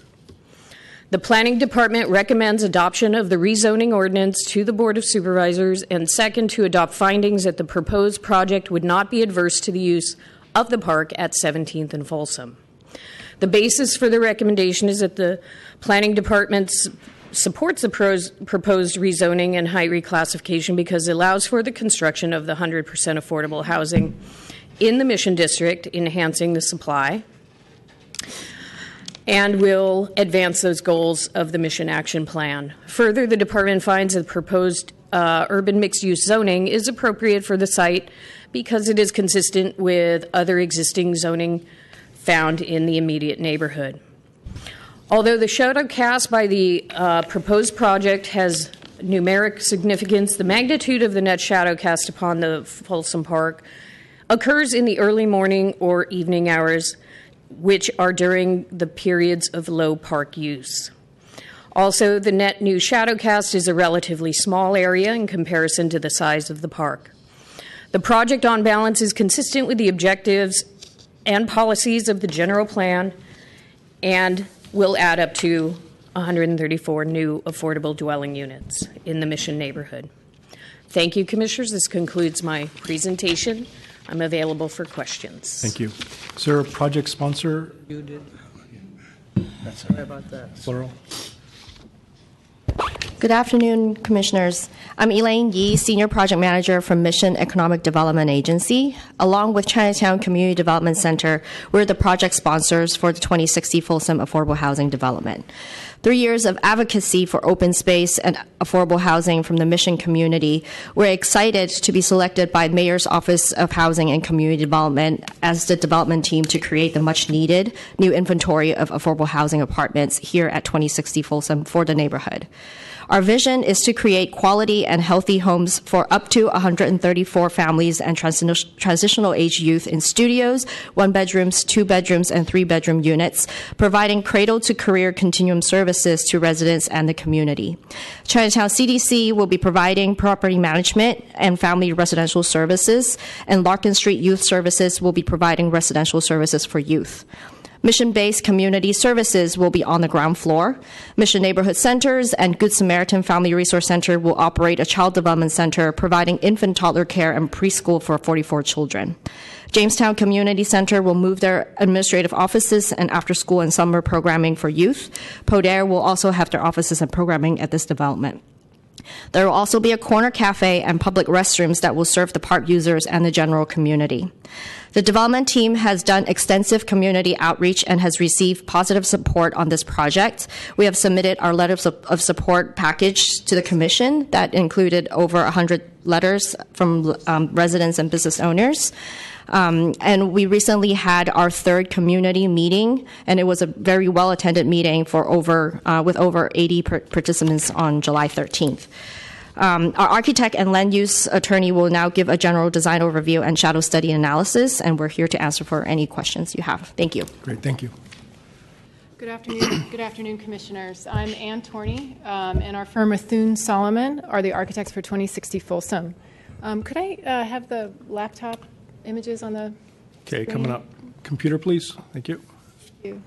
So the site for 2060 Folsom, we refer to it as 2060. I know it's on your agenda as 2070. Is between Folsom, Shotwell, and the new city park fronting on 17th Street. In the proposed design, what was conceived of as a 10-foot access and firefighting easement is widened to create a new mid-block pedestrian paseo between Folsom and Shotwell Streets. Next slide. Thanks, Aline. Our design is still in progress, but it's our intent to make the most of the south-facing park-adjacent setting to create up to 134 affordable new homes that supports the health and well-being of residents and a new community hub for the Mission District. The building massing is organized around a south-facing courtyard to draw sunlight and views deep into the building, maximize the connection between the building and the park, provide eyes on the park, and create an active ground floor with a variety of community-serving uses that animate both the street frontages, the paseo, and the park itself. Next slide. Thanks, Elaine. On the ground floor, you can see at the northern corner on Folsom Street, the infant toddler child care, the cafe at the very important corner of Folsom and the park, public restrooms that will be overseen by the cafe but are available for park users, the mid-block courtyard for the residential development facing onto the paseo, a community room that faces the paseo, the park, and the mid-block courtyard, and office space for Jamestown and Podair at the corner of Shotwell and the park. Next slide.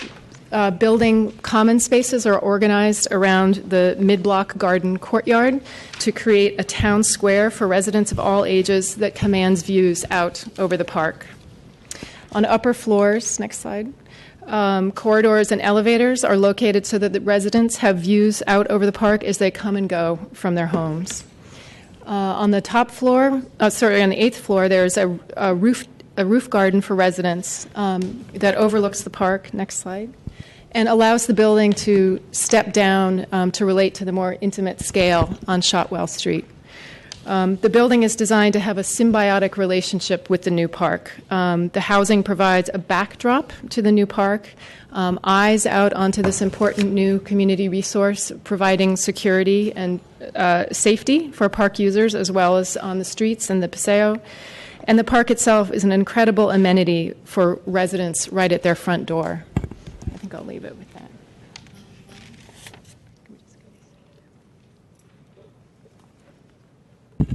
Good afternoon, Commissioners. My name is Alan Murphy. I'm with the law firm of Perkins Coie. It's a real pleasure to be here this afternoon to present to you the shadow analysis on this exclusively affordable housing project. I think coming up shortly on the screen will be a visual of that. But in the meantime, just as you all know, before permits can be issued for any project over 40 feet in height, the Commission must find that any shadow impact on property under Rec and Park Commission jurisdiction is insignificant. Here, the Rec and Park Department and also the Commission did find and recommend that this Commission find that the shadows cast by the project on 17th and Folsom Park will not be adverse to the use of the park. There are several factors that support this recommendation. First, consider the quantitative analysis. The shadow analysis included in your packet shows that the existing shadow load for 17th and Folsom Park is about 1.4% of total theoretically available annual sunlight. The project will increase the shadow cast as a percentage of TAAS by another 1.4%, resulting in a total shadow load of about 2.8%. When considering these figures, though, please keep in mind that the increased shadow in the park is to be expected given that the city has planned for increased building heights and densities in this area. And moreover, the park and the affordable housing project were essentially planned together by the city to exist in conjunction with each other on land that formerly was dedicated to a parking lot use. So just as one example, as was mentioned earlier, the project will provide users of the park with restrooms. In addition, there also are several qualitative factors that support finding that the project shadow impacts will not be significant. First, as staff noted, shadow will be cast either in the early morning or early evening hours when affected areas of the park are expected to be at low use. Second, the project will cast new shadow in the park mostly in the summer, which is not expected to be an important time of the year for park use compared to the spring and fall. Third, at its maximum, the new shadow area is relatively small at 2.7% of the park's overall area, and even that peak level of shadow occurs in the summer solstice in the early evening when the park will be either at a very low point of use or even potentially closed. And then finally and importantly, obviously the building casting the shadow will provide a significant public good. There's already been discussion of how many letters of support are in your packet for this project, and obviously providing 127 new exclusively affordable dwelling units in the city is a major public good. It will also provide affordable units to families and transitional age youth. And finally, of course, the project is in the Mission District, an area that has seen significant displacement of low-income residents in recent years, as the Commission is well aware. So just for all those reasons, we would respectfully request that the Commission find that the project would not have a significant adverse impact on use of the park. I'm available if you have any questions. Thank you. Okay, opening up to public comment. Wendy Laura, Anna Alfaro, Matilda T, Angela, I'm sorry, Angela A, I can't read that one, Aaron Bastanby, Corey Smith. Sorry, must be getting late and the handwriting's a little tough.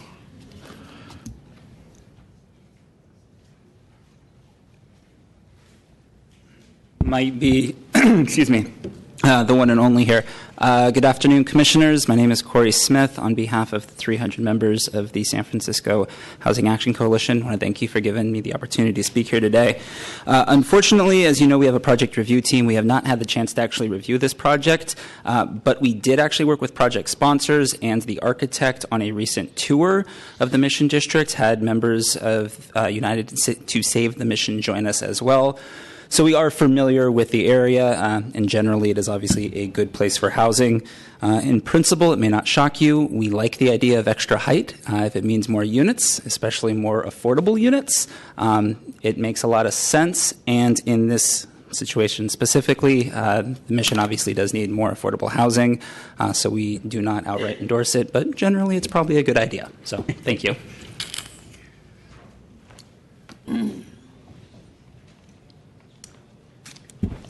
My name is Dylan Hamilton. I'm with Mission Economic Development Agency, and I'm going to be reading the letters submitted by Ana Alfaro and Dezer Martinez. They weren't able to be here at this time as they have work. So translated from Spanish, Ana's letter goes, "Good afternoon, Commissioners. My name is Ana Alfaro. I'm a single mother and an immigrant from Guatemala. I live in San Francisco with the rest of my family, and we need to fit 8 people into 2 rooms. It's very uncomfortable to live with so many people in such a small space with no privacy. As a community partner with Mission Promise Neighborhood and as a leader of a group of women activists in the Mission, I've seen many families lose their housing or be forced to live in conditions not fit for raising children. Many families have had to leave San Francisco, and this creates problems for schools and work, resulting in people spending more of their income on transportation. Commissioners, I ask that you approve the 17th and Folsom project that will generate more opportunities for affordable housing in our community. I also ask that you revise other projects that build only luxury units that our community cannot afford to buy or rent." And the letter from Dezer Martinez begins, "Good morning. My name is Dezer Martinez. Me and my family came from Honduras to look for a better future. We have been without housing for several months, and to avoid living in the street, we had to live in a garage. We did not have access to a bathroom or a kitchen, and the conditions made my daughter develop an illness. Many families in San Francisco live in similar conditions. Luckily, I found a shelter for families. My family and many families need housing we can afford now, and for this reason, I'm here to request that you support this affordable housing project on Folsom Street. Thank you."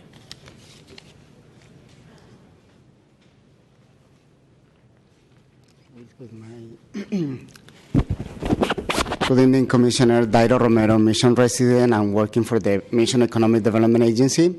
Those testimonies that Dylan read, it was from people who came at 1 p.m. to speak before you, and they had to leave because it took too much time. There are people, working class people, single mothers that take care of their children, but all the other children, they work in the restaurants, they clean the offices, clean the houses for people. This is like the working class people that we need affordable housing for. And they are not going to be in the street because they have little kids, and we don't see the little kids in the street because it will be criminal for San Francisco to have that. But they are living in really bad situations. And this is what we are advocating for affordable housing. This project particularly was part of the community planning when we started the Eastern Neighborhood Plan. The community identified this site for having a neighborhood park and affordable housing. We did all the outreach necessary because it was a parking lot, and a lot of business people were complaining about the parking. And even people around, they want to have a parking. And there is a trade-off. We need affordable housing, and we need to convince people that we need to build in the sites that are possible. The same for the high. Some people don't want to see high buildings in the Mission, but because we need affordable housing, we are educating people and bringing people together to support this. I hope, Commissioner, to don't make this longer, is that we get a unanimous vote today, and it's a few times that Mission activists feel that we get the unanimous vote from the Planning Commission, but I think that it will be a good opportunity to see that. Thank you very much. Thank you. Is there any additional public comment on this item? Okay, not seeing any public comments closed. Commissioner Antonini. Yeah, I think this is a very good project, and I'm happy to hear it's part of the Mission section of the Eastern neighborhoods, and very supportive of all the planning that went into the Eastern neighborhoods and the Mission District, and hopefully will extend the same sort of support to other projects, be they affordable or market rate, as they come before us. I do have a few questions. I did see there's it's exempt from environmental review. Is this the same as a community plan exemption, or it's a statewide exemption because it's affordable project? Thanks, Commissioner Antonini. No, this is a statutory exemption because it met certain criteria for infill development, and one of the criteria is about it being 100% affordable. Yeah, okay. So it still is approvable underneath we have to apply the same standards regardless of whether it's affordable or not affordable, but it seems as though it would fit under what the community plan exemption for the Eastern neighborhoods would allow. Part of the review did take into account the previously scoped work in the EIR, Yeah. so it did fall under that review, and it found that the infill project would not cause any new specific effects or more significant effects than the prior EIR. Right, so that's important to note because once again, it's a project that has been analyzed, and it's consistent with what we did when we analyzed the environmental for Eastern neighborhoods. So that's important to note with all the projects that come before us. And as far as the shadow is concerned, it's 1.49 of existing, I guess, and this adds another 1.4, something like that, comes to 2.84 of the theoretical available annual sunshine on this new park. And that seems reasonable to me. I agree with Rec Park. We have to be sure that we are cognizant of these numbers as we consider other projects. And, also I would assume this doesn't cast any shadows on other residences or other parts of the neighborhood. I don't hear anybody objecting to it, but I would assume that staff has already analyzed the effects, the non-statutory shadow effects that this may have on other parts of the other housing and stuff like that. Well, under 295, the analysis is about park and rec properties. Right, I know that's limited, but I think when we hear, 295 Prop K just limited to park rec, but we always will hear people also mention the effects of shadow on housing in the area. So I'm not hearing anybody bring up that point, and I assume either there isn't any, and we're not obliged, I guess, to analyze that if it's not part of the casting the shadow on the new park. So just making sure that we're looking at all the things that this project, which sounds like a wonderful one, does. And then, is this limited to San Francisco residents? I know we have legislation that was passed that gives preference to people in a zip code for affordable housing, and maybe we can get a little input on that. Yeah, so all citywide affordable housing would be applied with the different occupancy preferences, and neighborhood preferences for District 9 is actually one of the preferences in this project. Okay, because I understood that was like top priority if it's neighborhood first, because consistent with our laws, it only makes sense. We've heard about the demand for housing for residents in the Mission District, and those should be the ones we're accommodating, not people coming from somewhere else. So I think I'd hope that is what is being done, and it sounds like legislation got passed recently that came through us that prioritized fairly high percentages for radius around the project as top priority for the affordable housing. Okay, so that sounds good. And this was a parking lot. I guess it's been for a long time. It wasn't industrial in the past. The site was owned by SFPUC, and it had been operating as a parking lot for a while. Right, so we're not displacing any industrial use. Otherwise, everything sounds like it's fine with this. I mean, we are increasing the height, but it adds more units, and it seems like the impact on the park shadow is okay. I hope we will continue to work with staff on the design. We have kind of a sketchy picture of the exterior, and I think that staff has to continue to work with the architect to make sure it doesn't have an institutional appearance to it, and we've got all the things we require of other projects. Articulation, various differences in height, perhaps some other types of things to make it look more residential. So, but I'm supportive based upon the information. Commissioner Moore. It is important to repeat that the Commission's action today is basically limited to commenting as to whether or not there are adverse shadow effects on the park or not. But I do like to take a moment to acknowledge what I consider to be an ingenious project. The pursuit of Park and Rec to design a park has been independent of the design of the building, because the park is not designed as open space for the building, but the park completely functions on its own. Why do I know that? I sat on the Civic Design Review with the Arts Commission, and we reviewed this park, and I got the full lowdown of how this park was designed. And the building was never described in the context except the park being a south-facing park with its widest side-facing house was solely designed for really embracing the community from all directions. And the openings to the building side are actually very strategic and limited. So the Civic Design Review looked at really completely independently of the building as a park.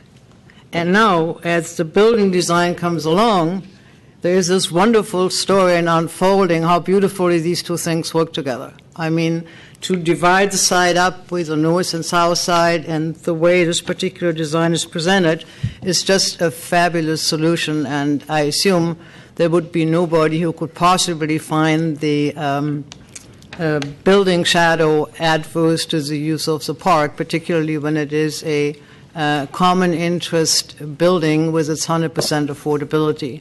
I want to briefly comment, although we are not approving it, on the exceptional design of the units. The design of the units and 100% affordable housing is an art on its own, which is something that needs to be elevated to being pointed out as being exceptional, because we often have just market rate units where the unit design really often lacks skill when we as a commission review it and ask questions. So I want to acknowledge the architect with youth in this and putting their best foot forward in an affordable building.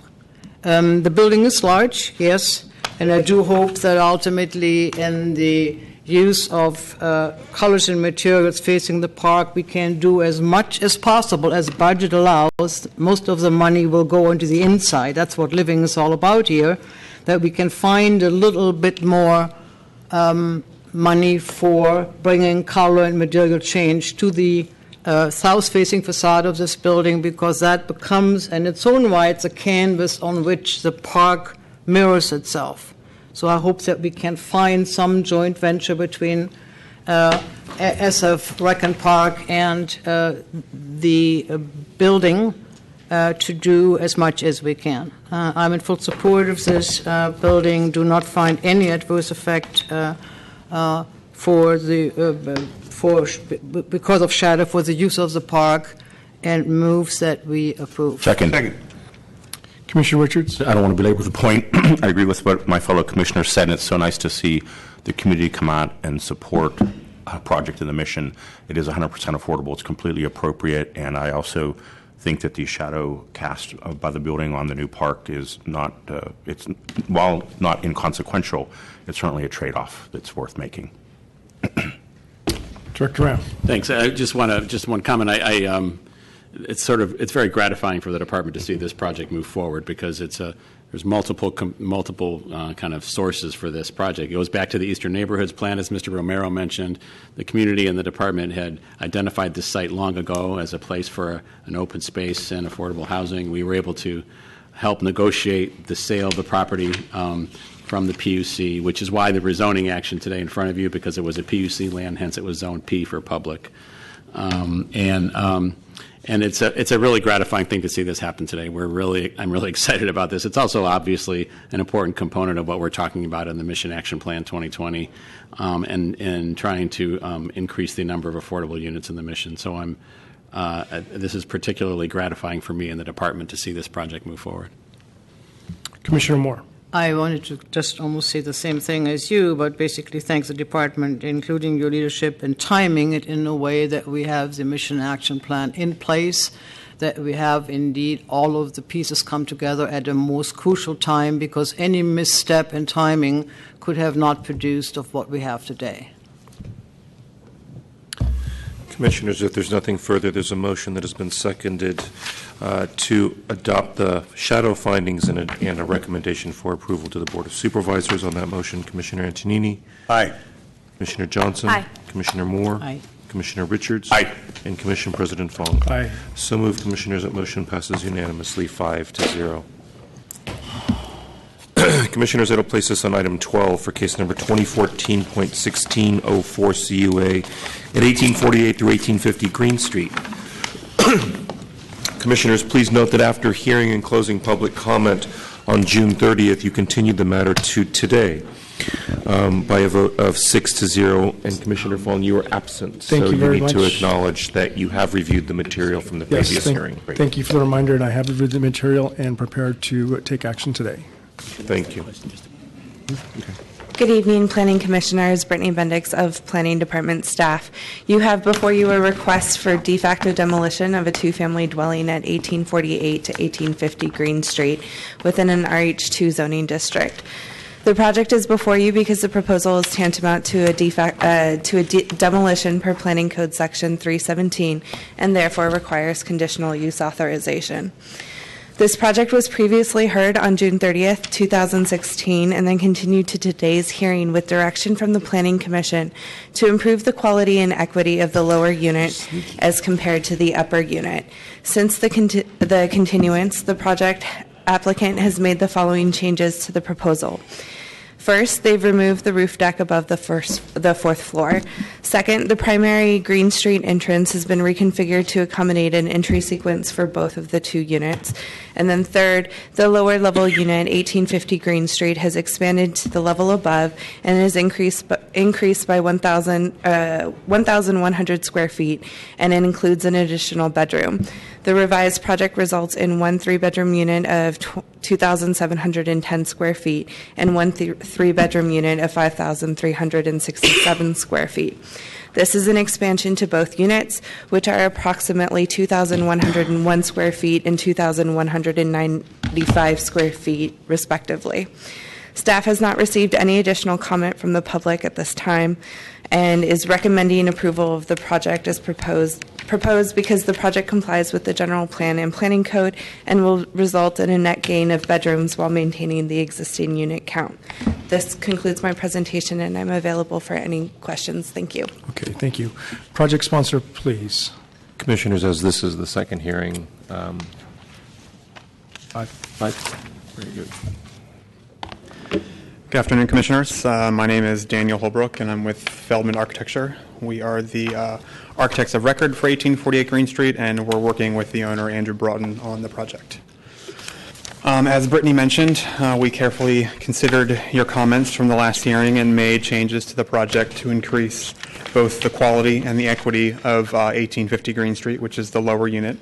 I want to take a minute to walk you through these changes, and I'd like to use the red projector if possible. So starting with the entry level.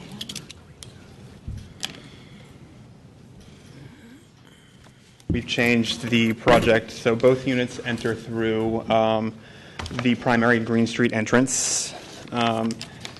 Step up 4 risers to get to 1848 Green Street, and you drop down a flight of stairs to get to access 1850, which is the lower unit. This is the basement floor plan. Behind the garage, 1850 Green Street is located in the same position it was in the last proposal, but what we've done is we've added a stair into the mudroom to take you to the upper level and added a bedroom to 1850 Green Street. So this stair here jumps upstairs, and we've then added a master bedroom, a small office, and a laundry room to 1850 Green Street. And then in turn, we moved the master bedroom for 1848 Green Street up to level 3. And as Brittany mentioned, we also removed the roof deck from the scope of work. Overall, we added 1,100 square feet to 1850 Green Street, making it a 3-bedroom, 3-bath, 2,700 square foot unit, thus increasing the square footage in comparison to the existing unit by 30%. This concludes the changes we've made to the proposed project since our last hearing. Thank you for your time, and I'm available for any questions. Okay, thank you. Is there any public comment? Okay, not seeing any. Commissioner Richards. I wanted to ask the city attorney, is she here? Can you let me know whether this demolition would allow the building to be still under rent control or not? Deputy City Attorney Marlena Byrne. I don't know the specifics of that. The standard is whether or not, as I understand it, is whether or not the building needs a new certificate of occupancy. That determination is made by the Department of Building Inspection. And then when the rent board considers whether something's subject to rent control, that is what they look at. So it's really, that question falls more under the jurisdiction of the Department of Building Inspection and the rent board. Thank you. Maybe Mr. Lindsay, do you understand whether or not the new project is an alteration under the building code or a demolition? Well, it was David Lindsay, department staff. It was certainly filed as an alteration permit. Okay. Through the Department of Building Inspection. It's a Form 3. Great. From Section 317 of the Planning Code standpoint, the planning department considers it to be tantamount to demolition. But your understanding of the state rent stabilization ordinance is that it would be the building, the result of the building permit that determines eligibility. The certificate of appropriateness. Okay, and an alteration issued by the Department of Building Inspection. An alteration doesn't require a new one. That's my understanding. Okay, great. So my issue, and I read this at the beginning of the hearing, there are 3 issues that this commission's struggling with is loss of rent-controlled housing, of which we'll check this one off the list. I'm glad it's not going to be considered a demolition of a rent-controlled unit. It still will be larger, but if you should rent it out, it's still under the rent stabilization ordinance. The other one is, I look here in the staff report, and I looked at the housing element. Policy 2.1, discourage the demolition of sound existing housing unless the demolition results in a net increase in affordable housing. Project sponsor, can you tell us how that's going to, the demolition of this sound housing is going to result in net new affordable housing?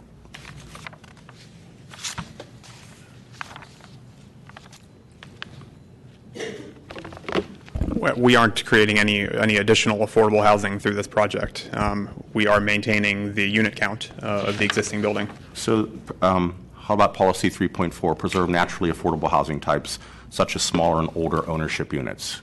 This is not considered a naturally affordable unit. Both units appraise above the 80th percentile of affordable units in San Francisco. Sure. My struggle here, honestly, is conformance with the general plan, even given what the project sponsor just said about whether it's naturally affordable or not. We have 2 units at roughly whatever square feet they are times whatever they're valued at. It's going to give you more than 1.8 million. But the 2 new units that are going to be coming on board are going to be way, way, way out of the league of any affordability I think pretty much anybody in my world can afford. For the top unit, even the $1,200 a square foot is going to go for $6.5 million. $1,200 a square foot, that's a guess. Maybe it's a little less. And the bottom unit's $3.2 million.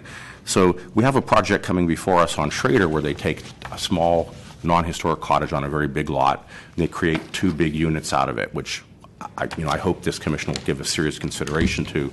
We approved one last week on San Bruno Avenue, same thing. We got 4 units out of it. I'm struggling here with this specific project. Why not just go find a lot with a cottage on it like those and build these 2 units? Why have to demolish sound existing housing to do it? We're not demolishing sound existing housing. We are maintaining the unit count that's there. And I guess in all fairness, we did in our last proposal propose a smaller unit that would be slightly more affordable.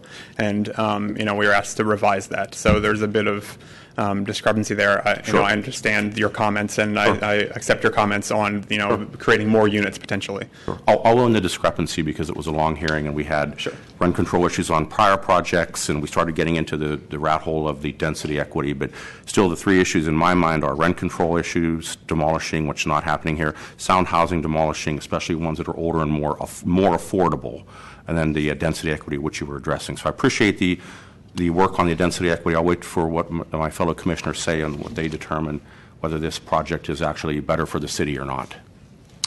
Commissioner Antonini. For project sponsor's architect question, I assume that these are condo mapped and they will be sold as separate units. What's that? I assume they're condo mapped and sold as separate units. I think that's...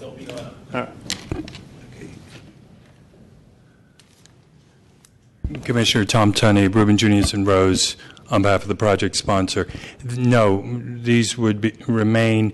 They can't be converted to condos. They're existing 2 units built prior to 1980. They'll remain 2 units. They would be sold as a tenancy in common. Okay. If at all. If at all sold. So right. They'll remain under single ownership, one would assume. But nothing wrong with that. I'm just kind of figuring out, and I understand the difficulty because they are existing units. You're not creating new units, so you can't condo map them. Correct. You're just changing the units. All right. That's I right. understand. Yeah, done a lot of good things, almost everything we asked to be done. If you wanted to, you could get an extra bedroom on that upper one, but that's certainly an individual decision. You've got tons of space, and if you don't want that many bedrooms, you don't need them, but you certainly can put, I guess it would be a 4th bedroom in that unit if you elected to do so because you've got plenty of extra space. But I don't have any problem with it. I don't have a problem with people improving their property. In fact, we should be encouraging it. And if they end up being better, of course, by nature, they're going to be more expensive. But, you own it. You should be able to do what you want with it, consistent with our approval process. And I think you went a long way to make the lower unit, more of a livable unit that somebody would want to perhaps purchase separately should you choose to sell it or live in independently from the upper unit. It could have even been a little bit more equally distributed, but pretty good job, I would say. With 2,700 square feet on that lower unit, it's a pretty good size. So I'm in support of the project and move to approve. Second. Commissioner Moore. While I think the architect followed some superficial interpretation of what we asked for, I think the added increase of an additional 1,100 square feet was not necessarily what we were talking about when we were spelling out a more equitable distribution between the two unit size. Just for the Commission, the building increased, the building today is 4,200 square feet, and it will be 8,000 square feet. Taking that into the context of the neighborhood, that is a significant increase to the overall feel of what's possible. The bulging up of both units to 2,700 square feet for one and 5,300 square feet for the other leaves me a little bit bewildered when the average one-bedroom apartment in this city is about 1,100 square feet. The smaller unit is now 27, and the larger one is 53,667. That having been said, what our concern was, and I think you addressed it, it was not necessarily just the size of the unit, it was its exclusive location in the basement of the building with no discernible second entrance. And I think you have resolved that. One could continue to debate the size as to whether or not that really hits of what the average citizen in the city wants. I doubt that it does, given the fact that the price of these units is pretty predictable, including the potential of tilting the neighborhood, which is otherwise just a normal middle-class neighborhood in that particular part of Green Street. I would like to ask the city attorney a question which goes a little bit beyond what we normally ask. We are very concerned about roof decks in areas where there are no roof decks. In this particular situation, and we never had that before, we were told in our last meeting that there is a private agreement between the person who is renovating this building and the adjoining neighbor about impact of noise of the roof deck and privacy, so that wouldn't become an issue before this commission. Is a private agreement between a current owner of the adjoining building and something which we approve here a typical solution to what otherwise could be a larger neighborhood nuisance issue? Deputy City Attorney Marlena Byrne, I would not advise the Commission to consider private agreements. You should approve the project based on the project that you have before you and the considerations that you would normally give that. I very much appreciate that simple answer, because the roof deck in this area is, I think, of great concern to me. There are no roof decks in this area, and since this building is already so incredibly large, I believe that it further exasperates the existing condition. And while in answer to Commissioner Richards' concerns, I do share your concerns in a major way, but I do not know of how that could apply to this building when the jurisdiction over the question that you have been asking lies with DBI and not within this commission. Commissioner Richards. So I've dropped the rent control thing, assuming that it's accurate. My issue really is I don't find this in conformance with the general plan, in that we're not preserving existing housing that's relatively affordable, and we're just getting rid of all these houses that could be good starter houses for families, and we're creating enormously large units that we're going to see on the front of property is in next Thursday's paper for $5, $6, $7 million. It just goes against the grain of where the city is going, and I think it goes against the policy objective I mentioned. I stand on that. City Attorney asked for the TIC versus condo conversion. I understand that two-unit buildings are still allowed to bypass the moratorium on condo conversions. Can you? Commissioner Richards, City Attorney at this moment is not. Deputy City Attorney Marlena Byrne, I apologize. I was conferring with the zoning administrator. Do you mind repeating your question? Yeah, there was a question between whether this was going to be condo map. Commissioner Antoni brought it up or not. My understanding of the 2013 condominium conversion ordinance, whatever the proper name is, the two-unit buildings are still allowed to bypass the condo moratorium. They can be TIC go to condo after 1 year where both owners live in each unit. Can you comment on that? Deputy City Attorney Marlena Byrne, that's my understanding as well. Okay, so are these units owner-occupied? Are the two owners living in there going to be enlarging their own units, or are these vacant? It's currently owner-occupied. Okay, thanks. Commissioner Antonini. Yeah, Commissioner Moore was talking about the roof deck, which is gone. As far as I know, I believe that's part of what's been done. Yeah, we've removed the upper roof deck from the scope of work. There is a smaller one at Yeah, one of the and levels. the lower terrace on the third level acts as the outdoor open space for 1848 Green Street.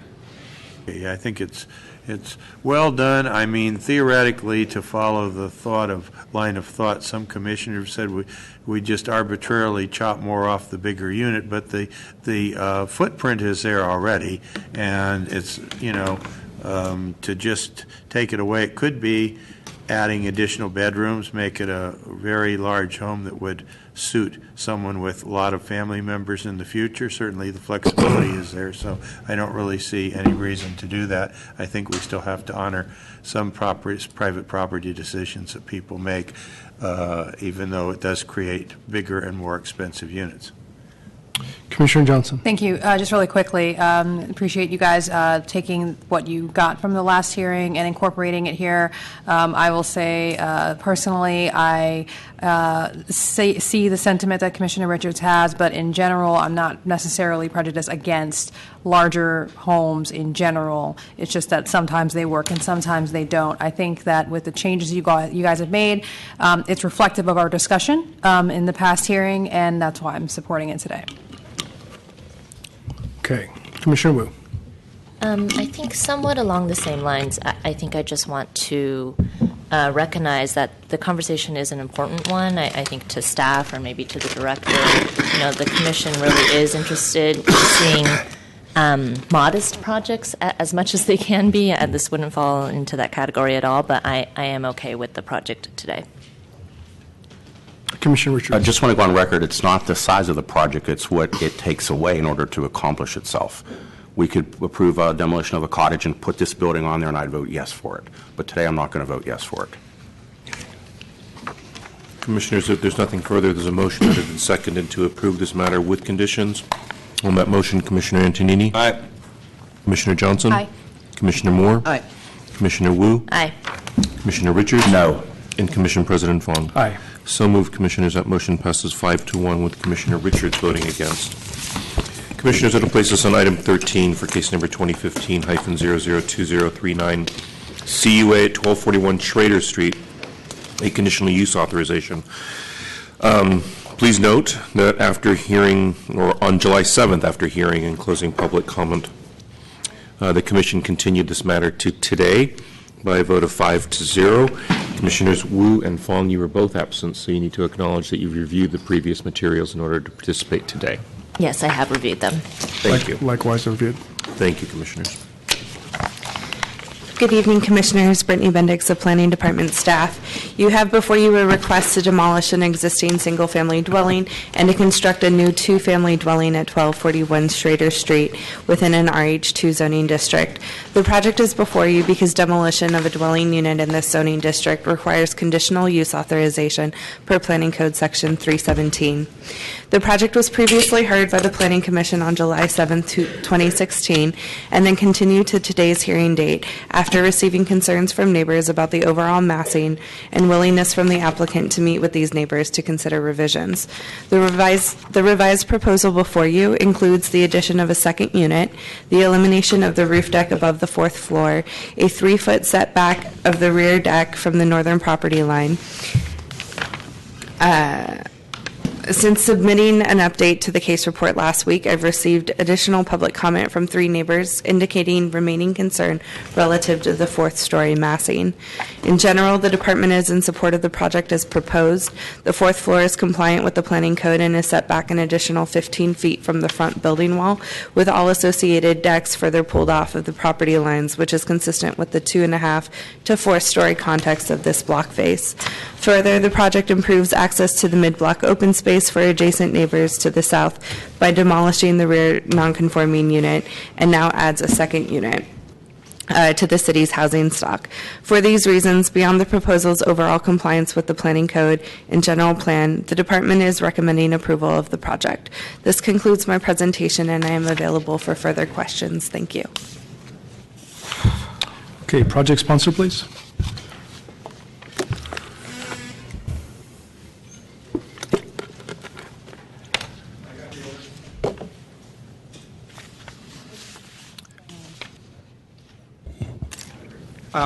William Pashalinski, architect. We met 3 weeks ago. I feel I've carried out the Planning Commission's comments explicitly.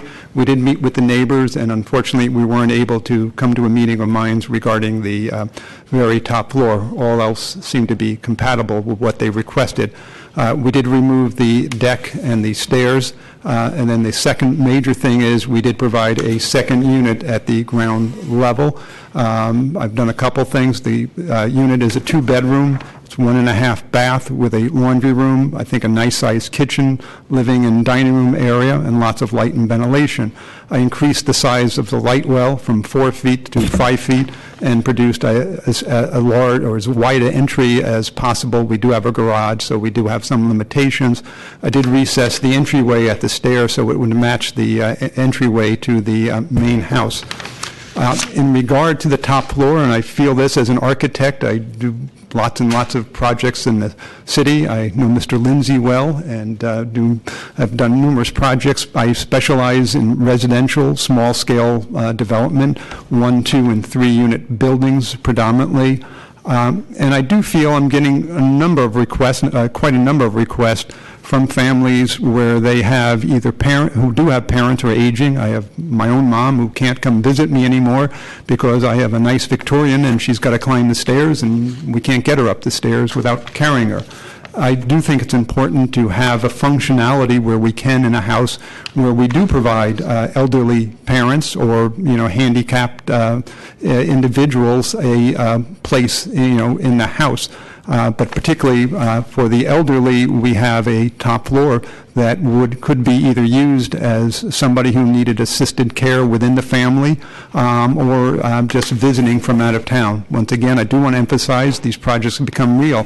Used to be I do maybe 1 elevator every 4 or 5 years. Now I've got about 5 elevators going to houses every year just to meet this, this function. And we do have an aging population, including me. I'm 69 years old. I've got a bad back. I do PT once a week, and I do Pilates once a week, and I can show you my backpack. So we do have an aging population, and I do think it's a humanistic philosophy to try and provide them spaces where they don't have to be carried up the stairs. And I just want to say that on the original submittal to you, it was done in a bit of a hurry, and I did provide a drawing, today, just showing you the layout of the unit itself. That would have both a bed and a little sitting area that top floor could function in that way. Thank you. Okay, opening it up for public comment. Sam Truslow, Darlene Fredwell, and Marjorie Crockett.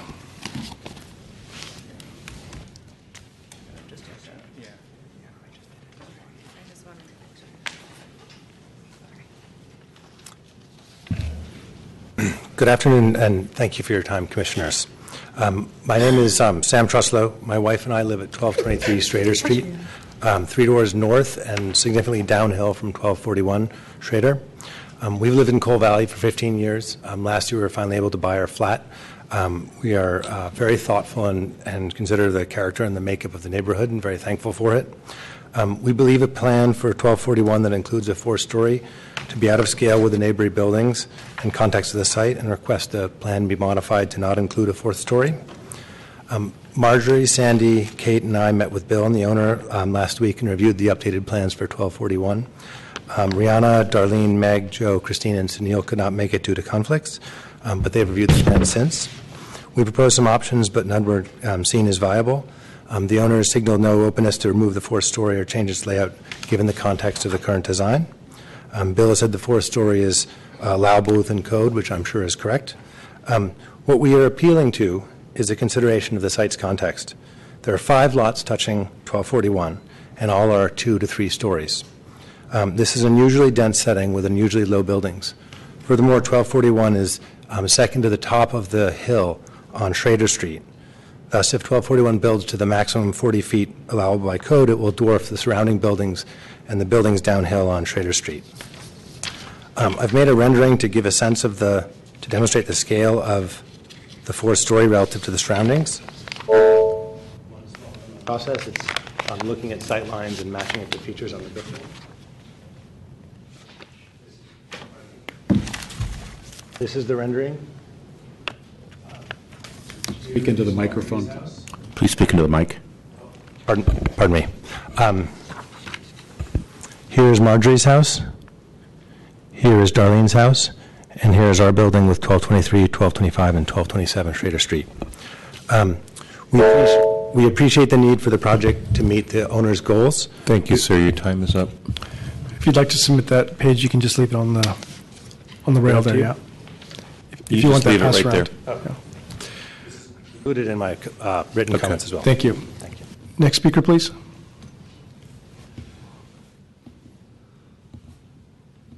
Hi, my name is Darlene Friedel, and my husband and I own a house two doors down from the proposed project. This house really affects the whole block, not only Schrader Street homes, but homes on Alma and then on Grattan Street. All our backyards join to make a green space in some ways. And it's like putting a wall with a watchtower right in the middle of everyone's backyard. It's like a fortress, or like a prison watchtower overlooking all our neighbors.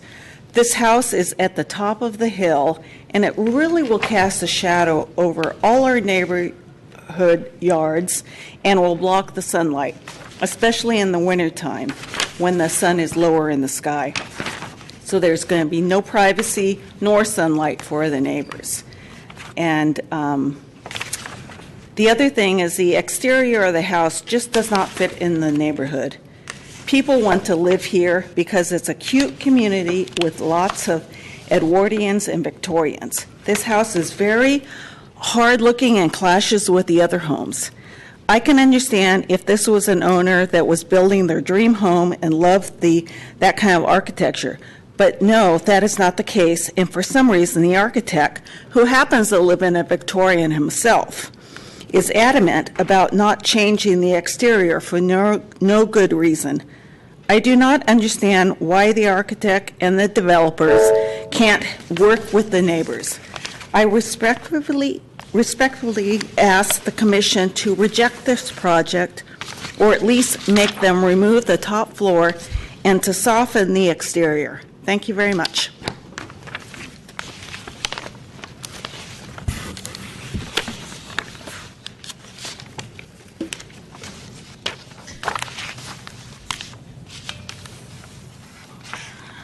Good afternoon, Commissioners. When I came before, my name is Marjorie Crockett, and I live adjacent to the proposed construction.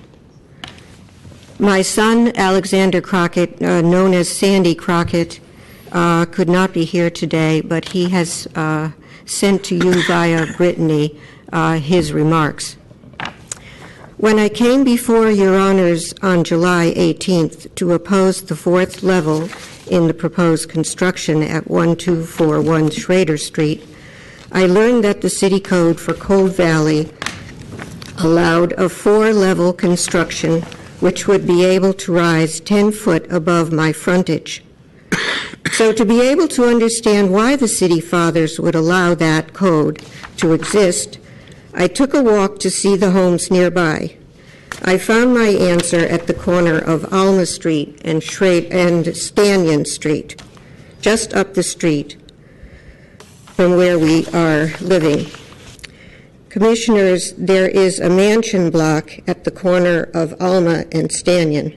That is a large apartment block. It rises to the full height allowable in the code. Further, at the corner of Parnassus Street and Stanyan and at Cole Street and Stanyan are two further apartment blocks. That explains the code. I ask, is 1, 1241 Schrader Street a mansion block? Is 1241 Schrader Street situated on a corner? No, that construction abuts 4 properties, 2 of which are 2-level and 2 of which are 3-level properties. Please consider removing the proposed 4th level, which includes an elevator, a large bedroom, ma'am. and a separate full bath. Ma'am, thank This you. 4th level Ma'am. is out of character Ma'am. with its direct neighbors and more Ma'am, generally thank you with very the much. Your neighborhood. time is up. I only have one more sentence. Sure. Requesting that the depth of the basement, as shown in the plans, may have a problem with runoff and I'm not listening. Let's go. Okay. Ma'am, it's an equity issue. If I give you one Thank more you. minute, everyone has to get an extra minute. All right. Thank you very much for allowing me to finish. Thank you. Next speaker, please.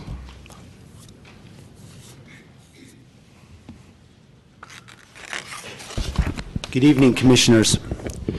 The neighbors that spoke had 3 concerns.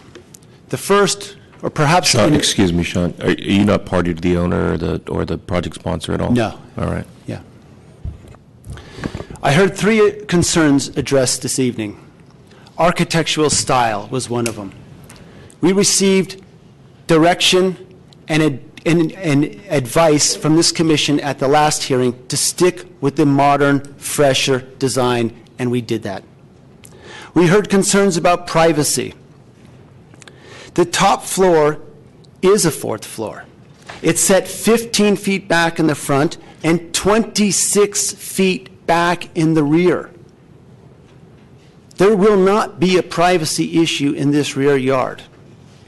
The third concern we heard is about blocking lights and an unprecedented 4th floor. And if I could have the overhead for a second. 2 doors to the north. One of the speakers that spoke here.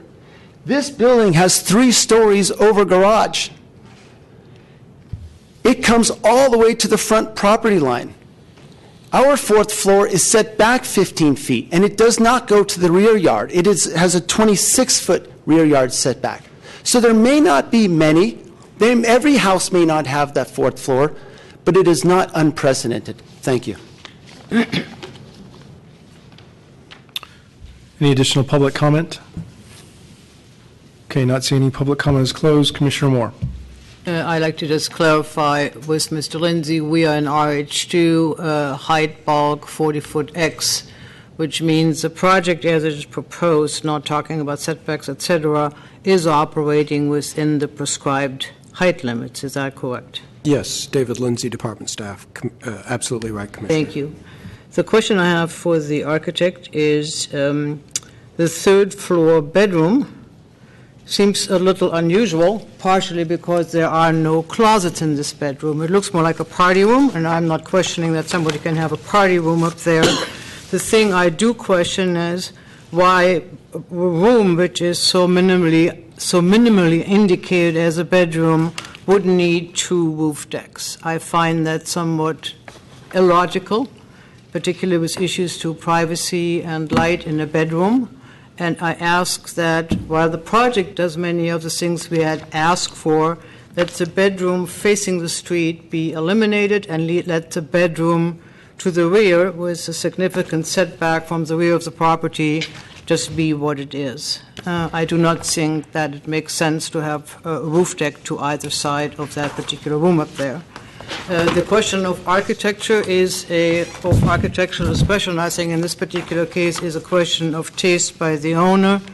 I question why the 1st floor has as much glazing, which is more like a 1950s look and makes the adjoining buildings not particularly harmonious. But I just let that sit without basically taking issue with it. We did not raise it last time, and if I had my druthers, I would probably diminish the size of those windows. They're a little bit relentless, but that is not what I feel should be a condition we are imposing. Yeah. The only thing is I make a motion to approve with the condition that, with the conditions as I stated, but also that the front deck or the front terrace on the third floor bedroom be eliminated. Second. Commissioner Antonini. Yeah, I went out and looked at this, and I will agree with the project speaker who showed pictures of the houses. I made a note. The house at 2033 is 3 floors, 1233 rather, 1255 3 floors, and then 12, the one further down, has 4 floors. So it's not entirely 3-floor structures there. I would agree with Commissioner Moore that I think there's too much glazing. I think that, you know, the basic colors and the way it's laid out doesn't look too bad, but I think we need to cut the size of those windows, particularly the ones on the main floor there, and have more non-glazed area, and possibly put a lot more emphasis on the panes. It appears that there are some separations on those windows, but it could be made a little bit more emphatic. You do have a cornice on the top there, which does tend to tie in fairly well with the house to the next side. It could have a little bit more detail, possibly. And as far as the top floor is concerned, I'm okay with the motion that was made by Commissioner Moore. Is that removing the deck that faces the Street. Street side? Cool. Yes. Yeah. I don't see the need for two decks there, and but otherwise it seems like it's a good thing.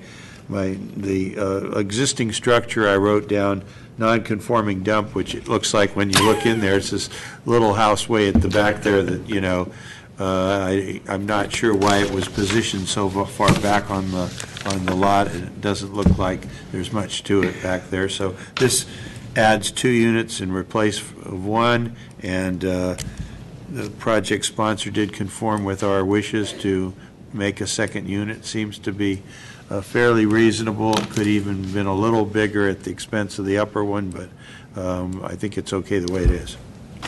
Commissioner Richards. Just want to be clear on the record, fully supportive of this project. This is a demolition that I get my mind wrapped around. It's a small, what did Commissioner Antonini say, dump?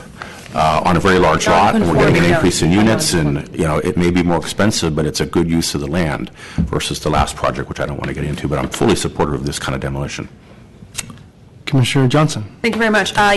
Quickly supportive of the changes here. Appreciate that the project sponsor was able to come back and take our suggestions into consideration. I just have a couple things. First of all, the non-conforming dump, it's applicable. It's way back. I mean, it's scary. If I'm a child, that's like where like the scary old lady lives. That's terrible. But I just have a quick question. So on the changes we're suggesting today, with the, I was calling it like a mezzanine deck, but I guess like the front deck, we're keeping that setback. So does that mean there's going to be just 26 feet of nothing?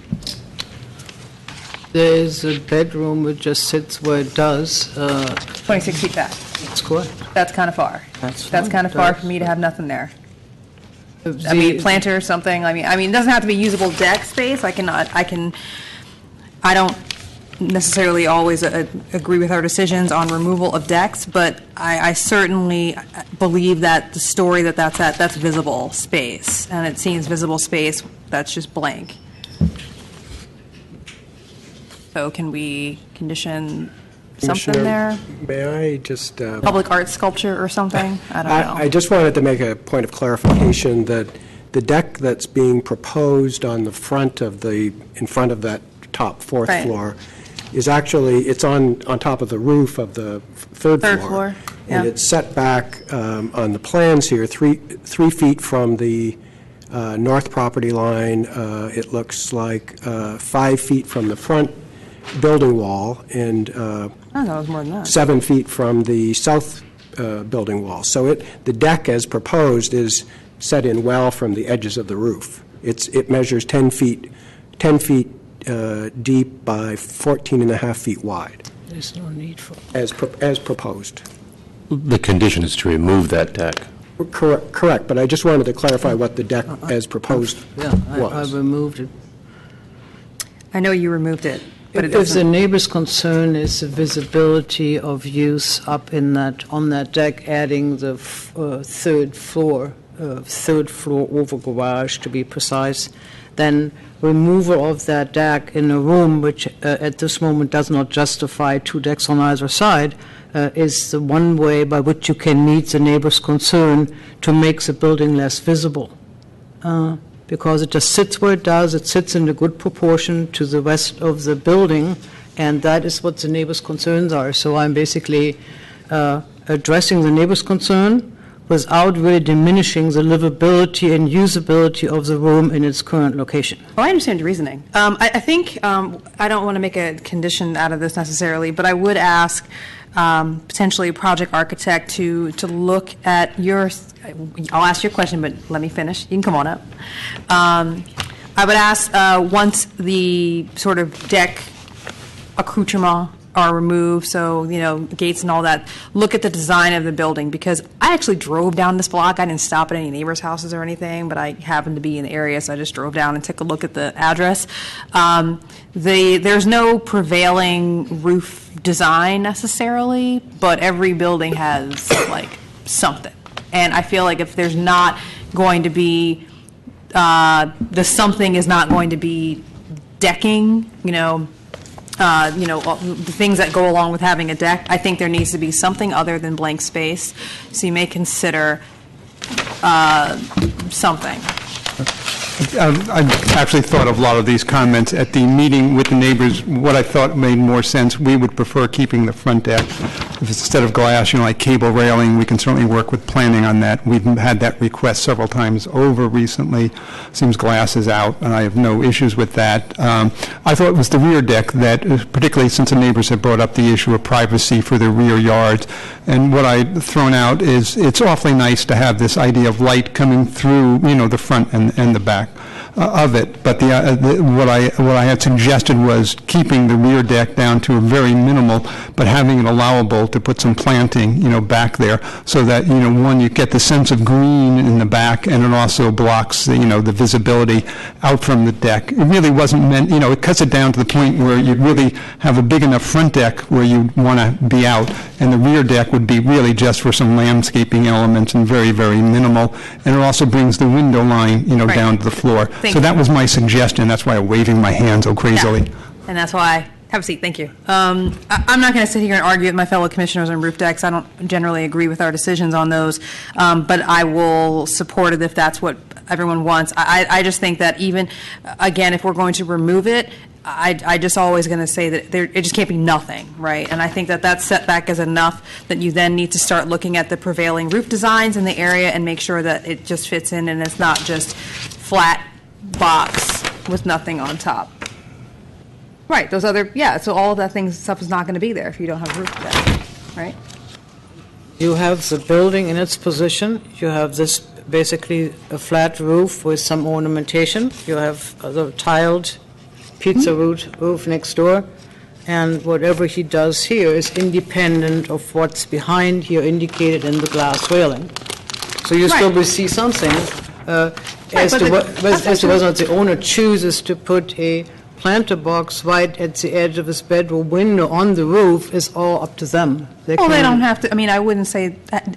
I don't want to belabor the point, because that's why I don't think I want to make it a condition, but I would just say they're not going to have glass railing. They're not going to have those things if there's not a front deck on that floor, and that's fine if that's what we're agreeing to, but I still think there's something that's going to be missing if you take that element away, and I would ask the project architect to look at it. That's all I'm saying.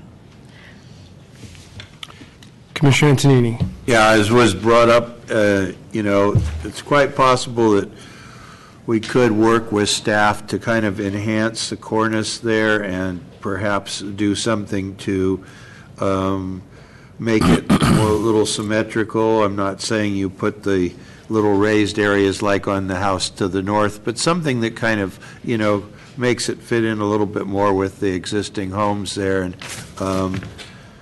And I don't have strong feelings either way with the deck. I mean, I could see it there or eliminate it, but it seems like there's a consensus that one of the decks would go. If the consensus was to take the back out instead of the front, that would be okay with me too, but I think the front probably is less visible from the street if that's an issue the neighbors have. And the other thing I'd thought of is if the roof on the upper floor was pitched a little bit, it might be a little less obvious as a fourth floor, but it is code compliant, so I don't know that that's absolutely necessary.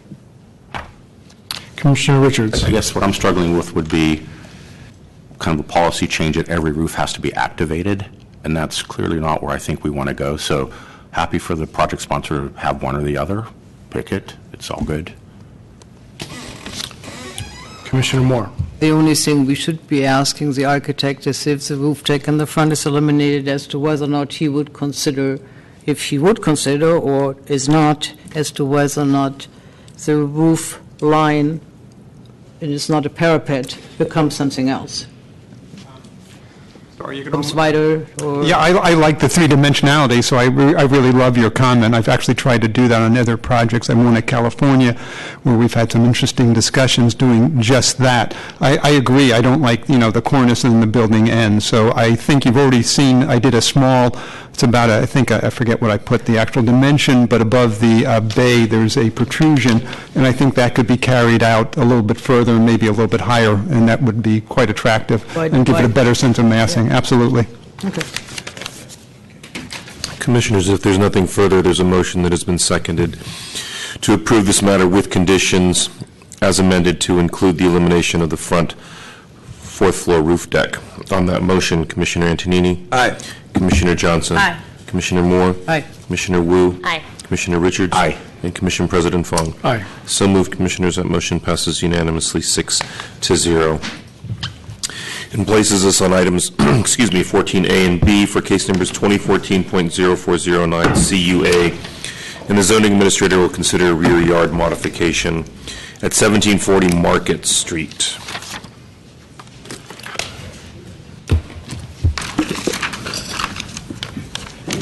Yep.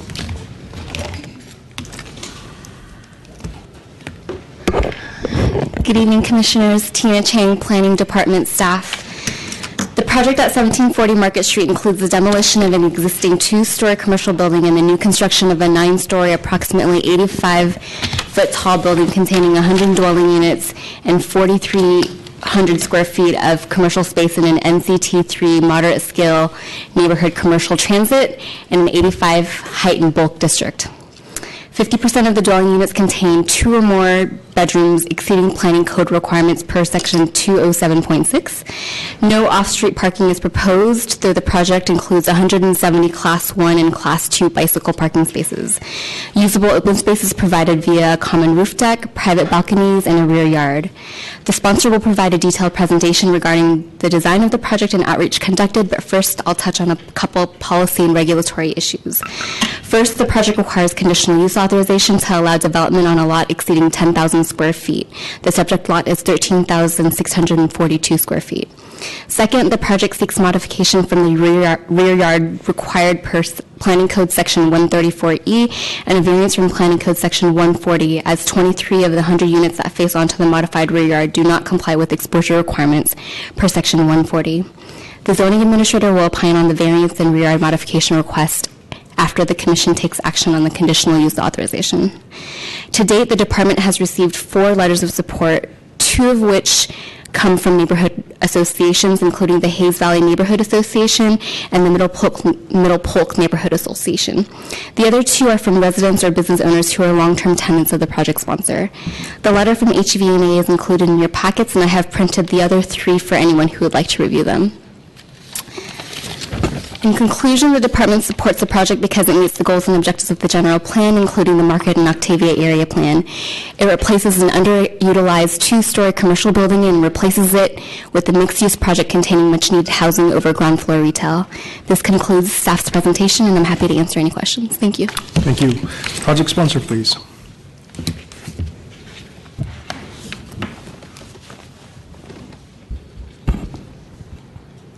Good evening, Planning Commissioners. My name is Patrick Zito, representative of the project sponsor, DIVCO Group. I'd like to thank you for your time and consideration on our project at 1740 Market Street. I just want to tell you a little bit about the project sponsor. We're a local real estate firm that has been an active real estate developer, business owner, and supporter of local nonprofits for over 40-plus years in San Francisco, and have been part of the District 5 community since 1985. We've been socially responsible partners and have actively supported various neighborhood organizations throughout San Francisco, such as Cheryl Davis's Mo Magic, Kimochi in Japantown, the YMCA Urban Services, the African American Cultural Center's annual holiday fair, and then the Western Addition Neighborhood Access Point Center, previously One Stop, which is designed to provide job seekers and career planning and assistance for job placement services. They recently obtained the highest number of job placements of any career center in San Francisco, which is a testament to the new leadership at the center. We originally were going to have Steve Nakajo from Kimochi speak, but because of the overrun of the meeting tonight, he had a prior engagement and could not stay long-term. And then we also had Liz Jackson-Simpson, who is the executive director of the Career Center, who is also going to speak on support of our project, but she also had to leave because of another obligation. So we've spent the past 2 years engaging our neighbors, local businesses, and the community to come up with our proposed residential mixed-use rental project. We have had to work with a challenging triangular site, but with the help of our architect, we have come up with an exciting design that will provide the much-needed residential rental units, retail businesses, and a positive activation of Market Street. We have spent a considerable amount of time outreaching in the neighborhood and will continue to keep everyone updated. We are thrilled and immensely appreciative of the Hayes Valley Neighborhood Association and SF HAC for supporting our project, and we've met with multiple times with both the collective groups and individual members such as Jason Henderson and Gail Ball. We have also worked tirelessly and made significant concessions with our neighbors at 33 Haight Street to come up with a design and program that we could both accept. Our project goals and commitments are to provide the much-needed rental housing to San Francisco, provide more affordable rental housing on site, promote bicycle transportation by providing 170 bike parking spaces, zero-car parking on site, and to continue to support our local neighborhood nonprofits. We also would like to enhance the retail experience on Market Street with emphasis on existing and local businesses. We have had extensive experience working with some of the most talented and successful local retailers and restaurants in San Francisco. We have been instrumental in revitalizing the lower Fillmore retail corridor and have attracted businesses such as Wise Sons Bagels, The Progress, and State Bird Provisions to make Fillmore a more vibrant San Francisco neighborhood. We develop residential projects in neighborhoods where we remain committed and engaged with local businesses, residents, and community organizations for the long term. We sincerely ask for your support today so that we can move forward with our plans to make 1740 Market Street a reality. Thank you again for your time and consideration. And at this time, I'd like to introduce our architect, Warner Schmoltz.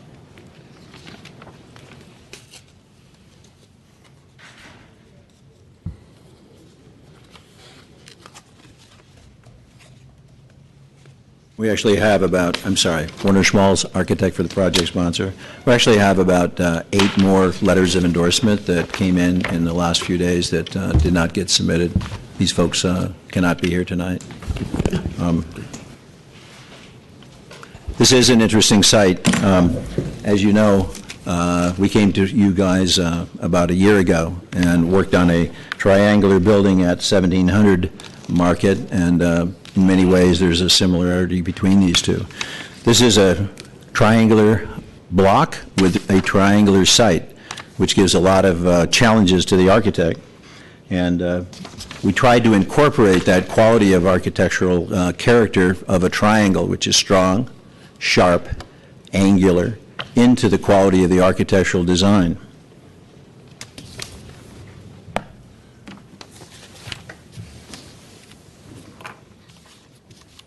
The front of our building is characterized by, I think, the 3 basic ideas of the Market Octavia plan, which was a strong and prominent base to the building, and this is 3 stories high, shown here with not only a 15-foot lobby and up to 20 feet at the end, but also encasing a couple units above it to the third floor to give it a prominent element to the body of the building.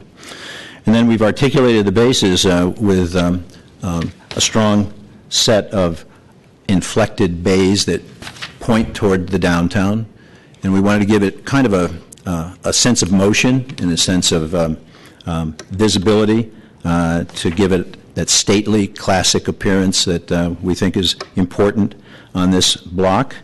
And finally, at the top of the building, we have a very prominent cornice, and we give it kind of an artistic, long, broad sweep to give a sense of motion and a sense of completion to the building, which we think gives quite an elegant look to the exterior. The gore of the building is actually at the mid-block, and that comes because we've respected the setback that the neighbor, Mr. McNabb, had commented on with us. And I have to say we worked quite tirelessly with the neighbor and with our client and with the planning department to get this gore, if you will, both prominent and articulated, but also to preserve the light and air that is due to the neighbors.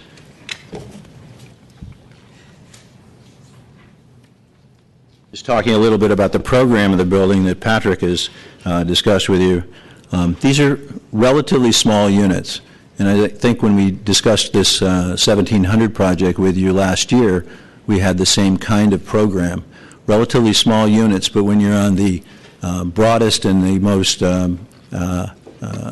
heaviest arterial boulevard in San Francisco, with BART, with Muni Metro, with buses right there on the street, we decided that we don't need any parking. We can't indeed get any parking here, but the units are sized so that they have a great deal of amenity on site. Common to a building with smaller units, we've got 2,000 square feet of tenant storage on the ground floor. We've got a very elegant and large lobby and mail area on the ground floor. And the retail area is split into 2 and perhaps 3 smaller areas that can be leased both for a larger restaurant or retail use or for smaller uses.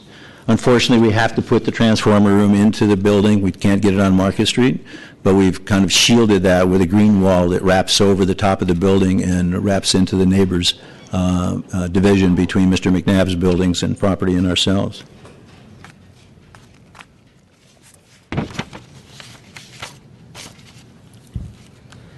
On the second floor, we have an internal courtyard, and that courtyard has 2 important amenities to it for this building. We have a large community room, and we have a large recreation room, both of which are connected to the outside space, as well as a 2-story retail, 2-story lobby along the front of the building. We are reprogramming that area right now. It shows that we have some private decks, but in discussions with our landscape architect, we feel that we will do more with vegetation and with contemplative spaces down there and put our active open space on the roof. This by way of adding more privacy and sensitivity to the inside of that corridor, courtyard. And additionally, we'll have a privacy wall separating the rear yard from our courtyard, which we've also discussed quite intimately with those neighbors.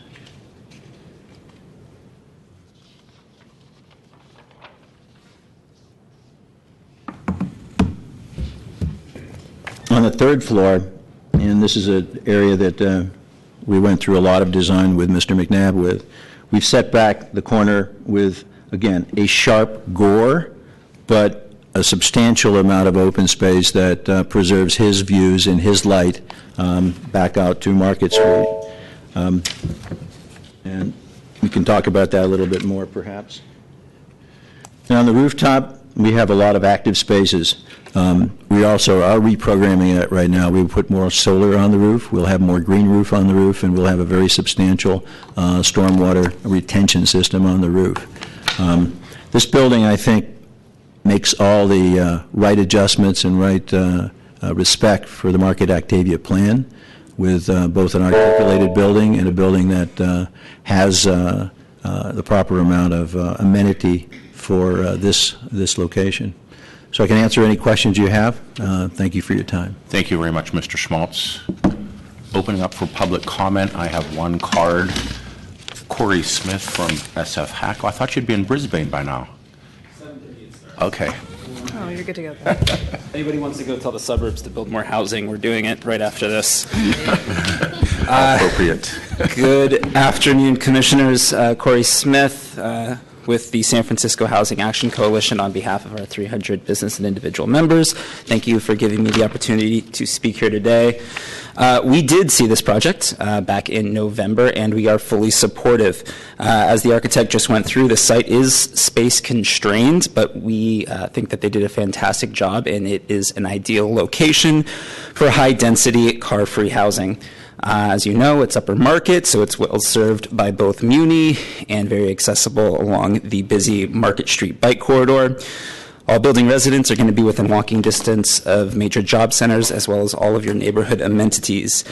We are absolutely thrilled that this spot has no car parking and a substantial amount of bike parking. Fits perfectly with the city's transit-first priorities. Overall, we think that they did a very good job designing a very challenging space, and especially the transparent ground floor. I think they did an exceptional job there. We support the decision to provide all of the below market rate housing on site.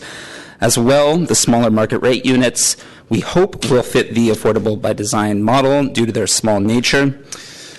Finally, as expressed, the project sponsor has done a very good job of engaging the surrounding community. Hayes Valley Neighborhood Association, you do have their letter of support. All in all, this is a good project. It is a good location for the project, and we wholeheartedly encourage you to support it. Thank you. Thank you, Mr. Smith. Any additional public comment on this item, sir? Thank you, Mr. President, Commissioners. Arnold Townsend, Reverend Arnold Townsend. Mr. Ram, how are you? Just wanted to rise and sing the praises of my dear friends, the Cito family. We have known each other, worked together, been friends together, lived and operated in the same community, the Fillmore District, for over 30 years. And if you were wise and it's ethical, you would be encouraging them to do more projects. You will not find more ethical people as owners, and you will not find more community-oriented landlords and owners than they are. Some people have said they work with our community. I disagree. They are part of our community in every aspect. They celebrate all of our joys and victories with us, and they commiserate and mourn with us over all of the tragedies that may occur in our community. They are givers. They left out the Juneteenth celebration, the NAACP gala, and about 4 or 5 more things Patrick didn't mention, that every year they support and give to. Their retail clientele is diverse and eclectic. Their tenant base, their residential tenant, is the same. I mean, in every sense of the word, they are the kind of people we want to be active in San Francisco.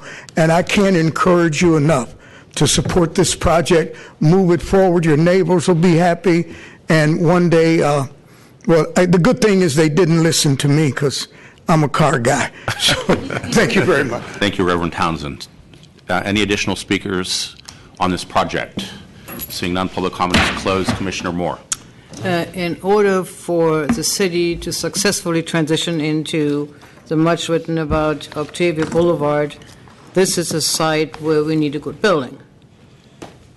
You come up Market Street, and then you're coming to this existing thing, and it's not happening. But I think this particular project is making it happen. There is something about a triangular site which indeed requires a lot of creativity. There is something even more difficult when you have a rather demanding building of Mr. Sadowitz next to you, particularly if you need to go around the corner and appreciate both buildings rather than being overwhelmed by a really good piece of contemporary architecture. I think Mr. Schmaltz hits a building on the right spot here, and I'm really happy to see playful, rigor in the facade design, his inflected bass, his kind of what I also feel, a sense of motion and a playfulness, which still meets all of the requirements on these large blocks of Market Street to move along something which has rhythm and liveliness, and I think this building does that. Are there some problems? Sure there are, but I think the creation of a good courtyard, well-dimensioned, which still leaves us with 23 units which have nested bedrooms and require a variance, is not as much an issue when these units are all tucked into an area where they have the largest view over this significant inner courtyard. So in other circumstances, when it came to saying, oh, it's 23 units don't meet the exposure requirements, we start to get nervous. In this particular case, when you really carefully look at it, where they are, I think they are fine. I like the daring of giving the building over its height of 9 stories distinct different expressions in the various zones where you move along these large blocks on Market Street, and I'm really very, very happy to see this building come online, and I hope that your design is immediately buildable with no changes, and I think it will be an excellent transition into the Octavia Boulevard, Market Street transition we're looking for. So I am in full support and move to approve. Second. Commissioner Antonini. Yeah, I also agree. This is, I think it was Mr. Schmaltz who also was the architect for 1700, and that was also probably even more challenging. I remember because of the need for multiple bedroom, 2-bedroom units, we were able to fashion something, and I hope to see that be built in the near future, and as well as this project, which I think it's kind of a dicey block of market, but with those 2 projects built, I think it's going to change the character entirely, so I'm very supportive. There's nothing further, Commissioners, of the motion that has been seconded to approve this matter with conditions on that motion. Commissioner Antonini? Aye. Commissioner Moore? Aye. Commissioner Wu? Aye. Commissioner Richards? Aye. And Commission President Fong? Aye. So moved, Commissioners. That motion passes unanimously 5-0. Zoning Administrator, what say you? Close the public hearing. Inclined to grant the requested modification of variances. Thank you. Commissioners, it will place us on item 15 for case number 2015-010615 CUA 399 San Fernando Way, conditional use authorization.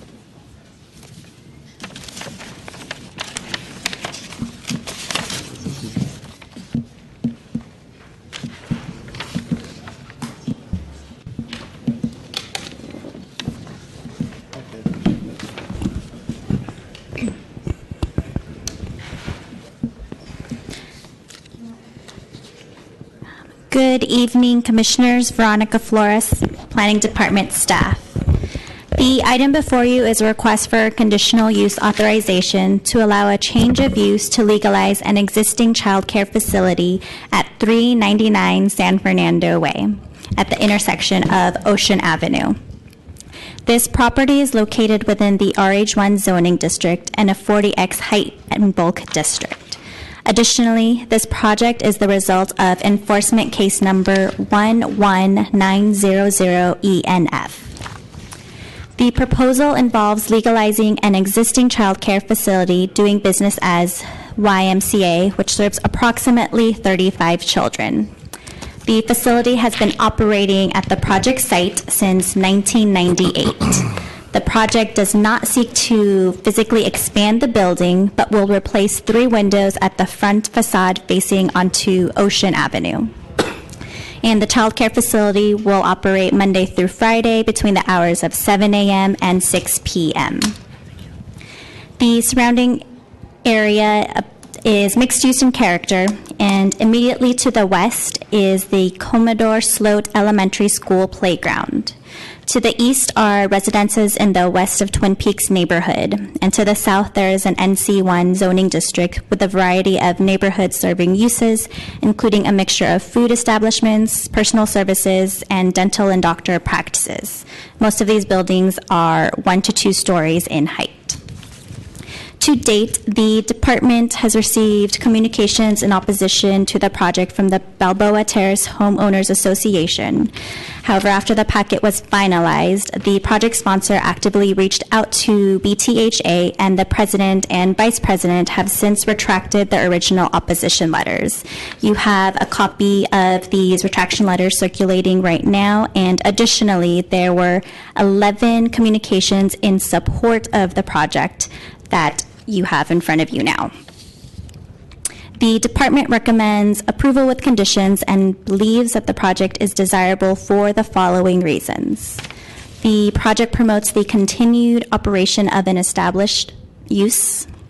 The business will serve the immediate neighborhood and provides a community need. The project will not displace an existing tenant.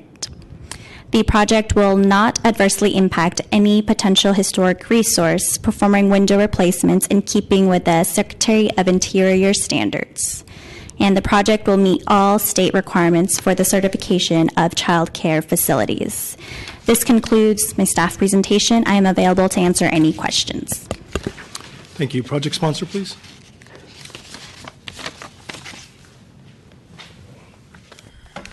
Hello, Commissioners. My name is Chris Dorman. I'm the architect for the project. What we wanted to do today was just provide a real brief explanation. There were a few letters, and we wanted to answer a few questions that came up in those letters, but we're happy to say that many of those issues have been resolved to date. There wasn't essentially all we've had to do is document what is existing conditions, and they're going to stay in kind, hopefully, with this conditional use permit. I'd like to introduce somebody from a representative from the church to just briefly go over the history of the child care center in the building. Thank you very much.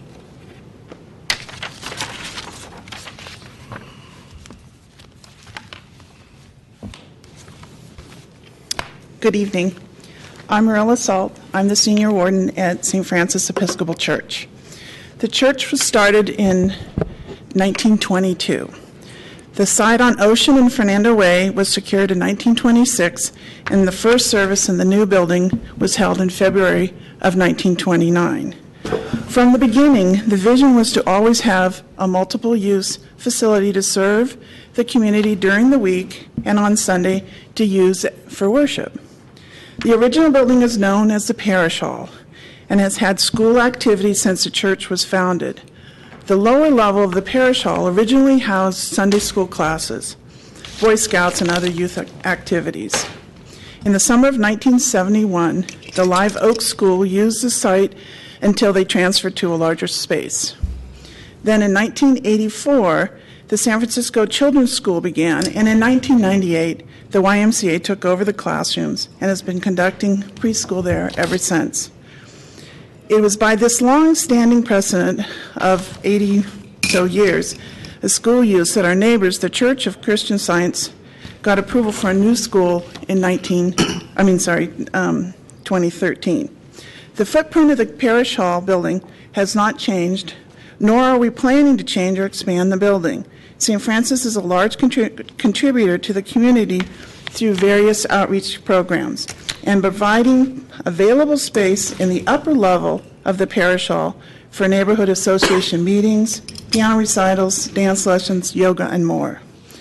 As part of this conditional use permit, we've been notified that some of the members of the Balboa Terrace Homes Association has concerns regarding traffic congestion and trash around the outside play yard the YMCA uses. Prior to the permit process, we had not received any complaints nor requests for changes from the neighborhood.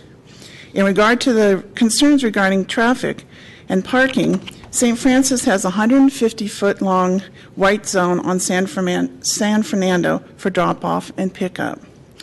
The YMCA preschool program does not seek to expand the number of children in the program beyond the current enrollment. St. Francis will monitor the white zone to ensure that traffic flow is not impeded by double-parked vehicles. In response to the concern regarding loose trash, we've asked our handyman to be even more vigilant about picking up any trash on the St. Francis property.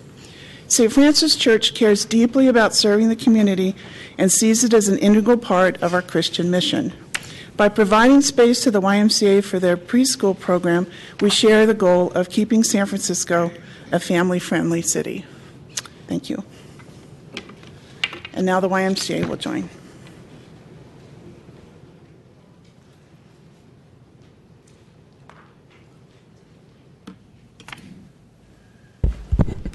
I think it's safe to officially call it evening, so I'll say good evening, Commissioners. My name is Josh Leonard. I am the Executive Director of the Stonestown Family YMCA. I'm going to just speak briefly about the program.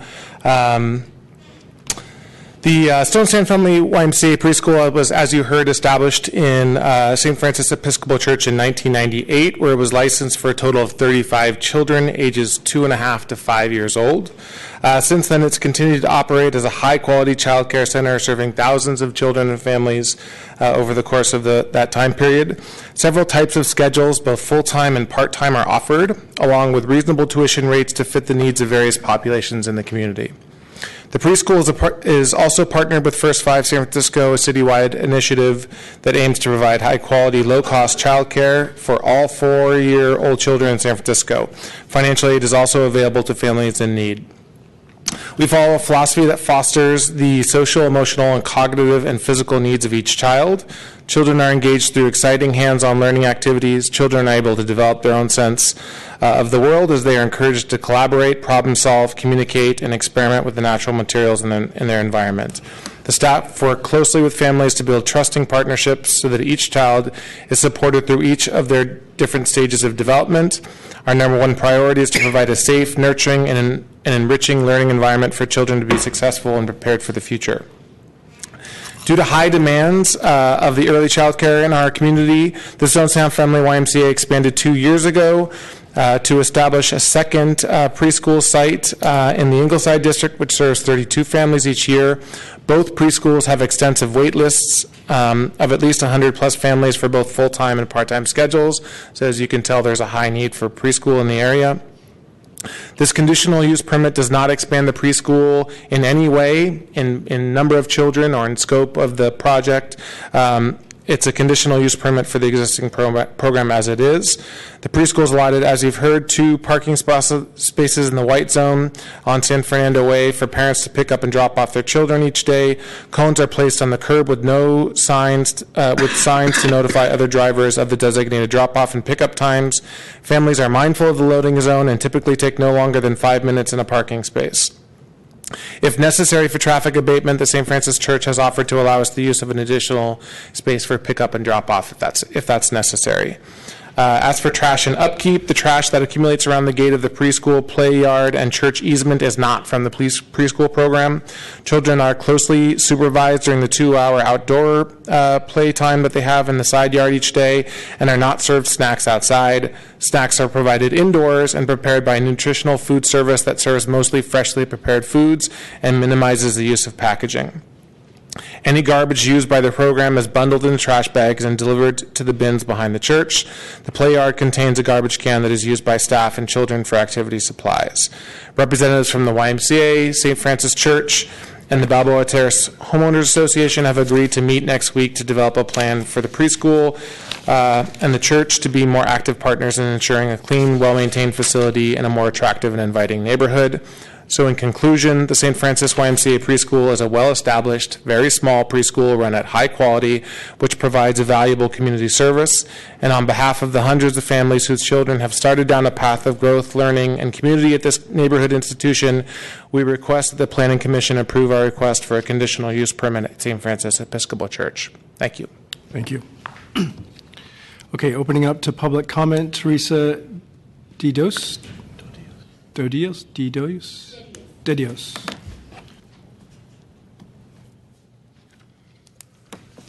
evening.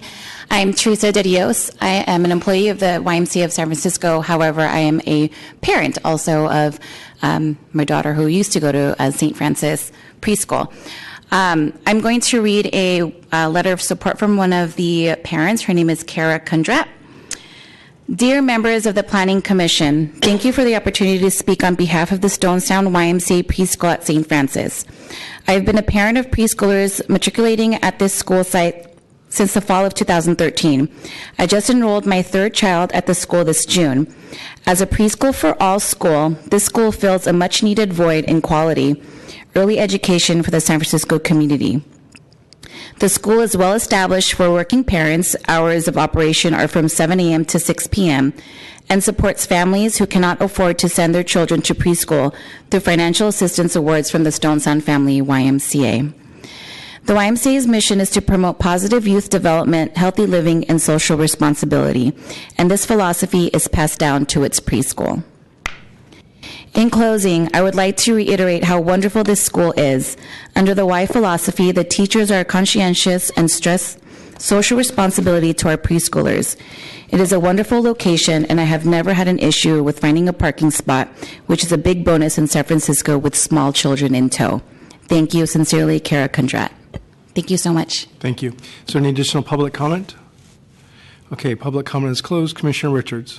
This is a great use of a project of the site. I'm thrilled that you're coming into compliance and happy that you're going to be working with the neighbors and the neighborhood association on whatever remaining issues there are, and I have complete faith you'll resolve it. I move to approve with conditions. Second.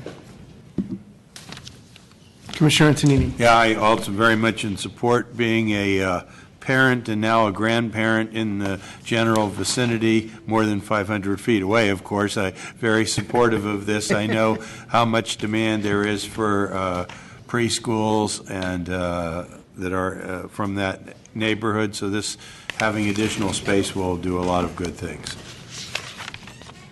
Commissioners, if there's nothing further, there's a motion that has been seconded to approve this matter with conditions. On that motion, Commissioner Antonini? Aye.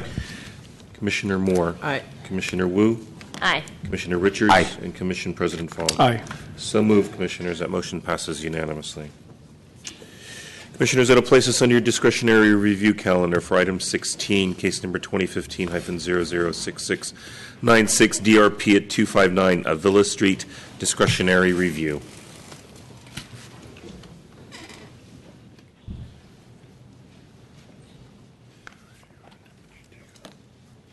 Good evening, Commissioners. David Lindsay of Department Staff. Unfortunately, we're going to have to continue this item. It's been pointed out to us that there's an existing dwelling unit in the ground floor which is being proposed to be removed. When the application was filed more than a year ago, that would have been approved as of right without a hearing, as it was an illegal unit.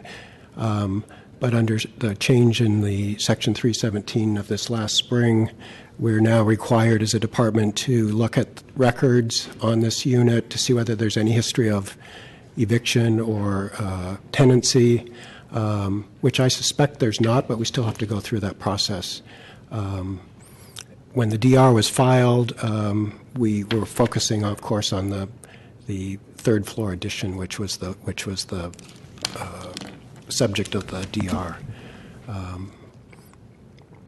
So I have advised the project sponsor just minutes ago of this situation, and I think we can handle it at the office quickly, but we're faced with a calendar that's booked well out into the fall at this point. Okay, Commissioner, well, do we seek then a motion to continue? By staff recommendation? I think that would be, yes, you would have Okay. to do that.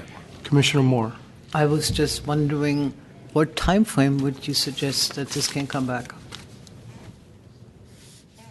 Well, it would depend on the outcome of our staff review. I think under one scenario, our review would probably take just a matter of a couple of weeks, and we could come back. If it actually turns out that it needs a conditional use authorization to remove this unit, we'd have to get that application filed and all the noticing that goes along with it. So,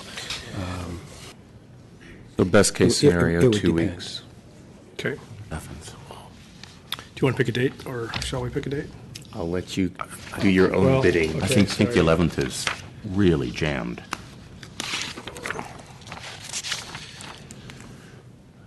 Eighth is full.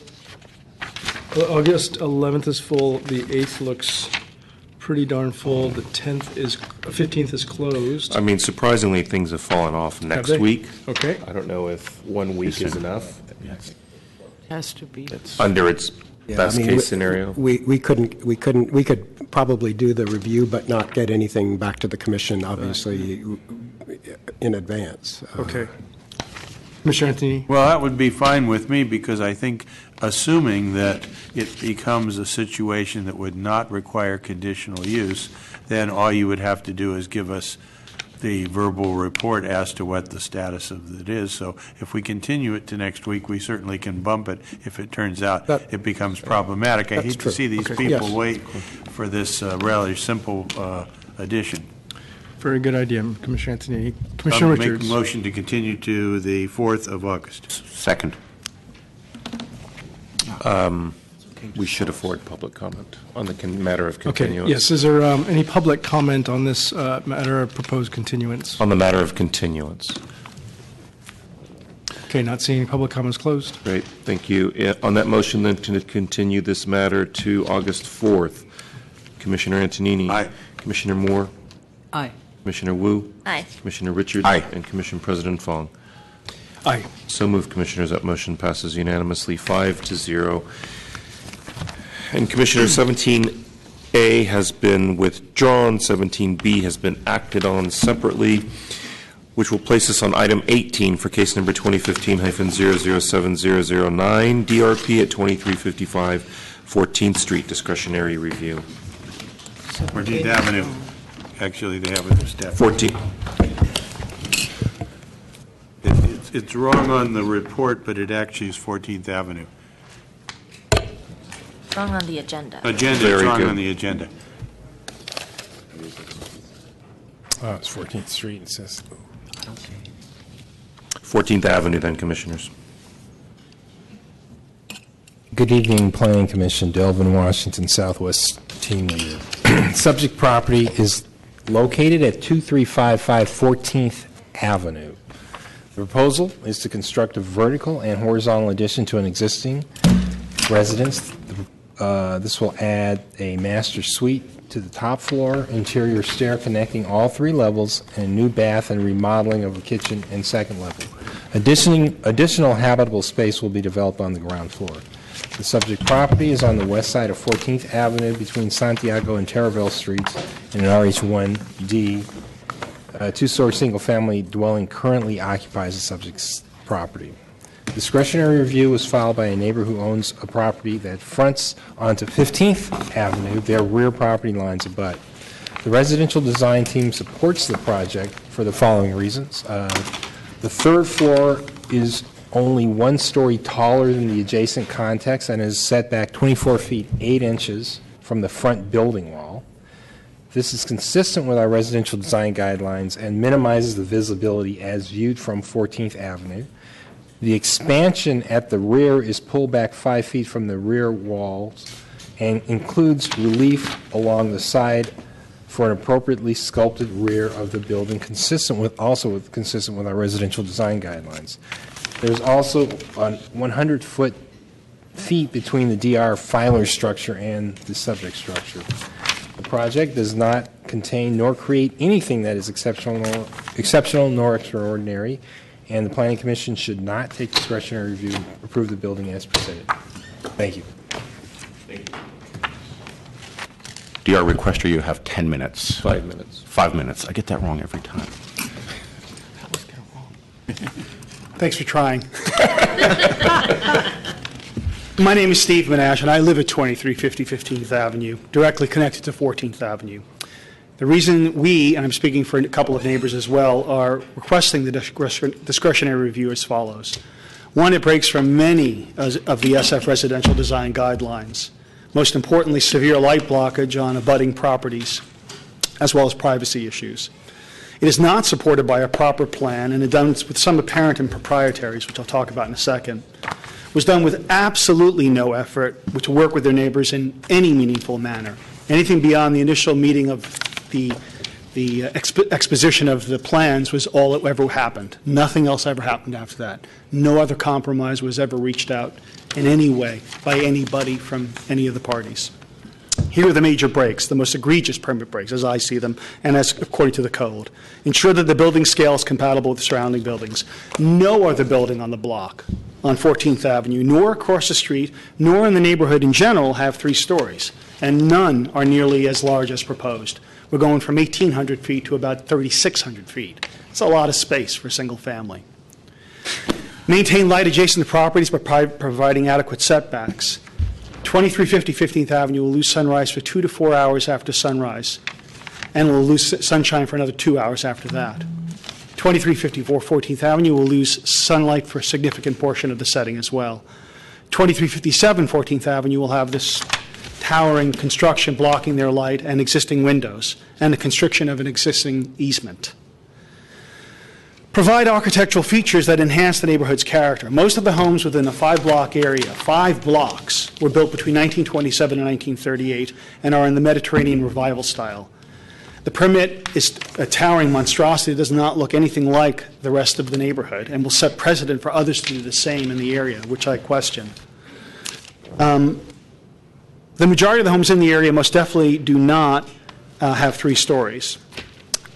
The design roof lines to be compatible with those found on surround buildings. The 3rd floor will create roof lines that are inconsistent with the abutting neighbors. Everyone on 14th Avenue, everyone across the street, and everyone on 15th Avenue after that. There's some weirdness with the plan. The right-hand hard requirements are not met on sheet A10. It still shows the right-hand side of the yard measuring at 1 foot, 2.5 inches. No plan for tree plantings, no bicycle parking, no front setback garden plan at all was proposed. But most importantly, and this was not in our initial request, and this is the part you really need to listen to, Part 1 of the proposed ground floor is already in place, and the existing ground floor plan and demolished plan is completely false. So that leads us to believe something's just bizarre about the whole process. The plans were presented to us as if they were a done deal. Feedback was relayed to them by us at the initial meeting and via emails to Veronica Flores, and all of it was ignored. No one reached out to any of us with any kind of compromise, and we are willing to listen to a compromise. Tim Lai offered a skylight to one of the neighbors to help him out with it, offered me a good deal on redoing my roof. Seems a little inappropriate when discussing plans of getting plans done. And then suddenly we got an email from someone named Jamie Vale, who was unknown to us prior, never introduced to us in any manner, in any form, at any point, ever. He told us that he was the partner of Tim Lee. I don't know who he was. You know, you get emails all the time. So I Googled the guy, and I find out that he's being investigated by was investigated by the FBI for some improprieties concerning the planning department. Nor did his timeliness to any of my responses to know who he was and what he was doing in terms of this plan. I was never contacted back, and 4 weeks went by before I got a contact. What we can support, and I think that's maybe the most important thing to prove that we are willing to work, is if they want a view on top of their house, and I understand that they do, that's perfectly great, build a roof deck. Build a roof deck that would still give them plenty of more expansion space. They could still move out further in the yard. They could still move away 8 feet from the fence line. We're okay with all of that. But the addition of a 3rd floor and a 3rd floor deck seems a little bit excessive to me. So we believe in support efforts for Mike and Noel to do what they want to their home, and we believe someone has a right to do what they want to their home. But it must be done in a manner that is courteous, thoughtful, and with a full realization of the impact on the neighborhood, and especially to those physically closest to us, which is me. That's it. Thank you very much. You're very welcome. Speakers in support of the DR requester. Are there any speakers in support of the DR requester?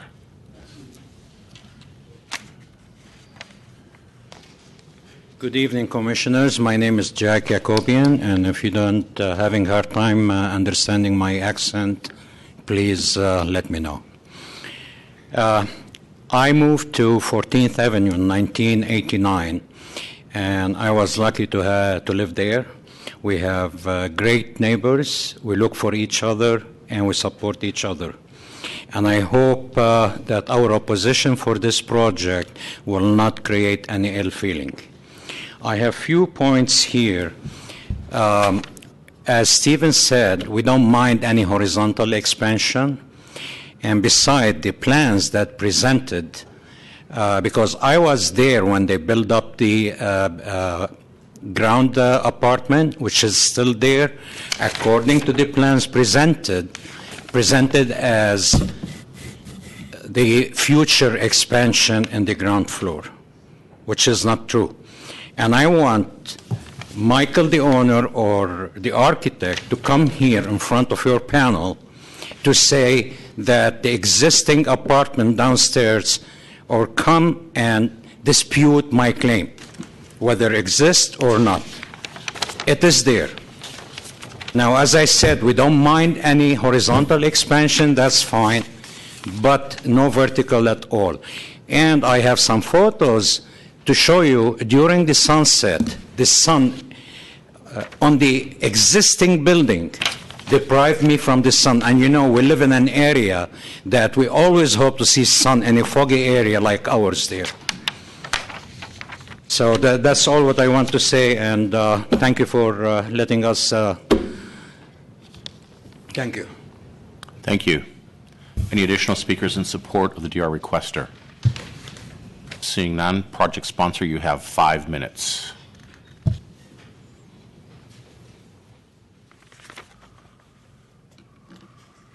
Projector on. Once you place it down, SF TV should go to it. Members of the Commission, good evening. My name is Noelle De Leon, and I currently reside in 2355 14th Avenue, along with my husband, Michael, and 2 daughters, Amelia and Maya. Simply stated, we wish to expand our home to accommodate our growing family. We were a family of 3, and as of 2 months ago, we are now a family of 4. We wish to add a modest 3rd-floor bedroom suite in order to have enough room for our growing family. And we would like to offer more than just space on the couch to my family who frequently visit from Los Angeles. With the difficulties of finding affordable homes in the city, with a big backyard like ours, and close to everything important to us like our church, our work, and my husband's family, our current home is perfect, with the exception of living space. So adding to our home that my husband's family has owned for the past 20 years is what makes sense for us, instead of relocating. We are connected to the city. Michael has made San Francisco his home since his family immigrated from China in the 80s, and I've had the privilege of living in the city for the last 5 years. We positively contribute to San Francisco as pharmacists.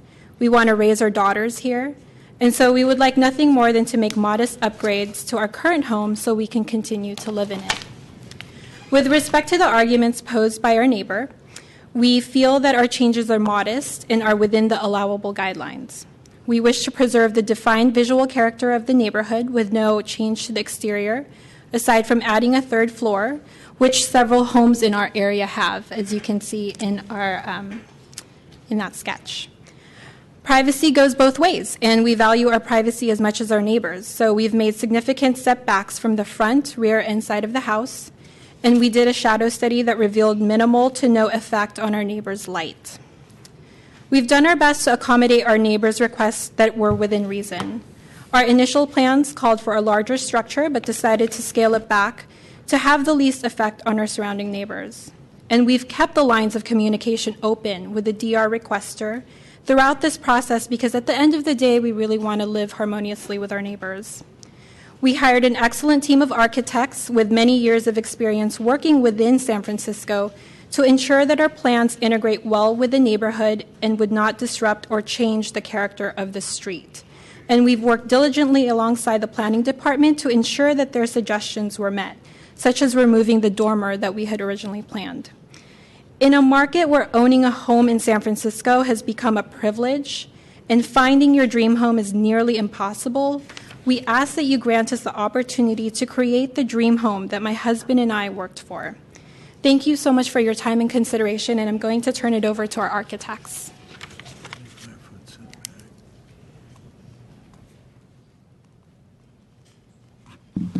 Good evening. My name is Jaime Valle. I just want to make some points. The planning has supported the design of the 3-story buildings with all the front, rear, and side setbacks. We have successfully talked to the adjacent left neighbor to for his concerns and set back the building accordingly. And also, the rear yard neighbor has not shown any evidence to justify that we're creating a nuisance in terms of the scale of the property. We are not creating any shadows on his property as well. And then the only suggestion, he says that it has to be 2 stories, which is, I think it's unreasonable when within a 1 block radius, we got 16 properties that have a 3rd story, and 2 being just adjacent to his property on 15th Avenue. The owners don't want to rent out the property. They live in the property. They don't want to move out of the property. The other thing is the setbacks are, very dramatic in terms of the front setback of 15 feet from the existing house. On the new 3rd floor is 40 feet on the front. And then and even in the rear, we have 44 feet on the 2nd floor and 50 feet on the 3rd floor for the rear setbacks. And we're 100 feet between the rear neighbor and ourselves. So that's quite a big distance. So overall, I just want to say that we've been very sensitive to the neighbors, and we've been open communication with them, and we haven't got anything else besides that to scale down the project. So, thank you. Thank you very much. Any speakers in support of the project sponsor?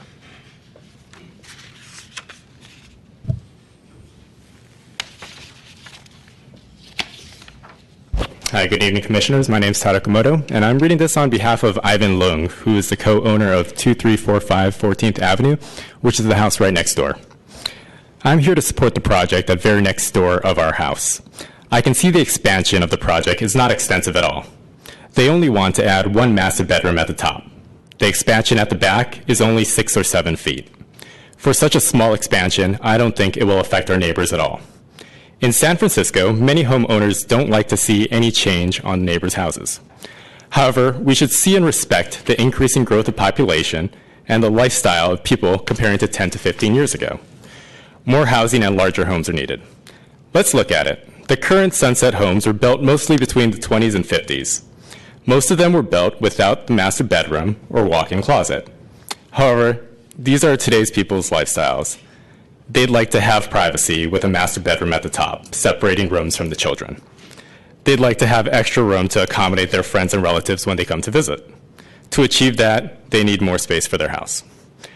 More people want to expand their homes nowadays. It's a real demand. San Francisco is changing, so are we. We are right next door, and we are fine with the project. Any neighbor more than 100 feet away claiming this extension is blocking sunlight may not be accurate. Thank you. Thank you.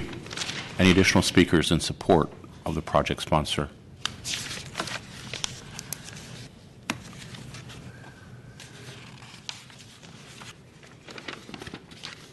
Hello and good evening, Commissioners. My name is Raymond Liu. I'm speaking on behalf of Owen Liu, my father, who is uncle to Michael C. So he says, we recently had our house completely rebuilt without having to appear at a public hearing. Just because they have neighbors who are resistant to change, I feel as though they should not be penalized for this minor addition.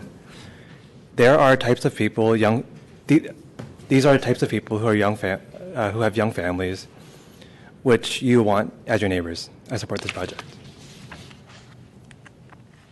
Thank you. Additional speakers in support of the project sponsor?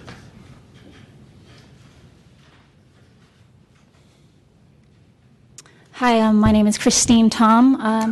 I've known Mike for about 20 years and Noel for I think 6 or 7 years now. So I just wanted to speak on their character and their family life. So as you know, they have 2 young daughters in a house that's just substantial, giving that they have a newborn. But when they grow up, I think Noel and Mike really wants to provide an ample space. When you're growing up, you want your own individual room. You don't want to be fighting with your sisters or siblings. So I believe Mike and Noel want to grant that kind of space, privacy to their growing family. And they've always been generous and I believe really model neighbors, and they've always been involved with their community, so that they don't have any malice, and they don't feel that there's a nuisance to their neighbors to building this extra floor. They've always been professional, and I feel like them having an expanded house is something that they've worked hard for not just for themselves, but mainly for their family. And yeah, thank you. Thank you. Any additional speakers in support of the project sponsor? Seeing none, DR requester, you have a 2-minute rebuttal. I don't know if you folks have the light study that they presented to you, but if you do, you'll see that my home is not included in that light study. I think it's rather significant, since I'm the one who's complaining about the light. They're on 14th Avenue, I'm on 15th Avenue. It's on a hill, so as a result, the property's increased height of 10 feet and 8 feet closer is substantial given the extra addition of the hill. So there's this extra like 12 feet between my home and the bottom basement of their home as well. So there is no light study for the property. You know, I'd like to see one. I did my own. You know, I know it changes every day, but I did my own, and every morning I look and I see the light being blocked, and I can imagine what 10 feet will do to add that. They're moving from 2,300 to 3,600 feet. That's a lot of space. I have my mother-in-law living with me. I have my daughter who just moved back in because she can't afford to live somewhere else. So my back rooms are now filled, and I will be seeing these folks day in, day out. So I'm not so sure the whole thing is reasonable. And the whole idea of the plans, no one's reached out to us. No one's reached out to us. There has been no attempt to offer any kind of opposite plan to what they have, or even a slightly changed. Yes, I did say to them that I would oppose any third floor, but show me something else.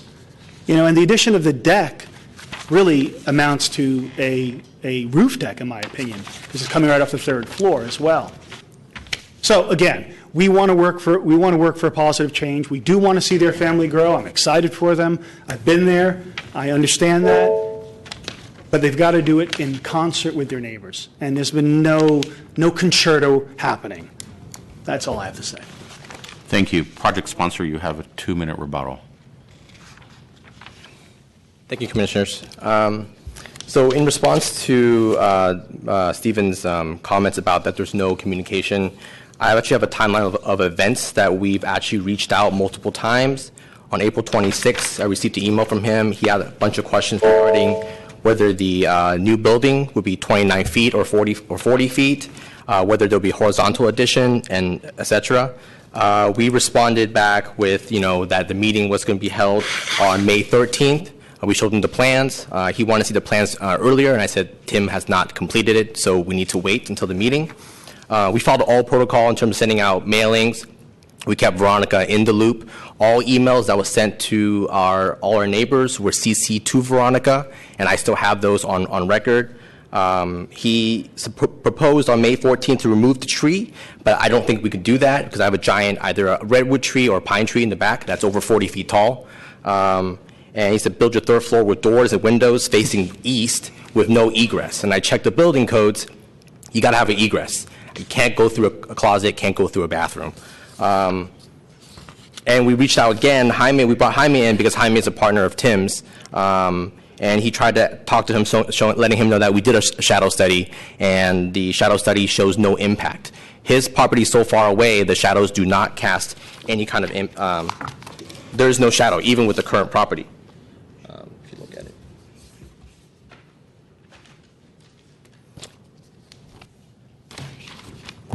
And you guys have a copy of this too. So there is a giant tree in the back of my house. The only thing that does cast shadow is the tree, which has been there for God knows how long, And like I said, we're not planning to sell the place. My parents bought this place over 20 years ago. I went to high school here. I grew up here, raising my family here. We're both pharmacists. We're contributing members to San Francisco. We do a lot of volunteer work, health fairs for blood pressure all over the city. We both teach at UCSF, actually. So like I said, thank you for listening. I appreciate it. Thank you. This portion of the hearing is closed. Commissioner Moore. Just to summarize, we are in RH1 with a 40-foot height and bulk. I'm sorry? Delvin Washington, RH1D, Commissioner Moore. Sorry, RH1D. It's still RH1. And a 40-foot height and bulk, which means that this building expansion, in terms of height, does not even get anywhere near its maximum allowed envelope. Is that correct? It's 35, yes. It is code compliant. Yes. I think the building proposes a modest addition. The DR applicant sits to the west, separated by the depth of 2 compliant rear yards, which I think makes a discussion about shadow impact somewhat not really applicable, particularly because some loss of light and densification in a built-up city is nothing which is really requiring exceptions unless it is really cheek-to-jowl type of development, which we don't have here. The question I have for you, Mr. Washington, looking at the plans, I do not believe that for a single-family home, the rear yard stair as proposed is necessary. I think for fire exiting in single-family, we do not need that rear stair. But I'd appreciate if you could confirm that for me. I see one small issue, and it's a tiny small one. On the proposed 3rd floor, we have a small roof deck, modest in depth, yet slightly too wide when it comes to the west side. There is a building adjoining with a chamfered window, which you can see on drawing A10, and I think it would be a privacy issue and require us to cut that roof deck back by about 3 feet so that when people stand on that deck, they cannot look into what is definitely a bedroom, living room situation in the rear of the adjoining building to the west. I'm sorry, to the south. Sorry for that, to the south. And that would be my only comment between checking on the necessity or non-necessity of the stair and the small reduction of the rear deck on the 3rd floor. I think this building is approvable except for those two small adjustments. Can you comment on the stair, if I may? If I'm correct, you were referring to the stair accessing from the 3rd level down and whether or not that is code required through DBI, through the building code. I can't answer that question with confidence as not being a building inspector. I will ask the architect here if he knows the answer to that, and please feel free to come in and volunteer.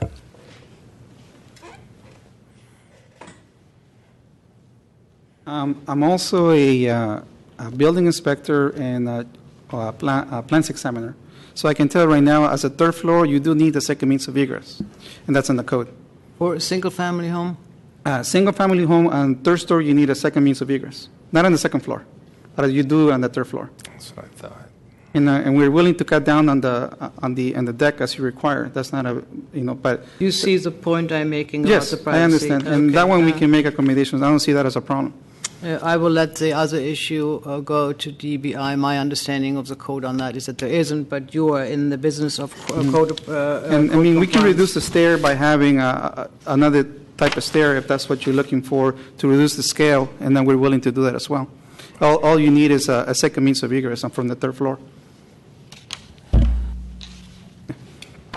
The stair in its current position is somewhat imposing on the rear elevation, and it looks somewhat awkward. That would be my only concern. However, I would like Mr. Washington and planning staff perhaps look a little bit more closely into that, including a double check with DBI, so that when we have the stair, if we need it, it may have to be positioned a little bit more sensitively relative to the overall facade, including the reduced rear deck. At the moment, was cutting that back the rear deck and having the stair dominate the rear facade, I find that a little questionable. Okay, we can do that, Commissioner Moore. Thanks. Thank you. I think before we move on, project sponsors architect, please. So a question I have, which was raised by somebody who spoke in support of the DR requester, was I look at page A2.0. I see behind the garage a full bathroom Sorry, 2.0. I see a full bathroom opening up to a storage unit. Is that an in-law unit? Is that a guest No, suite? it's all a single-family residence. I understand, but things happen over time, and there's a bathroom opening up to, full bathroom behind a garage opening up to a storage unit. Can you explain that? It's not an in-law unit. What happened was about 7 years ago, the house had burned down. My parents used to rent it out when I went to school. It was due to a fire, so when they rebuilt it, it was because it's not high enough, so it's legal as storage. Okay. Yeah. So there is a bathroom down there. The bathroom, they dropped it down to make it because the height-wise it wasn't high enough. Okay. So they did a step down for that bathroom. Okay. Yeah. Thank you, Commissioner Antonini.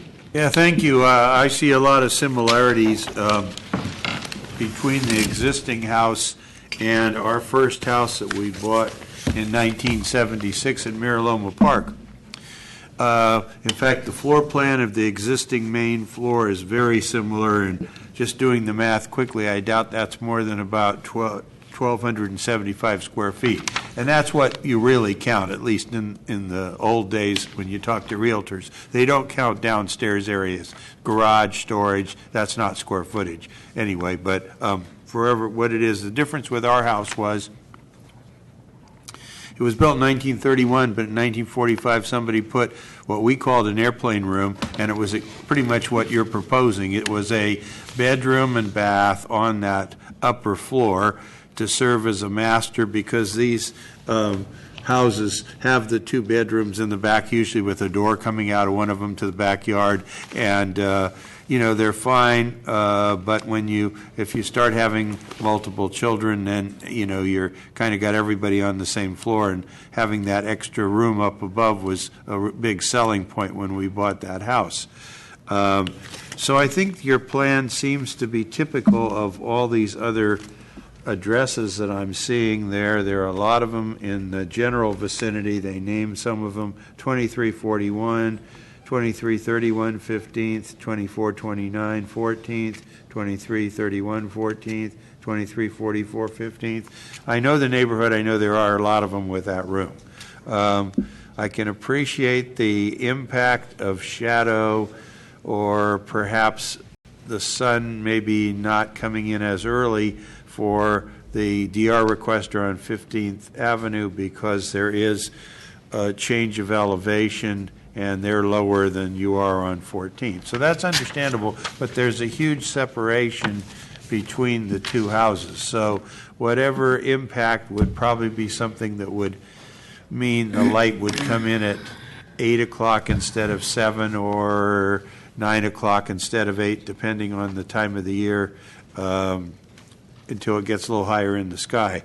So I don't have too many problems. The one thing, we have a downstairs matrix, and is this satisfied, Mr. Washington? We usually have a way that you have to have a separate means of egress into the rest of the house, and no separate entrance, because this is an RH1D neighborhood, so we don't want a second unit down there. No, it has open stairwell as well that connects it to the upper floor. Yeah. So that, granted, it's practically anything's conceivable that someone can try to squeeze in an illegal unit.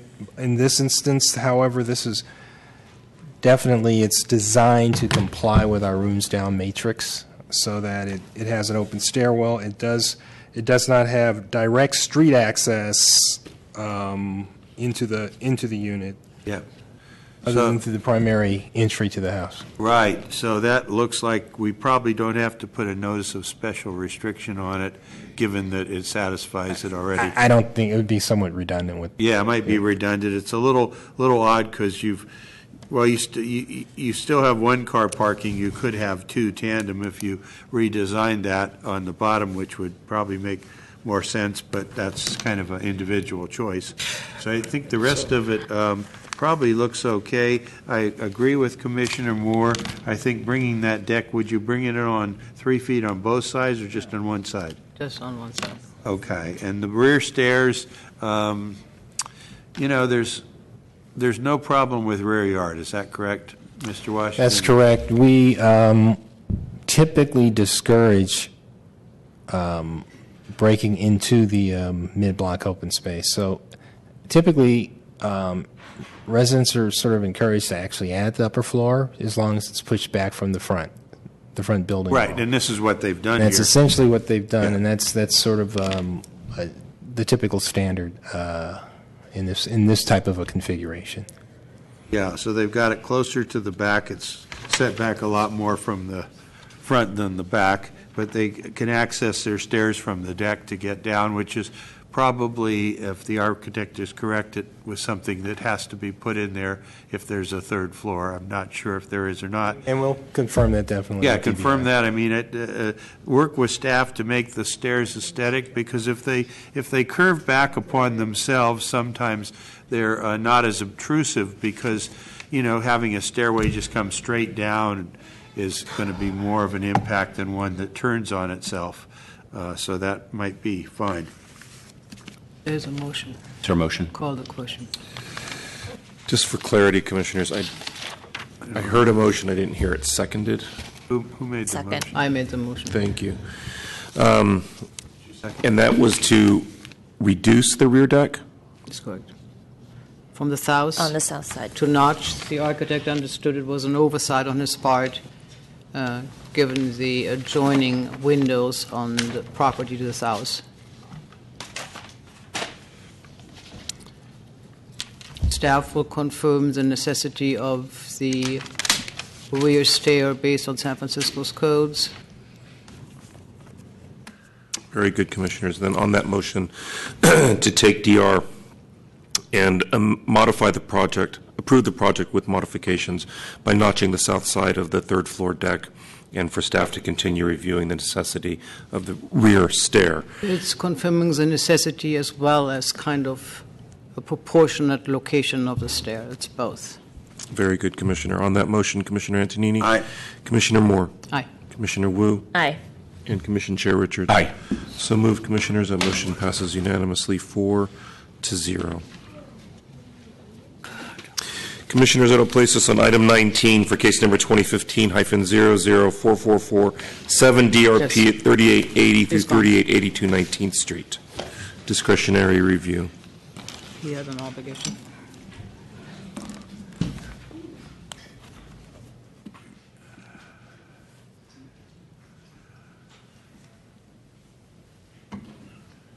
DR requester, you have 5 minutes. Maybe, why don't we do it right now? Staff usually should introduce the matter. By the time, before they start, we probably, since we only have 4. Sure, we're going to take a 5-minute break. Very good.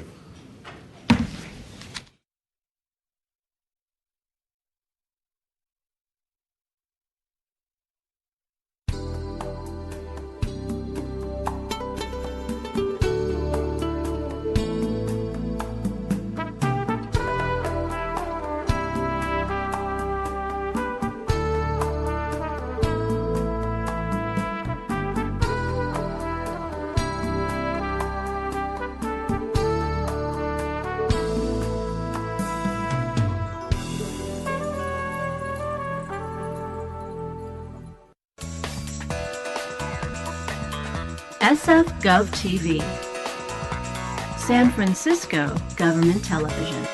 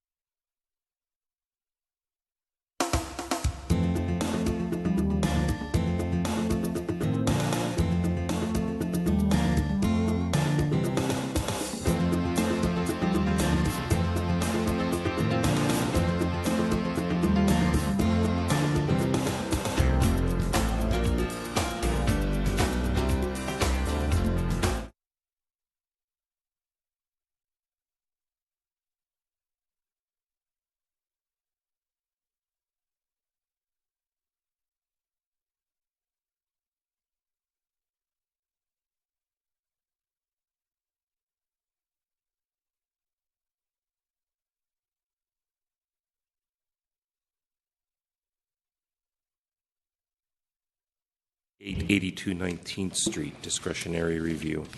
Thank you. Good evening, Commissioners. Jeff Horn, Planning Department staff. The item before you is a public-initiated request for discretionary review, 3880 and 3882 19th Street, a project proposing a fourth-story vertical and two-story horizontal addition to an existing two-story over garage, two-family dwelling. The subject property is zoned RH2 within the 40-foot height and bulk district. Subject property is located on the north side of 19th Street between Sanchez and Church, on the border of the Castro and Dolores Heights neighborhoods.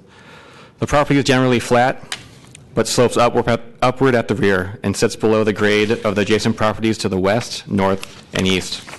Lots within the immediate vicinity consist of residential single-family and multifamily dwellings of a 3-story and 4-story design and varying construction dates. On June 30th, 2016, the project was continued without hearing to allow the project sponsor additional time to address DR comments and staff policy concerns. The project has been redesigned to improve the equity in size between units and remove the roof deck on top of the proposed fourth floor addition. The lower unit, previously proposed to be relocated to the ground floor behind the garage, is now proposed as a 2,400 square foot 3-bedroom unit that incorporates the entire second floor of the building along with the improved ground floor space. The project also includes facade renovations and additional interior remodeling. The additions will add approximately 1,659 square feet of floor area to the existing 2,800 for a total building size of approximately 4,460. The project sponsor is today submitting revisions to the plans that correct the heights for each level of the existing building. There is no change to any of the proposed finished floor heights. With these revisions, the proposal will result in a lowering of all existing floor plates, including the main roof, which is now proposed to decrease in height by 1 feet 2 inches from the existing height. The relocation of the floor plates will not change the results of the Section 317 demolition analysis. The revised plans also include changes to the rear landscaping terraces to provide a code-compliant rear yard free of any obstructions, and also provides a new access to the rear yard from the lower unit's media room at the ground floor. The discretionary review application filed by the neighbor directly to the west of the subject property contains the following issues. The project will result in a loss of a unit and a loss of affordable housing. The addition will result in a loss of public views from the Sanchez Street stairs. The project's height, massing, and character are not compatible with the neighborhood, and the project will cause a loss of light, air, and privacy. Since the publication of the case report, 2 letters in support of the DR have been received, one from the DR filer and another from the neighbors at 3875 19th Street. I have received some additional letters just at this moment before the hearing. The residential design team reviewed the project in consideration of the DR's concerns and found the project will not adversely affect or significantly diminish public views from the Sanchez Street stairs. The height and mass as proposed are neither exceptional or extraordinary, and due to the topography, the proposal has a minimum adverse effect on the mid-block open space, particularly to properties fronting on Sanchez Street. The department recommends that the commission not take DR and approve the project as proposed for the following reasons.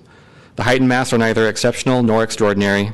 The project will provide 2 family-sized units, and the project does not adversely affect or significantly diminish public views from the Sanchez Street stairs. This concludes my presentation. I'm available for any further questions. Thank you. Thank you. DR requester, you have 5 minutes.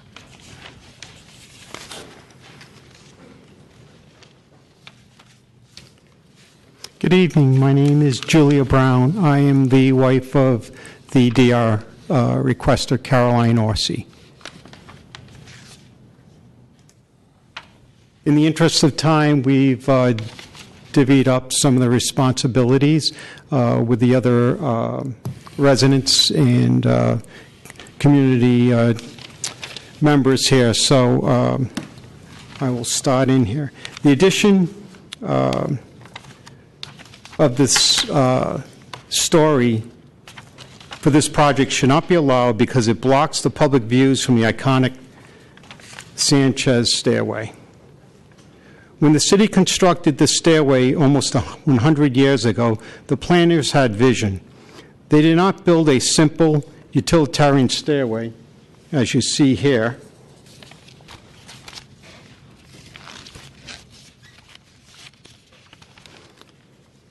But instead designed a grand stairway with flourish and character. They saw it as an open space for the community to enjoy, and we do. The stairway is featured in city guidebooks and is visited daily by residents and dozens of tourists from around the world who come and enjoy the greenery and exceptional views. It features one of the iconic views of the city that people think about when they think of San Francisco. My home office faces those stairs. I worked there 8 to 10 hours a day, every single day for the last 5 years. I consider myself an expert on the visitors of those stairs. And they come and they take selfies all day, all night. They stop, they sit on the middle landing, they enjoy the fabulous views, they bring lunches, they have snacks, they hang out. It's a social experience. A large portion of the city view will be blocked by this project. From the middle landing, where the people actually sit all day, half of the downtown skyline will be obscured due to the vertical expansion of this project. The staircase is treasured by the neighbors who meet regularly to maintain the gardens. We have put in hundreds of hours of work, not for our own personal gain, but for the enjoyment of every resident and visitor. It adds value to the entire neighborhood and the city, not just a single individual. It is so highly valued that we have a project in works to beautify the space further with mosaic tiling, similar to the 16th Avenue stairway. The project has preliminary approval for a San Francisco Community Challenge grant from the city and will undoubtedly draw thousands more visitors once completed. The investor and developer who have proposed this project understand how special our views are. That's exactly why they picked this location, and that's exactly why they are trying to profit from them. The neighborhood has worked hard to create and maintain this treasured open space, And our efforts should not be wasted so that one single wealthy homeowner can have the views to himself.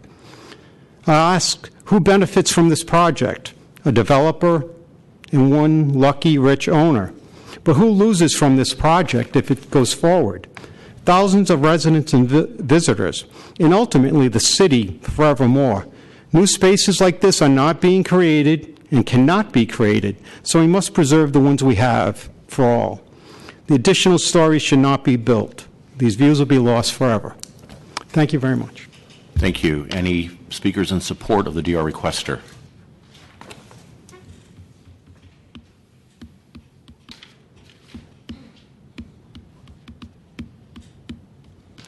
Hi, I'm Caroline Orsi. I'm the DR requester. I live in the building directly to the west. Okay, just 1 second. I mean, there was an extra minute left, but you do realize that as the part of the team, there's a combined presentation of 5 minutes.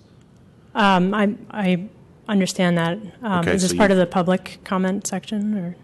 Okay. Not if you're the DR If you're the requester. DR requester, Oh, I see. Sure. Okay. you have a minute. You have a minute. There was a minute left on the clock. I can wait till the public comment section. No, you would not be Oh. entitled to speak under the public comment section. Okay. So I'm requesting that the vertical expansion be eliminated from the project. The additional story will have a detrimental impact on the neighborhood by blocking views from the historic Sanchez staircase. The view study prepared by the project sponsor does not accurately depict the impact because it does not show the views from the areas most commonly enjoyed by visitors. The study shows the views from the upper areas only, where you have to stand at the end of the cul-de-sac to see the view.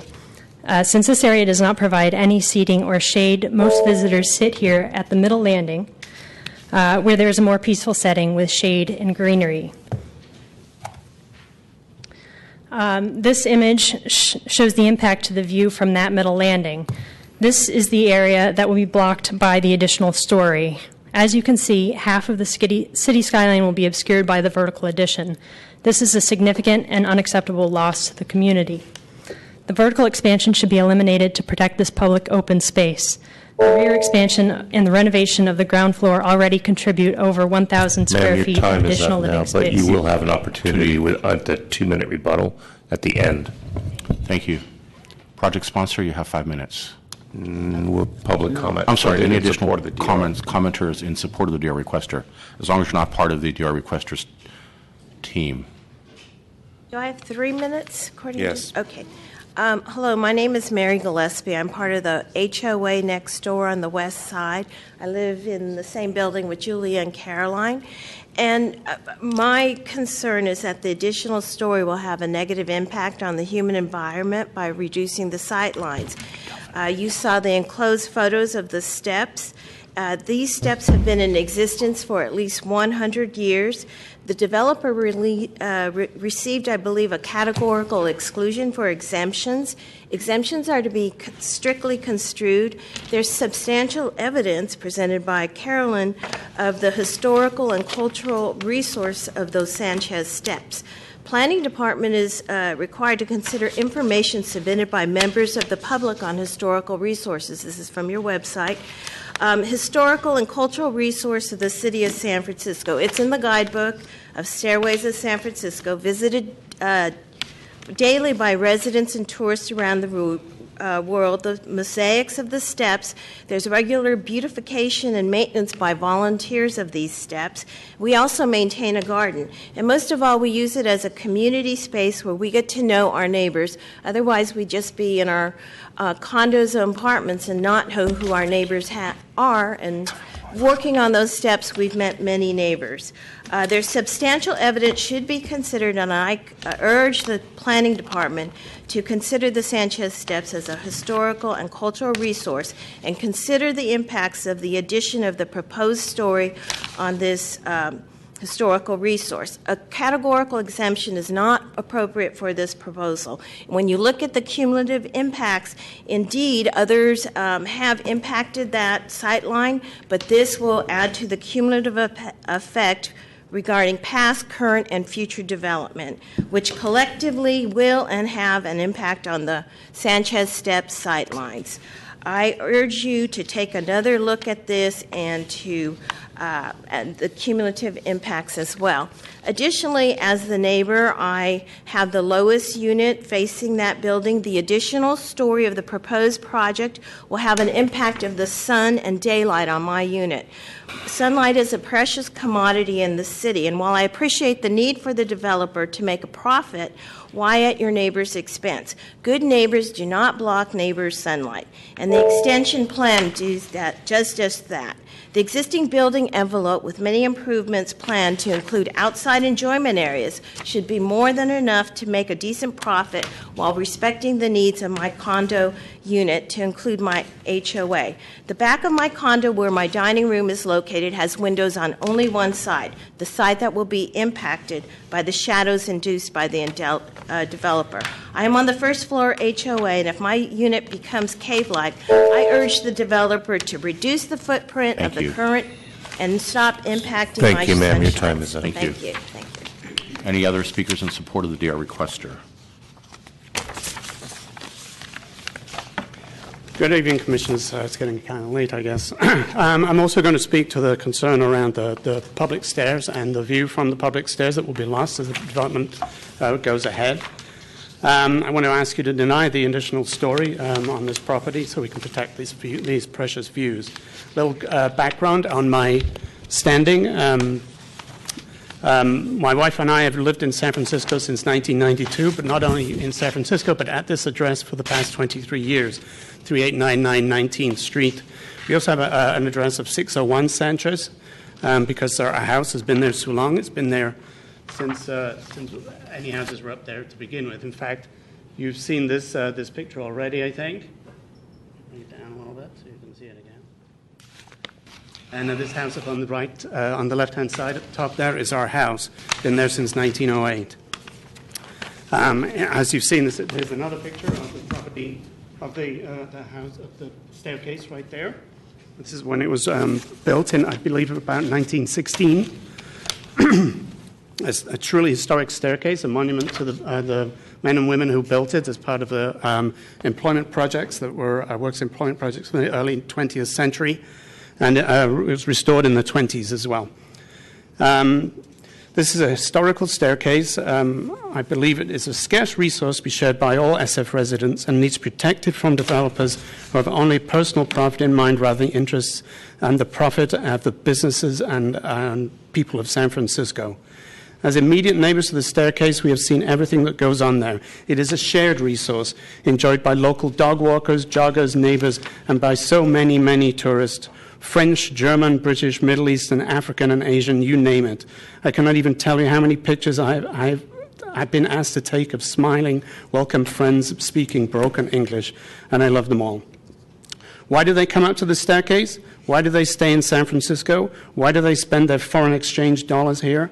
I can tell you it is in large part because of our beautiful city, because of the sweeping, unspoiled vistas, because of the breathtaking spectacles like the 19th Street stairs.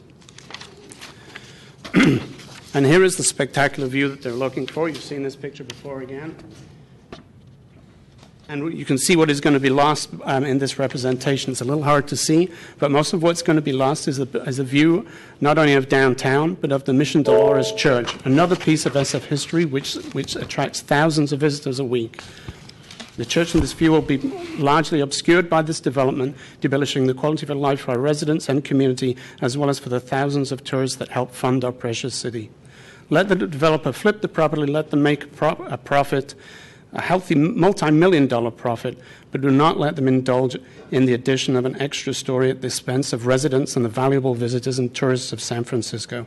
It's time to protect the history that makes San Francisco the place that so many people want to live and visit. Thank you. Thank you very much. You bet. Any additional speakers in support of the project, or the DR requester? Seeing none, project sponsor, you have 5 minutes.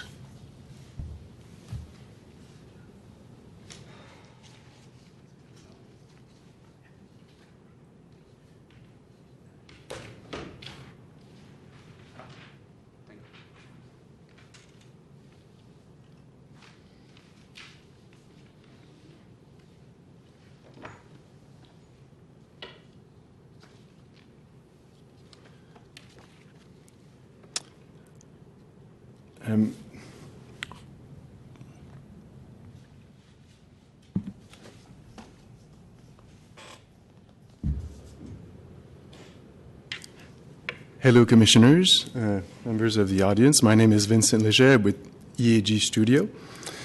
The subject property is currently a 3-story, 2-family residence. To the east, there's a 4-story, 3-unit building. The scope of work is a vertical and horizontal addition of the existing 2-family dwelling. The project is consistent with the residential design guideline and has undergone extensive review by several members of the planning department. The DR requesters building and a subject property are currently and will continue to be separated by almost 25 feet in distance, as well as a double garage structure belonging to our west neighbor. The DR requester is in this location. The subject property, since we can not quite clearly see it here, is there. To the west, there's a 3-story building containing 4 condos and a corner lot. The DR requester barely sees the subject property, if at all, from their unit, since they reside on the opposite side of the building. In height, our project is dwarfed by several homes east of us, as is demonstrated by this graphic over here. This morning's sun study also demonstrates that at the worst time of the day, the project has no impact on the DR requester's building, including the low units. The proposed top floor addition is recessed 25 feet from the front of the building to minimize the impact to the street. The horizontal addition is highly sculpted in the rear as well, so as to not create an unfair burden to the surrounding properties. In the rear, the proposed building depth is nearly the same with that of the east neighbor, though the pop-out of the subject property is actually 1 level shorter. The project retains a rear yard that is 35 feet long in order to preserve the mid-block open space. I think this slide is important. There are several very large properties all around, as is indicated by the red and pink outline in this aerial view of the rear. It should be said that the overall massing is particularly unimpactful since the subject property is greatly sunken in as it relates to both the eastern and western neighbors. The subject property is indeed flying by 2 small hills that raises effectively all the others' properties around.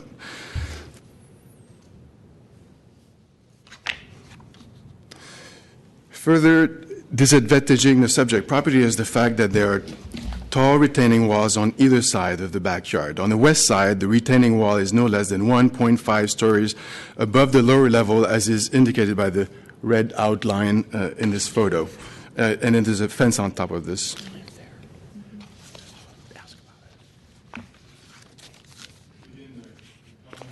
That we heard, I think this slide is also very important.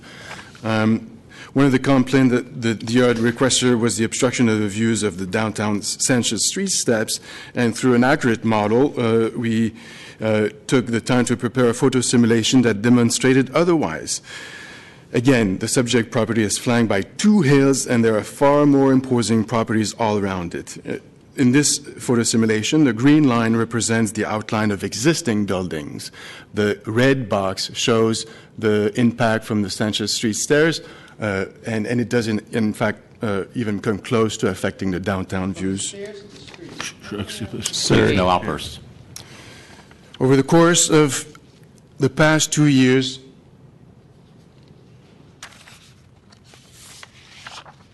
we discussed with over 18 neighbors in the direct vicinity and provided some 25 accommodations to our initial plans. We had over a dozen in-person meetings with the various sets of neighbors, all in an effort to incorporate voluntary accommodations above and beyond what was already considered a reasonable expansion by general planning standard.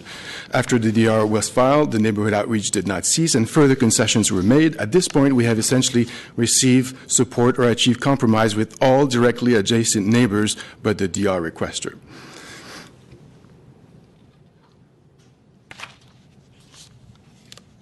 In further attempts to address concerns, a video shadow study was also created to demonstrate to the eastern neighbors of the building on the corner that given the fact that our new floor is set back and in line with the furthest edge of the building, their sunlight would not be impacted in any way at any point of the day. In summary, we feel that in the spirit of community, we've performed extensive neighborhood outreach, and while we understand that any changes can trigger concern, we generally feel that we've done everything to strike the balance between achieving the subject property's potential and minimize the impact to everyone around. Thank you so much. Any speakers in support of the project sponsor? Seeing none, DR Requester, you have a 2-minute rebuttal. Thank you. I want to point out that one of the things that is most frustrating about the process here is that when they show you the view from the stairs, they didn't actually show you the view from the stairs. Brings into consideration credibility here. It was the view from the very top of the stairs, which is in fact Sanchez Street. Nobody goes and stands on the street, on the curb, to take in the view. That's not where the people go every day. They go to the center of the stairs, they sit on the stairs. Think of yourself with your lunch. Would you go stand on the curb? Or would you look to the stairs and sit in the shade of the trees and take in the gardens? Of course, that's what you would do, but it's to the developer's best interest to distort the information and make it look as though there is no impact at all, when in fact that is trying to take advantage of everybody's intelligence here in the room. And I'll ask that you take another look at that and just please give that some consideration. As we mentioned, those stairs are going to be, they're iconic now, and they're going to be more so when the mosaics go in, and it becomes one of the treasures of the city. The views are important. Everybody likes a good view. I certainly would love to have a roof deck. I'm not in here trying to defend putting a deck up there. I'm trying to preserve these views for all the people of the city. I don't have a view of the downtown from my vantage point either. It's the stairs. So with that, I'd like you to reconsider the project and remove that additional story for the benefit of all. Thank you. Thank you. Project sponsor, you have 2 minutes.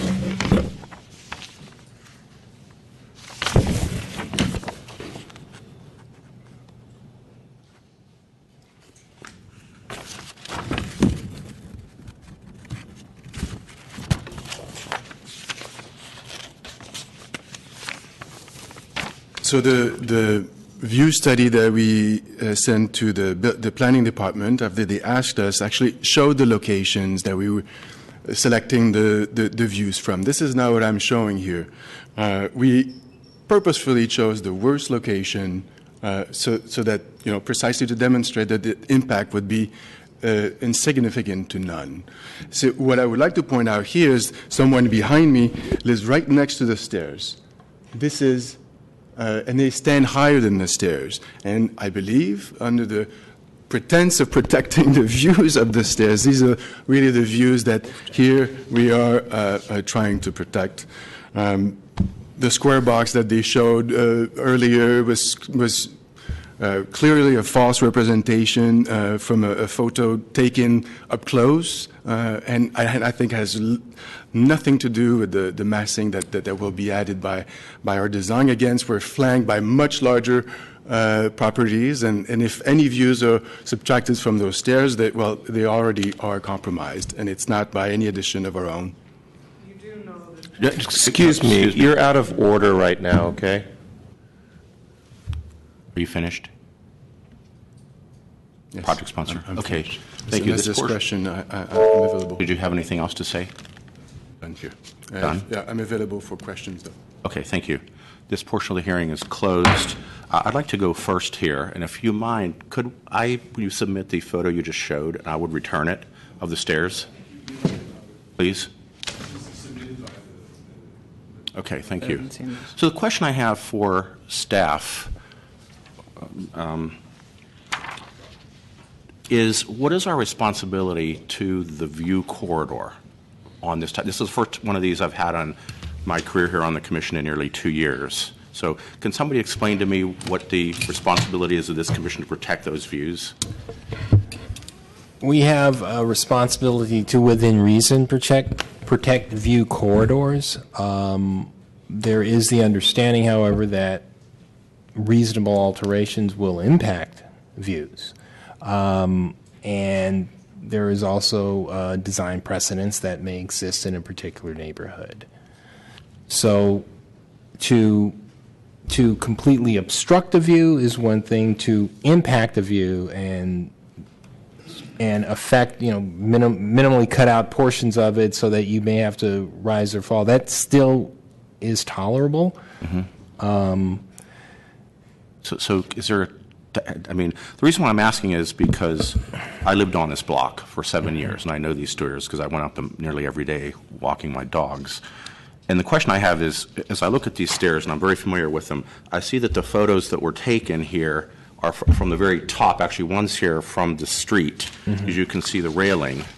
And I agree with one of the speakers that this is actually Sanchez Street, I believe, because you have a kind of a conic, and then there's a landing, then you come down, then you have a square, then you come down, then you have another kind of half moon, then you hit the sidewalk. So as I look at this and I see what the project the DR requester submitted, the question I ask is, to what extent are we allowed to obstruct the views? Because these aren't, if you took these pictures from different places on the steps, they'd be different.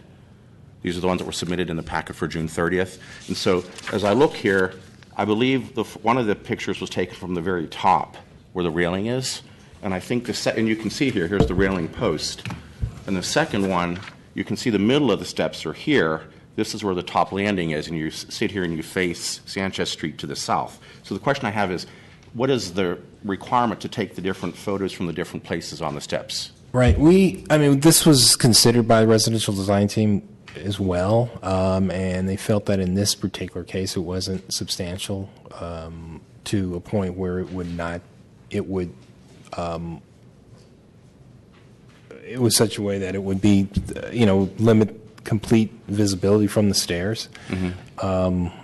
But it was considered, and it is factored into the evaluation of the project. Okay. I'll open up for my fellow commissioners' comments. The other items on the project, I think the building is fine and handsome, but my issue is our responsibility to the view on the stairs, and having lived there, I know where the photos were taken, as I just went back and relooked at the June 30th thing. Most of the time we would spend time in the middle of the stairs. And I think that's where the simulation was done. But I don't know what that would actually look like if it were done by a professional. So that's my question is, I do have a doubt that we should relook at that from the different places on the stairs. The other place that people congregate is on the lower landing as well. So there's 1, 2, 3 landings. And then you have the curb. I think the photos were taken from the curb and then the very first landing at the top. And the rest of the stairs were not considered. So I open up to my fellow commissioners. I think we have a responsibility to understand what the impact is. The rest of the project and DR stuff I'm actually fine with.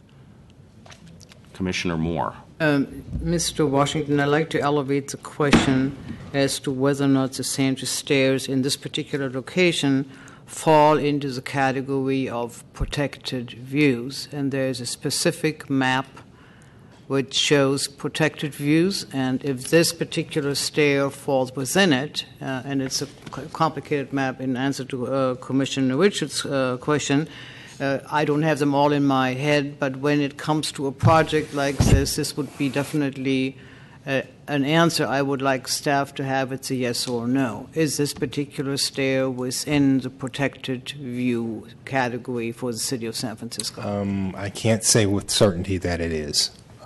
I can't say with certainty that it is either, but just to expand on that a little bit, Commissioner Richards, the general plan identifies several streets that are either good, excellent, for public views, though. I think the most important thing here is to remember for public views, not from private property. Right. So essentially the streets are to be kept open for these view corridors down streets. Exactly, and have alterations ideally should have minimal impacts on these corridors. I would have obviously liked to see a consideration as to whether or not this particular view, which seems very popular, I can imagine it is very beautiful given the photo which shows it in its broad expanse. But really the guiding question is, does it fall within those recognized corridors, and then you really had a case to have the building conform to protect this view. If it isn't, then I think the explanation which Mr. Washington and staff planner gave Mr. Horn are really that there may be a small impact of sorts, but that is negligible because within all other categories, the building is a compliant building. in RH2 in 40-foot height and bulk, it does what it is allowed to do. Am I correct in that summary? Correct, that's correct. Yeah, and that is where really the basic question is, which either allows us to have that question answered. You raised the question, rightfully so. There is one other comment I'd like to make. While we continued this particular project with the instructions for providing the vestibule on the Unit 1 plan and some other small tweaks, these were all accomplished in what's in front of us today. There's only one remaining issue where I'm looking for a change, and that is at Unit 2 on the deck level 2, drawing A6, where I think we need to cut the deck back by 4 feet from 12 to 8. We have again an issue of privacy, which you can see when you look at drawing A11. There is a photo which shows that with a 12-foot deck depth, you will look directly into the windows of the adjoining building, which is basically nothing we can support. So that deck would have to be cut back, but otherwise the building as it's modified meets the expectations of what we had asked for. The only remaining issue now, ask Commissioner Richards to then request a continuance if you believe that that question needs to be clearly and succinctly answered. As chair, I can't, but I'd entertain seconding one. Okay. Commissioner Antonini. Yeah, I visited the site last week on a very sunny day, and I didn't go up the steps, but, you know, I could tell from being on that side of the street, you have to go up a ways to see over the existing homes, not only the one in question, but the ones around it, some of which are quite high. So, you know, it's conjectural exactly how high you would have to go to have any kind of a view there. I probably should have walked up there if I knew this was going to be an issue, but it seems like with the setback being 15 feet and the addition not being that much higher and being a fairly narrow addition, my feeling would be the amount of view change is minimal. You might go a couple more steps to see over a certain area, and you know, it probably isn't going to make too much difference, because if you're on the Hyde Street, crookedest street, a lot of the tourists stay right at the top and look out at that Lombard. Yeah, Hyde and Lombard, of course. And, you know, and they also will walk down it or drive down it in cars. But many of them stay at the very top because they can see a lot better than being at the bottom where you really can't see too much. So that is the view that they all want. So that only makes sense to me. I think it's very well modified. They've created units that are 2366 and 2406, so the sizes are very close to each other. Actually, the facade that they're doing is better than the facade of the existing building. I mean, this is extremely well done and much more contextual with homes that were built typically around the turn of the century and, you know, the 19th to 20th century in that area.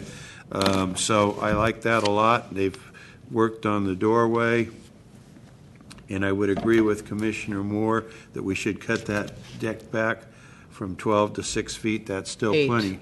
To 8, okay, whatever you think. I was prepared to go 6 feet less, but if, doesn't look. yeah, that would be fine.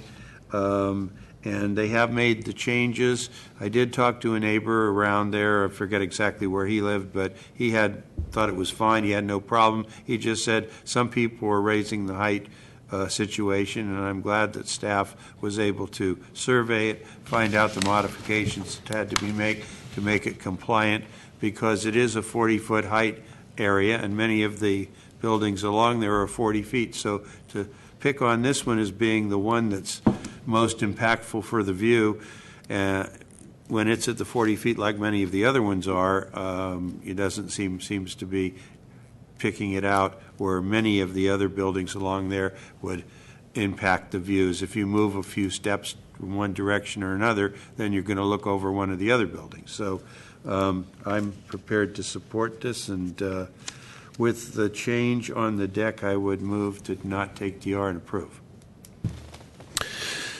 Commissioner Antonini, as a result of you modifying the project, you should be taking DR. Oh, take DR and Very good. approve with the modification Very of good. the deck. Do I hear a second? Commissioner Wu. So I wanted to ask the project sponsor, number one, do you have any other simulations from other vantage points? Or also, can you point out on the photo of the stairs exactly where those vantage point photo simulations were taken from? Do you need this back? Sorry, we're kind of passing back and forth, but it's the only copy that shows the actual stairs. We as a Commissioner Wu, as a matter of fact, do.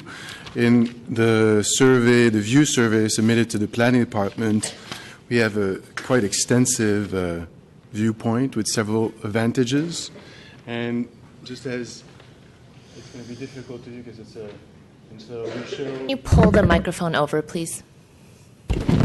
So we show here the different points and the different landings from which those views were shown, and I'm going to show you to the, and then on the other side of this page, as Commissioner Antonini pointed out, not only does the view get better when you go higher, of course it gets worse when you're lower, and therefore this is why we felt appropriate to show like the worst view. I'm trying to, Can you show me on the map, on the photo of the stairs, where that viewpoint is from? Yes. Got it on the other side there, I think. On the black and white photo, please. Black and white. I think that would be easier to Yeah, understand. the black and white photo, the one that. Just point to the stair and show. Yeah, the one that he handed in. Perfect. Yeah, that's good. So one of the photo is from the landing up here, and the other one from the landing below. Can you explain which one is the landing below? Because I can tell from those two pictures they weren't taken from the landing in the middle, but I'm open to being corrected. So, okay. So again, I'm. We can go back to the color photos Okay. that you were showing. From the middle. No, the color photos. Flip to the other side. The other side. Oh yes, I do have The color photos that you submitted, the one I was holding up. Where's his attorney to get in here and help? The actual photos, the view corridor with the That's perfect. better. There we Yeah, go. you had it. Put it back That's in. it. This one here. Okay, there's one of them. So the top one is taken from, I believe, the first landing right off of Sanchez Street. As you come down the steps, there are two benches that face Right. south. Correct. That's at nearly the very top. The second photo, I believe, and again, I'm open to correction here, is taken from actually what I believe is the street where you have the railings. Right. Okay, so none of them were taken from the middle landing. They're all taken from the very highest vantage point and the street above.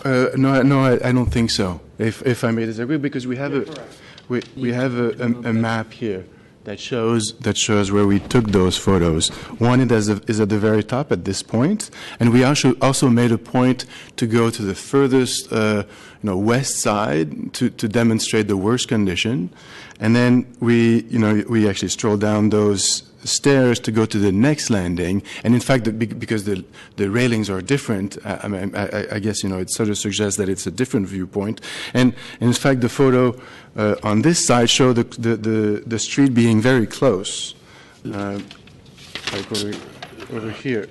Yeah, I'm sorry, I beg to differ. The photo evidence is not agreeing with what you're saying, and the reason is the middle landing has two benches that face each other, and you can see on the photo of the one where you're looking down, you can see the corner of the bench. The other one, you can clearly see the railing in the front, which is at the top on the street. So regardless of maybe the confusion here, it's not supported by what you've submitted. I'm sorry to say. And nothing was taken from the middle. Everything was taken. I mean, this reminds me of kind of the peekaboo view when you go buy a house and you're in the bathroom and you look at the view of the city. Here's the best spot in the house to get it. That's what you did on these photos. So the question is, most people congregate in the middle of the steps, and the reason is there's a place to sit and take in the view, or even at the bottom of the steps. So I'd be open to, because we're creating a building that's going to be here for 100 years, we owe it to ourselves to actually really understand what the view is from different vantage points on the steps. And I would hope that we could put 2-story poles up and have different vantage points verified that that's the actual height, and take photos in the different vantage points and clearly mark them. Top of the street, the first landing, or this other, then as you go down the steps, maybe the middle of the steps, then the actual middle landing, further down the middle, and then the bottom landing. So we can clearly see the impact of this building on all of those. And additionally, I think we would really owe it to ourselves to understand whether this is a protected view corridor or not. I don't know. So I don't think we have all the data right now on the one remaining issue besides the 4 foot on the deck. I would love to get this out of the chute today, trust me. But and Commissioner Martini, you have the most power here right now to say no. But I think we owe it to ourselves to do a very quick photo survey and get this back in and get this out the chute. Would you entertain it? Commissioner Moore. I'm sorry. Mr. Washington, I do not want to create undue hardship for the applicant or the DR requesters. The clarity I need to have as a commissioner is this a protected view? From there arises the request for a clearer depiction of the views and where they're taking from, including how the new silhouette of the proposed building partially, completely affects the various levels on which the views seem to be important. I am prepared to take continuance on this project in order to answer that question for myself, and even if the view corridor is not a protected one, for us to understand in clear language, verified by specific pointing to the locations from which the simulations are created, I feel justified to take DR. And so I will ask for continuance. This can hopefully be done quickly, so that within a week this can come back. The project, except for modifying the balcony, the roof deck, as I pointed out, on Unit 2, Level 2, is a project which meets the descriptions and requirements we had put forth when we continued it first. Is there a second? Second. Yeah, if it's to next week, Yeah, I think. Yeah. I want to get this done as fast as everybody else. Yeah. But may I ask that we direct staff for you to work together to take them at the different vantage points I outlined? Yes. Street, bottom of the first landing, middle of the steps, upper staircase, the middle landing, the middle of the first stairs, and then the bottom landing. So we can actually see as you're going up and down the steps what happens to the view, assuming that it's a protected view. Yeah, we can do that, Commissioner. Okay. Thank you. Yes. And so we shall. Thank you. Thank you. Okay. Yeah, I'm in agreement. In fact, I'll probably go out tomorrow and take a I'll go look with for you. myself Let's and get take some lunch. pictures. Yeah. Okay. So Then we'll know. For 1 week. Continue for 1 week, Commissioner That's Moore? correct, yes. Okay. Fine. Second. And there's, Be there. we'll meet you out Please. there. We'll meet you out there. And the project sponsor as well, if you'd like. Call the Okay. question, please. Please call the question. Then on that matter of continuance to August 4th, Commissioner Antonini. Aye. Commissioner Moore. Aye. Commissioner Wu. Aye. And Commissioner Chair Richards. Aye. So moved, Commissioners. That motion passes unanimously 4-0. Commissioners, that'll place us on item 20. For case number 2015-005962, DRP at 2430 Castro Street, discretionary review. Good evening, Planning Commission, Delvin Washington, Southwest Team Leader. Subject property is located at 2430 Castro Street. Proposal is to construct a one-story vertical addition to an existing two-story single-family residence. The project includes a major facade renovation, interior remodel, and roof deck with stair penthouse. This addition will add approximately 1,440 square feet of floor area to an existing 22,880 square foot home. Subject property is located on the west side of the block between Day and 30th Streets in the RH1 zoning district. The property has 25 feet of frontage along Castro Street with a lot depth of 105 feet. It is currently developed with a single-family dwelling constructed in 1914. This house was reclassified as a Category C building. It was determined that due to numerous renovations over the course of its existence, all original fenestration had been removed from the residence. Parcels within the immediate vicinity consist of residential single-family dwellings of two-story and three-story design that were constructed in the 20s. The alteration involves the complete renovation of the front and rear facades, removal of the entire gable roof, the addition of a third level with a flat roof that will mimic its two flanking residences in height and configuration. Though the proposed house will be very contemporary in appearance, it is not a demolition because of the majority of the exterior walls will not be removed and the existing floor plates are not moving. The residential design team has reviewed the latest plans, which are before the commission, and determined that alteration meets the standards of the residential design guidelines. The building height and depth are consistent with adjacent buildings, and the overall development patterns. The addition retains rear yard open space, which provides relief to dwelling unit located in the adjacent rear yard, maintaining privacy, light, air, mid-block open space. The DR requester is situated on a higher elevation and is approximately more than 40 feet away from the subject property. Although some visual access to neighbors' properties will result from this project's proposed roof decks, it is within acceptable limits for a dense urban environment such as San Francisco. The roof deck incorporates adequate separation through setbacks from adjacent properties to minimize impacts from noise, light, and cooking odors. To address privacy issues, the third floor deck at the proposed rear addition should be removed. The roof should be fire rated in this location so as not to require parapets along the side property line. The residential design team determined that this project does not contain nor create anything that is exceptional or extraordinary, and recommends that the commission not take discretionary review and approve the building permit as presented. Thank you, Mr. Presentation. Thank you, Mr. Washington. DR requester, you have 5 minutes.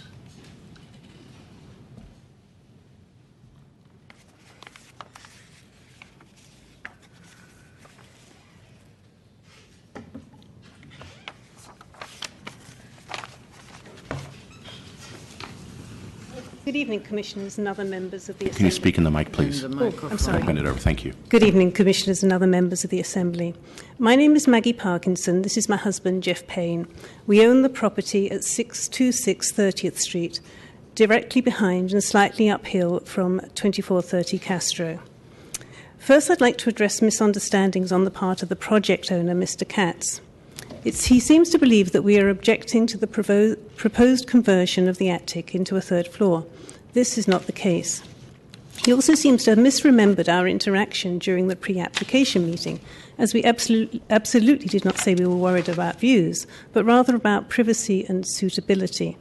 Neither did we brag about an extensive panoramic view of the city from our own home. It is true that the project is massive and that we find the goldfish bowl style unappealing. However, our primary focus in requesting the DR is the unnecessary, unusable, out-of-keeping and noise-generating roof deck on top of his third floor that risks setting an unfortunate precedent in our shaggy, genteel little corner of San Francisco. First, from our home, a roof deck and its intrusive stair penthouse would allow anyone standing on it not only to look directly into our dining area and kitchen on the second floor, but also into our master bedroom on the third. Second, our little corner of Noe is a windy, chilly tunnel, where even protected decks next to a home's kitchen are rarely used. A completely exposed roof deck 2 floors up from the kitchen would be unusable, uncomfortable, and eventually become simply too much trouble. After initial excitement, it would become a depository for deteriorating furniture, rusting heatings, and in this case, a giant stair penthouse that would be in our faces, in those of our neighbours, and of visitors to Billy Goat Hill, day in and day out. Mr. Katz claims that his backyard is not usable because he believes our house shades it from the sun. In fact, his backyard gets at least as much sun as most around these parts. This photo was taken 2 days ago during a welcome sunny moment and shows his yard in full sun. It is not shaded by our home. However, houses in this area do lose sun early, as we are well below the crest of Diamond Heights. In the winter, this block will be in shade by about 3 p.m. As Mr. Katz does not live at the property, he may not realise this. The developer's justification for needing a roof deck so his children have a place to play is puzzling. Setting aside the troubling issue of letting children play on a roof, it's our understanding that Mr. Katz's children are of around high school age and will be visiting only at weekends. In this case, a roof deck at a weekend home in San Francisco would likely, until they tired of it, become a magnet for noisy high school and college by the time this is built, parties creating a nuisance for the whole neighborhood. If the developer's real intent is to have space for children to play, he would do better to use his own backyard, as it is as sunny as we get in this neighborhood and protected from the wind. Both my husband and I work partly from home and use the dining table as a workspace facing directly at the back of the property in question. We also cook dinner and enjoy sitting down nightly to a lengthy family dinner at the dining table. The proposed roof deck, coupled with the large back windows, would mean that we would be compelled to watch and listen to our neighbours, and would seriously impact our privacy and the peace of the neighbourhood. Mr. Katz, who is apparently of a more exhibitionist nature than most, says this does not bother him. Well, it certainly bothers us. We really do not want to have someone else's life pushed YouTube-like into the forefront of ours. We have some photos here of the area that show no existing roof decks or stair penthouses. This first one is from Billy Goat Hill. A roof deck and stair penthouse would stick out like a sore thumb along the roofline progression of Castro Street from this beauty spot. In his DR rebuttal, Mr. Katz lists a number of apparently similar houses to what he's proposing. Please note that that's not what we're showing here. We're showing views of the neighbourhood. That they either have no roof decks or are set into a hill so that no one's privacy would be seriously impacted. We would also like to correct the developer's misapprehension that our home is the largest on the block. In fact, at 2,900 square foot, it is smaller than some. Indeed, our home is almost exactly the same size as his own property, and that's before the proposed extension. This is a quiet, gentle corner of the city. Neighbours hold Christmas and Hanukkah block parties and warn each other when someone forgets the idiosyncratic parking regulations or their full trash bins have been sent tumbling down the street by the wind. Otherwise, we live lives quietly behind closed doors. Blinging in-your-face roof decks, access hatches and huge look-at-me windows is simply not the style of the place. Thank you, ma'am. Your time is up. All right. You have a 2-minute rebuttal. All right. Thank you. Any speakers in support of the DR requester? I have a question. I've got some letters that can you submit may or them. may not have. Can I read them? You can submit them over the grill. You should have copies of them? Okay. Okay. Thank you. Yeah. Oh, thank you. Good. Seeing no speakers in support of the DR requester, project sponsor, you have 5 minutes. Project sponsor, you have 5 minutes.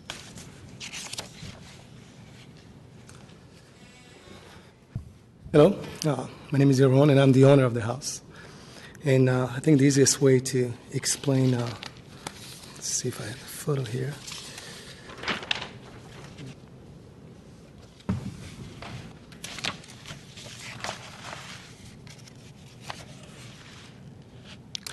I think the easiest way to explain that is looking at this picture, that photo that was also taken from the Billy Goat Hill. As you can see, this is my house here, the lower one. It's attached on both sides of the house, and the neighbor's house is on the back in the circle. The house has 2 floors. There's the ground floor below, where the garage is 1,400 square feet each floor.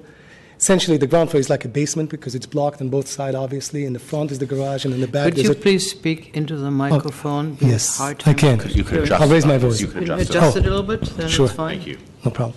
So essentially, it's blocked on the back, and I'll show in a minute a photo taken from my backyard, which is really small.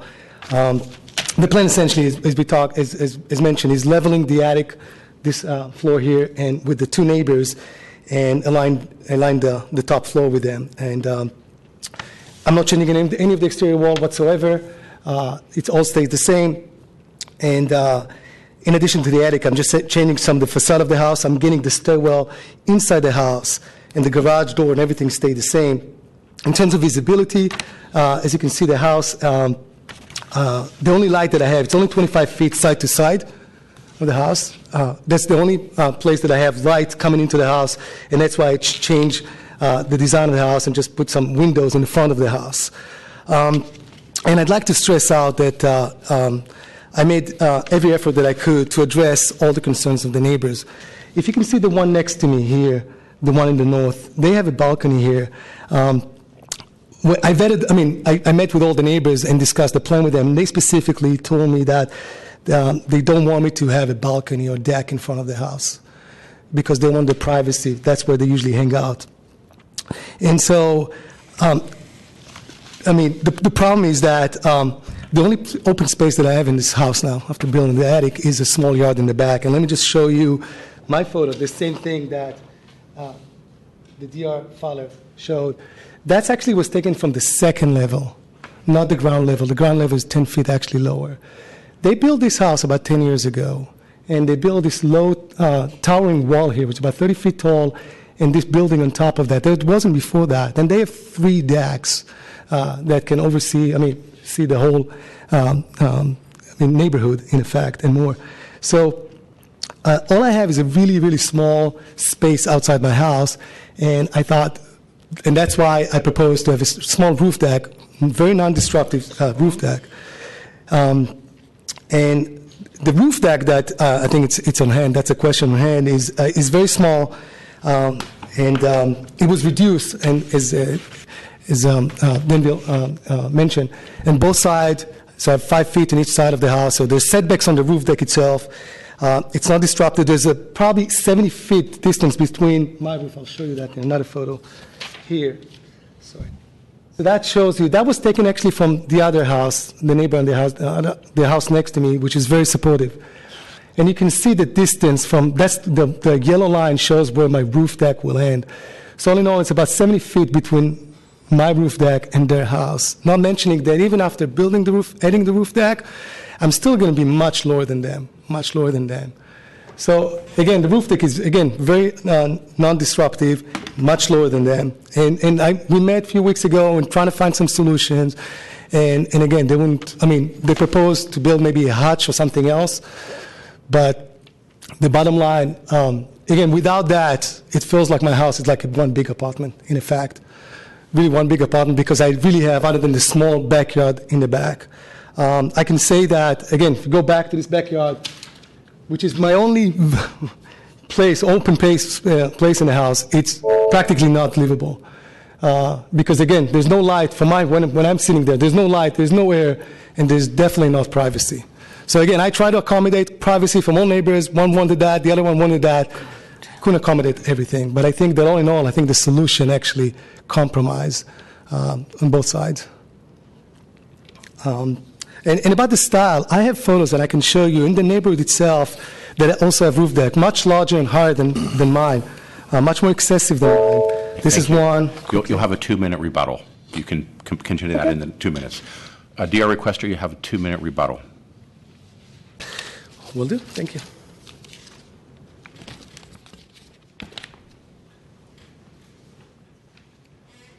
Hang on, just put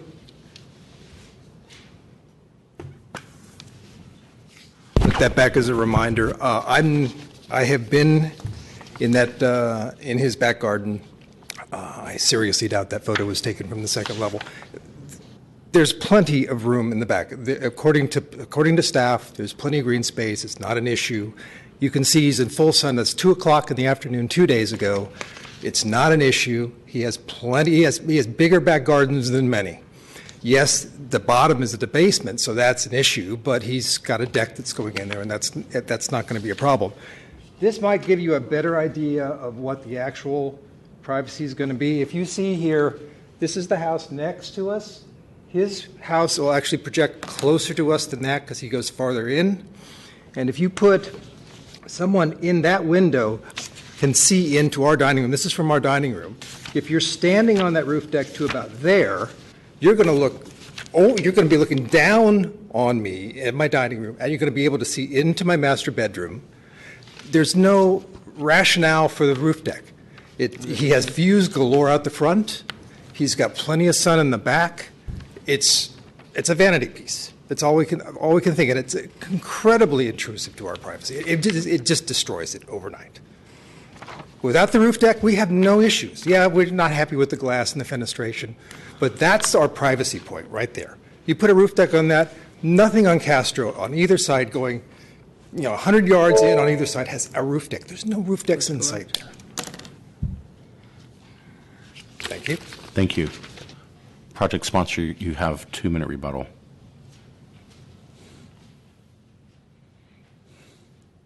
So going back to the photo that my neighbor just showed, the only comment is that any photo could be brighter. It probably takes 2-3 seconds to make any photo much brighter. I live there, and I know the place, and I can tell you that it's always been dark. I know the former owner was suffering from that. The 2 neighbors next to me came and told me this specifically. She actually went through the same process about 10 years ago when they built the house, and the house was built. And she complained there's no light, no air. It went through a very long process, and ultimately it was rejected. And whoever built this house won the case. But again, if the concern is privacy, I told him I can do the same thing as my neighbor had here with the solar panels. I told him, we have enough. I'm not building the entire roof. It's only about half of that or less. I told him I can put the same solar panel, and that's a very easy process, and build that. And that'll give us a lot of space between us or something else. But obviously they said, please don't do that because they're concerned about the views. And I told them, it's a small roof there.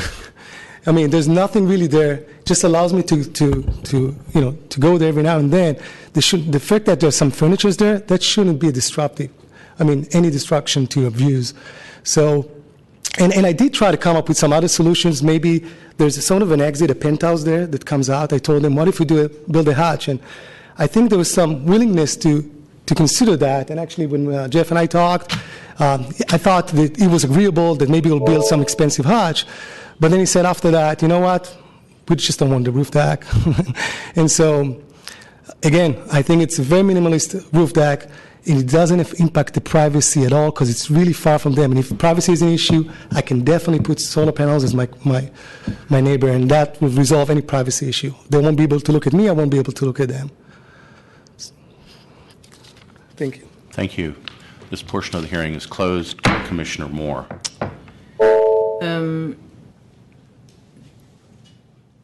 A residential site in RH1, which is 25 feet wide, typical San Francisco lot, and 105 feet deep, seems to propose a building which seems to increase from 2,800 square feet to 4,320 square feet, asking for a roof deck with a pen stairhouse in an area where that is highly atypical. The house itself, it's a choice that it doesn't leave much of a workable rear yard on grade.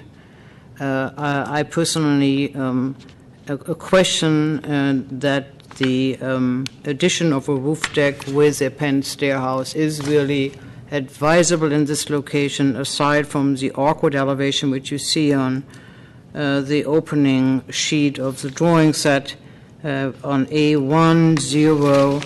Makes me think that it would be a better neighbor with eliminating the roof deck and the pen stairhouse. The building itself is approvable. I'm talking about this one here, Commissioner Antonini. The building itself is approvable. How it sites itself on the site is the applicant's own choice. And I think I would like to suggest that we do take DR, remove the roof deck and the pen stairhouse, and approve of what is proposed, modified by the residential design team. We'll hear what other commissioners have to say. Commissioner Antonini. Yeah, I went and visited the site about a week ago, nice sunny day, and talked to one of the neighbors. I forget whether it was to the south or the north, but they seem to be supportive of the project, and he told me where I could drive back to get to the DR requesters. I went down the driveway a ways, so I kind of saw there was quite a separation there, and it is quite a bit of elevation change, not as dramatic as one of the pictures that the project sponsor showed, but there is an elevation change. But in any case, I thought, well, this is a no-brainer, and then I opened up my packet and I saw the facade. I don't like all that glass. I mean, you know, the guys on the south and the north both had renovations, and they were able to do these in a very contextual manner to look a little bit more like the houses there. So my feeling would be I would want... What? It's the sheriff doing it. They were just doing it. I would want the staff to work with project sponsor. I mean, I just think there's too much glazing on the front of it there, and we could find something that looked a little bit more contextual with the neighboring properties. And I would agree with Commissioner Moore. I don't know that privacy is that much of an issue given the distance that the DR requesters are away from the project sponsor, but he's created a lot of space. I mean, you can drive a truck on the second floor. You know, I mean, he may choose, rather than having so much space, to have some kind of decking in the back there rather than having the deck on the top, because it seems like there's a lot of wasted space, but that's a personal choice. But I'm agreeable to taking DR, removing the deck and the upper deck and the pent stair, and working with staff on design to try to make it as contextual as possible. So was that a second to the That motion? is a second, yeah. Thank you. Appreciate Thank you. you Commissioner Wu. summarizing that. I agree with your summary. Commissioner Wu, That's fine, I can support. Call the question. please call.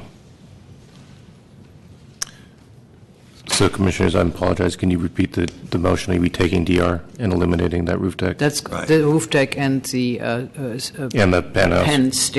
stair penthouse. I'm sorry. Then on the motion to Okay, take DR and work with eliminate the staff roof on deck this. as well as the penthouse. To modify the front facade. No, that's no, it. sorry. Commissioner Antonini? Aye. Commissioner Moore? Aye. Commissioner Wu? Aye. And Commission Chair Richards? Aye. So moved, Commissioners. That motion passes unanimously 4-0. Which places on public comment. I have no speaker cards. Open up for general public comment. You have up to 3 minutes, sir. Prior to that, with another house, it was number 18, and you specifically allowed him to have a roof deck. I've stressed out, the neighbor behind me have 3 roof decks. Mine is very minimalist, very small, and the only viable It's finished.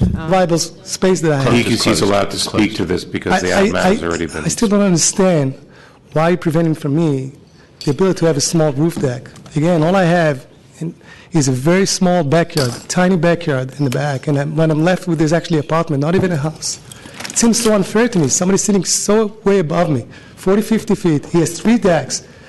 I was willing to work with him in finding a different solution for a hutch. Why am I prohibited of doing that? We're not allowed to respond.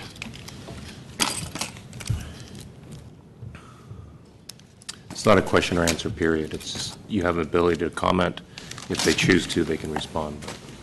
Well, again, it seems just completely unfair. I mean, I'm such a disadvantage, and how can 2 neighbors have such different privileges? One could have 3 decks, huge house, and I cannot even entertain 1 person in my house. It's just a house, just apartment. When I'm ended up with just an apartment. I don't understand the merits of this decision at all. You have an appeal. You can appeal this decision to the Board of Appeals. I've been waiting 18 months already for my house. 18 months. Can't discuss this.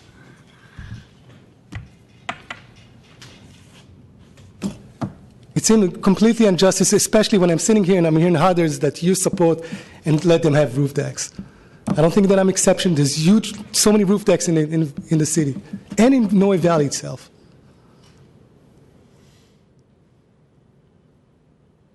Thank you. Thank you.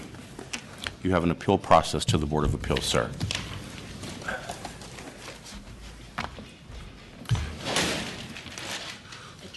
Can you close public comment? Meeting is adjourned.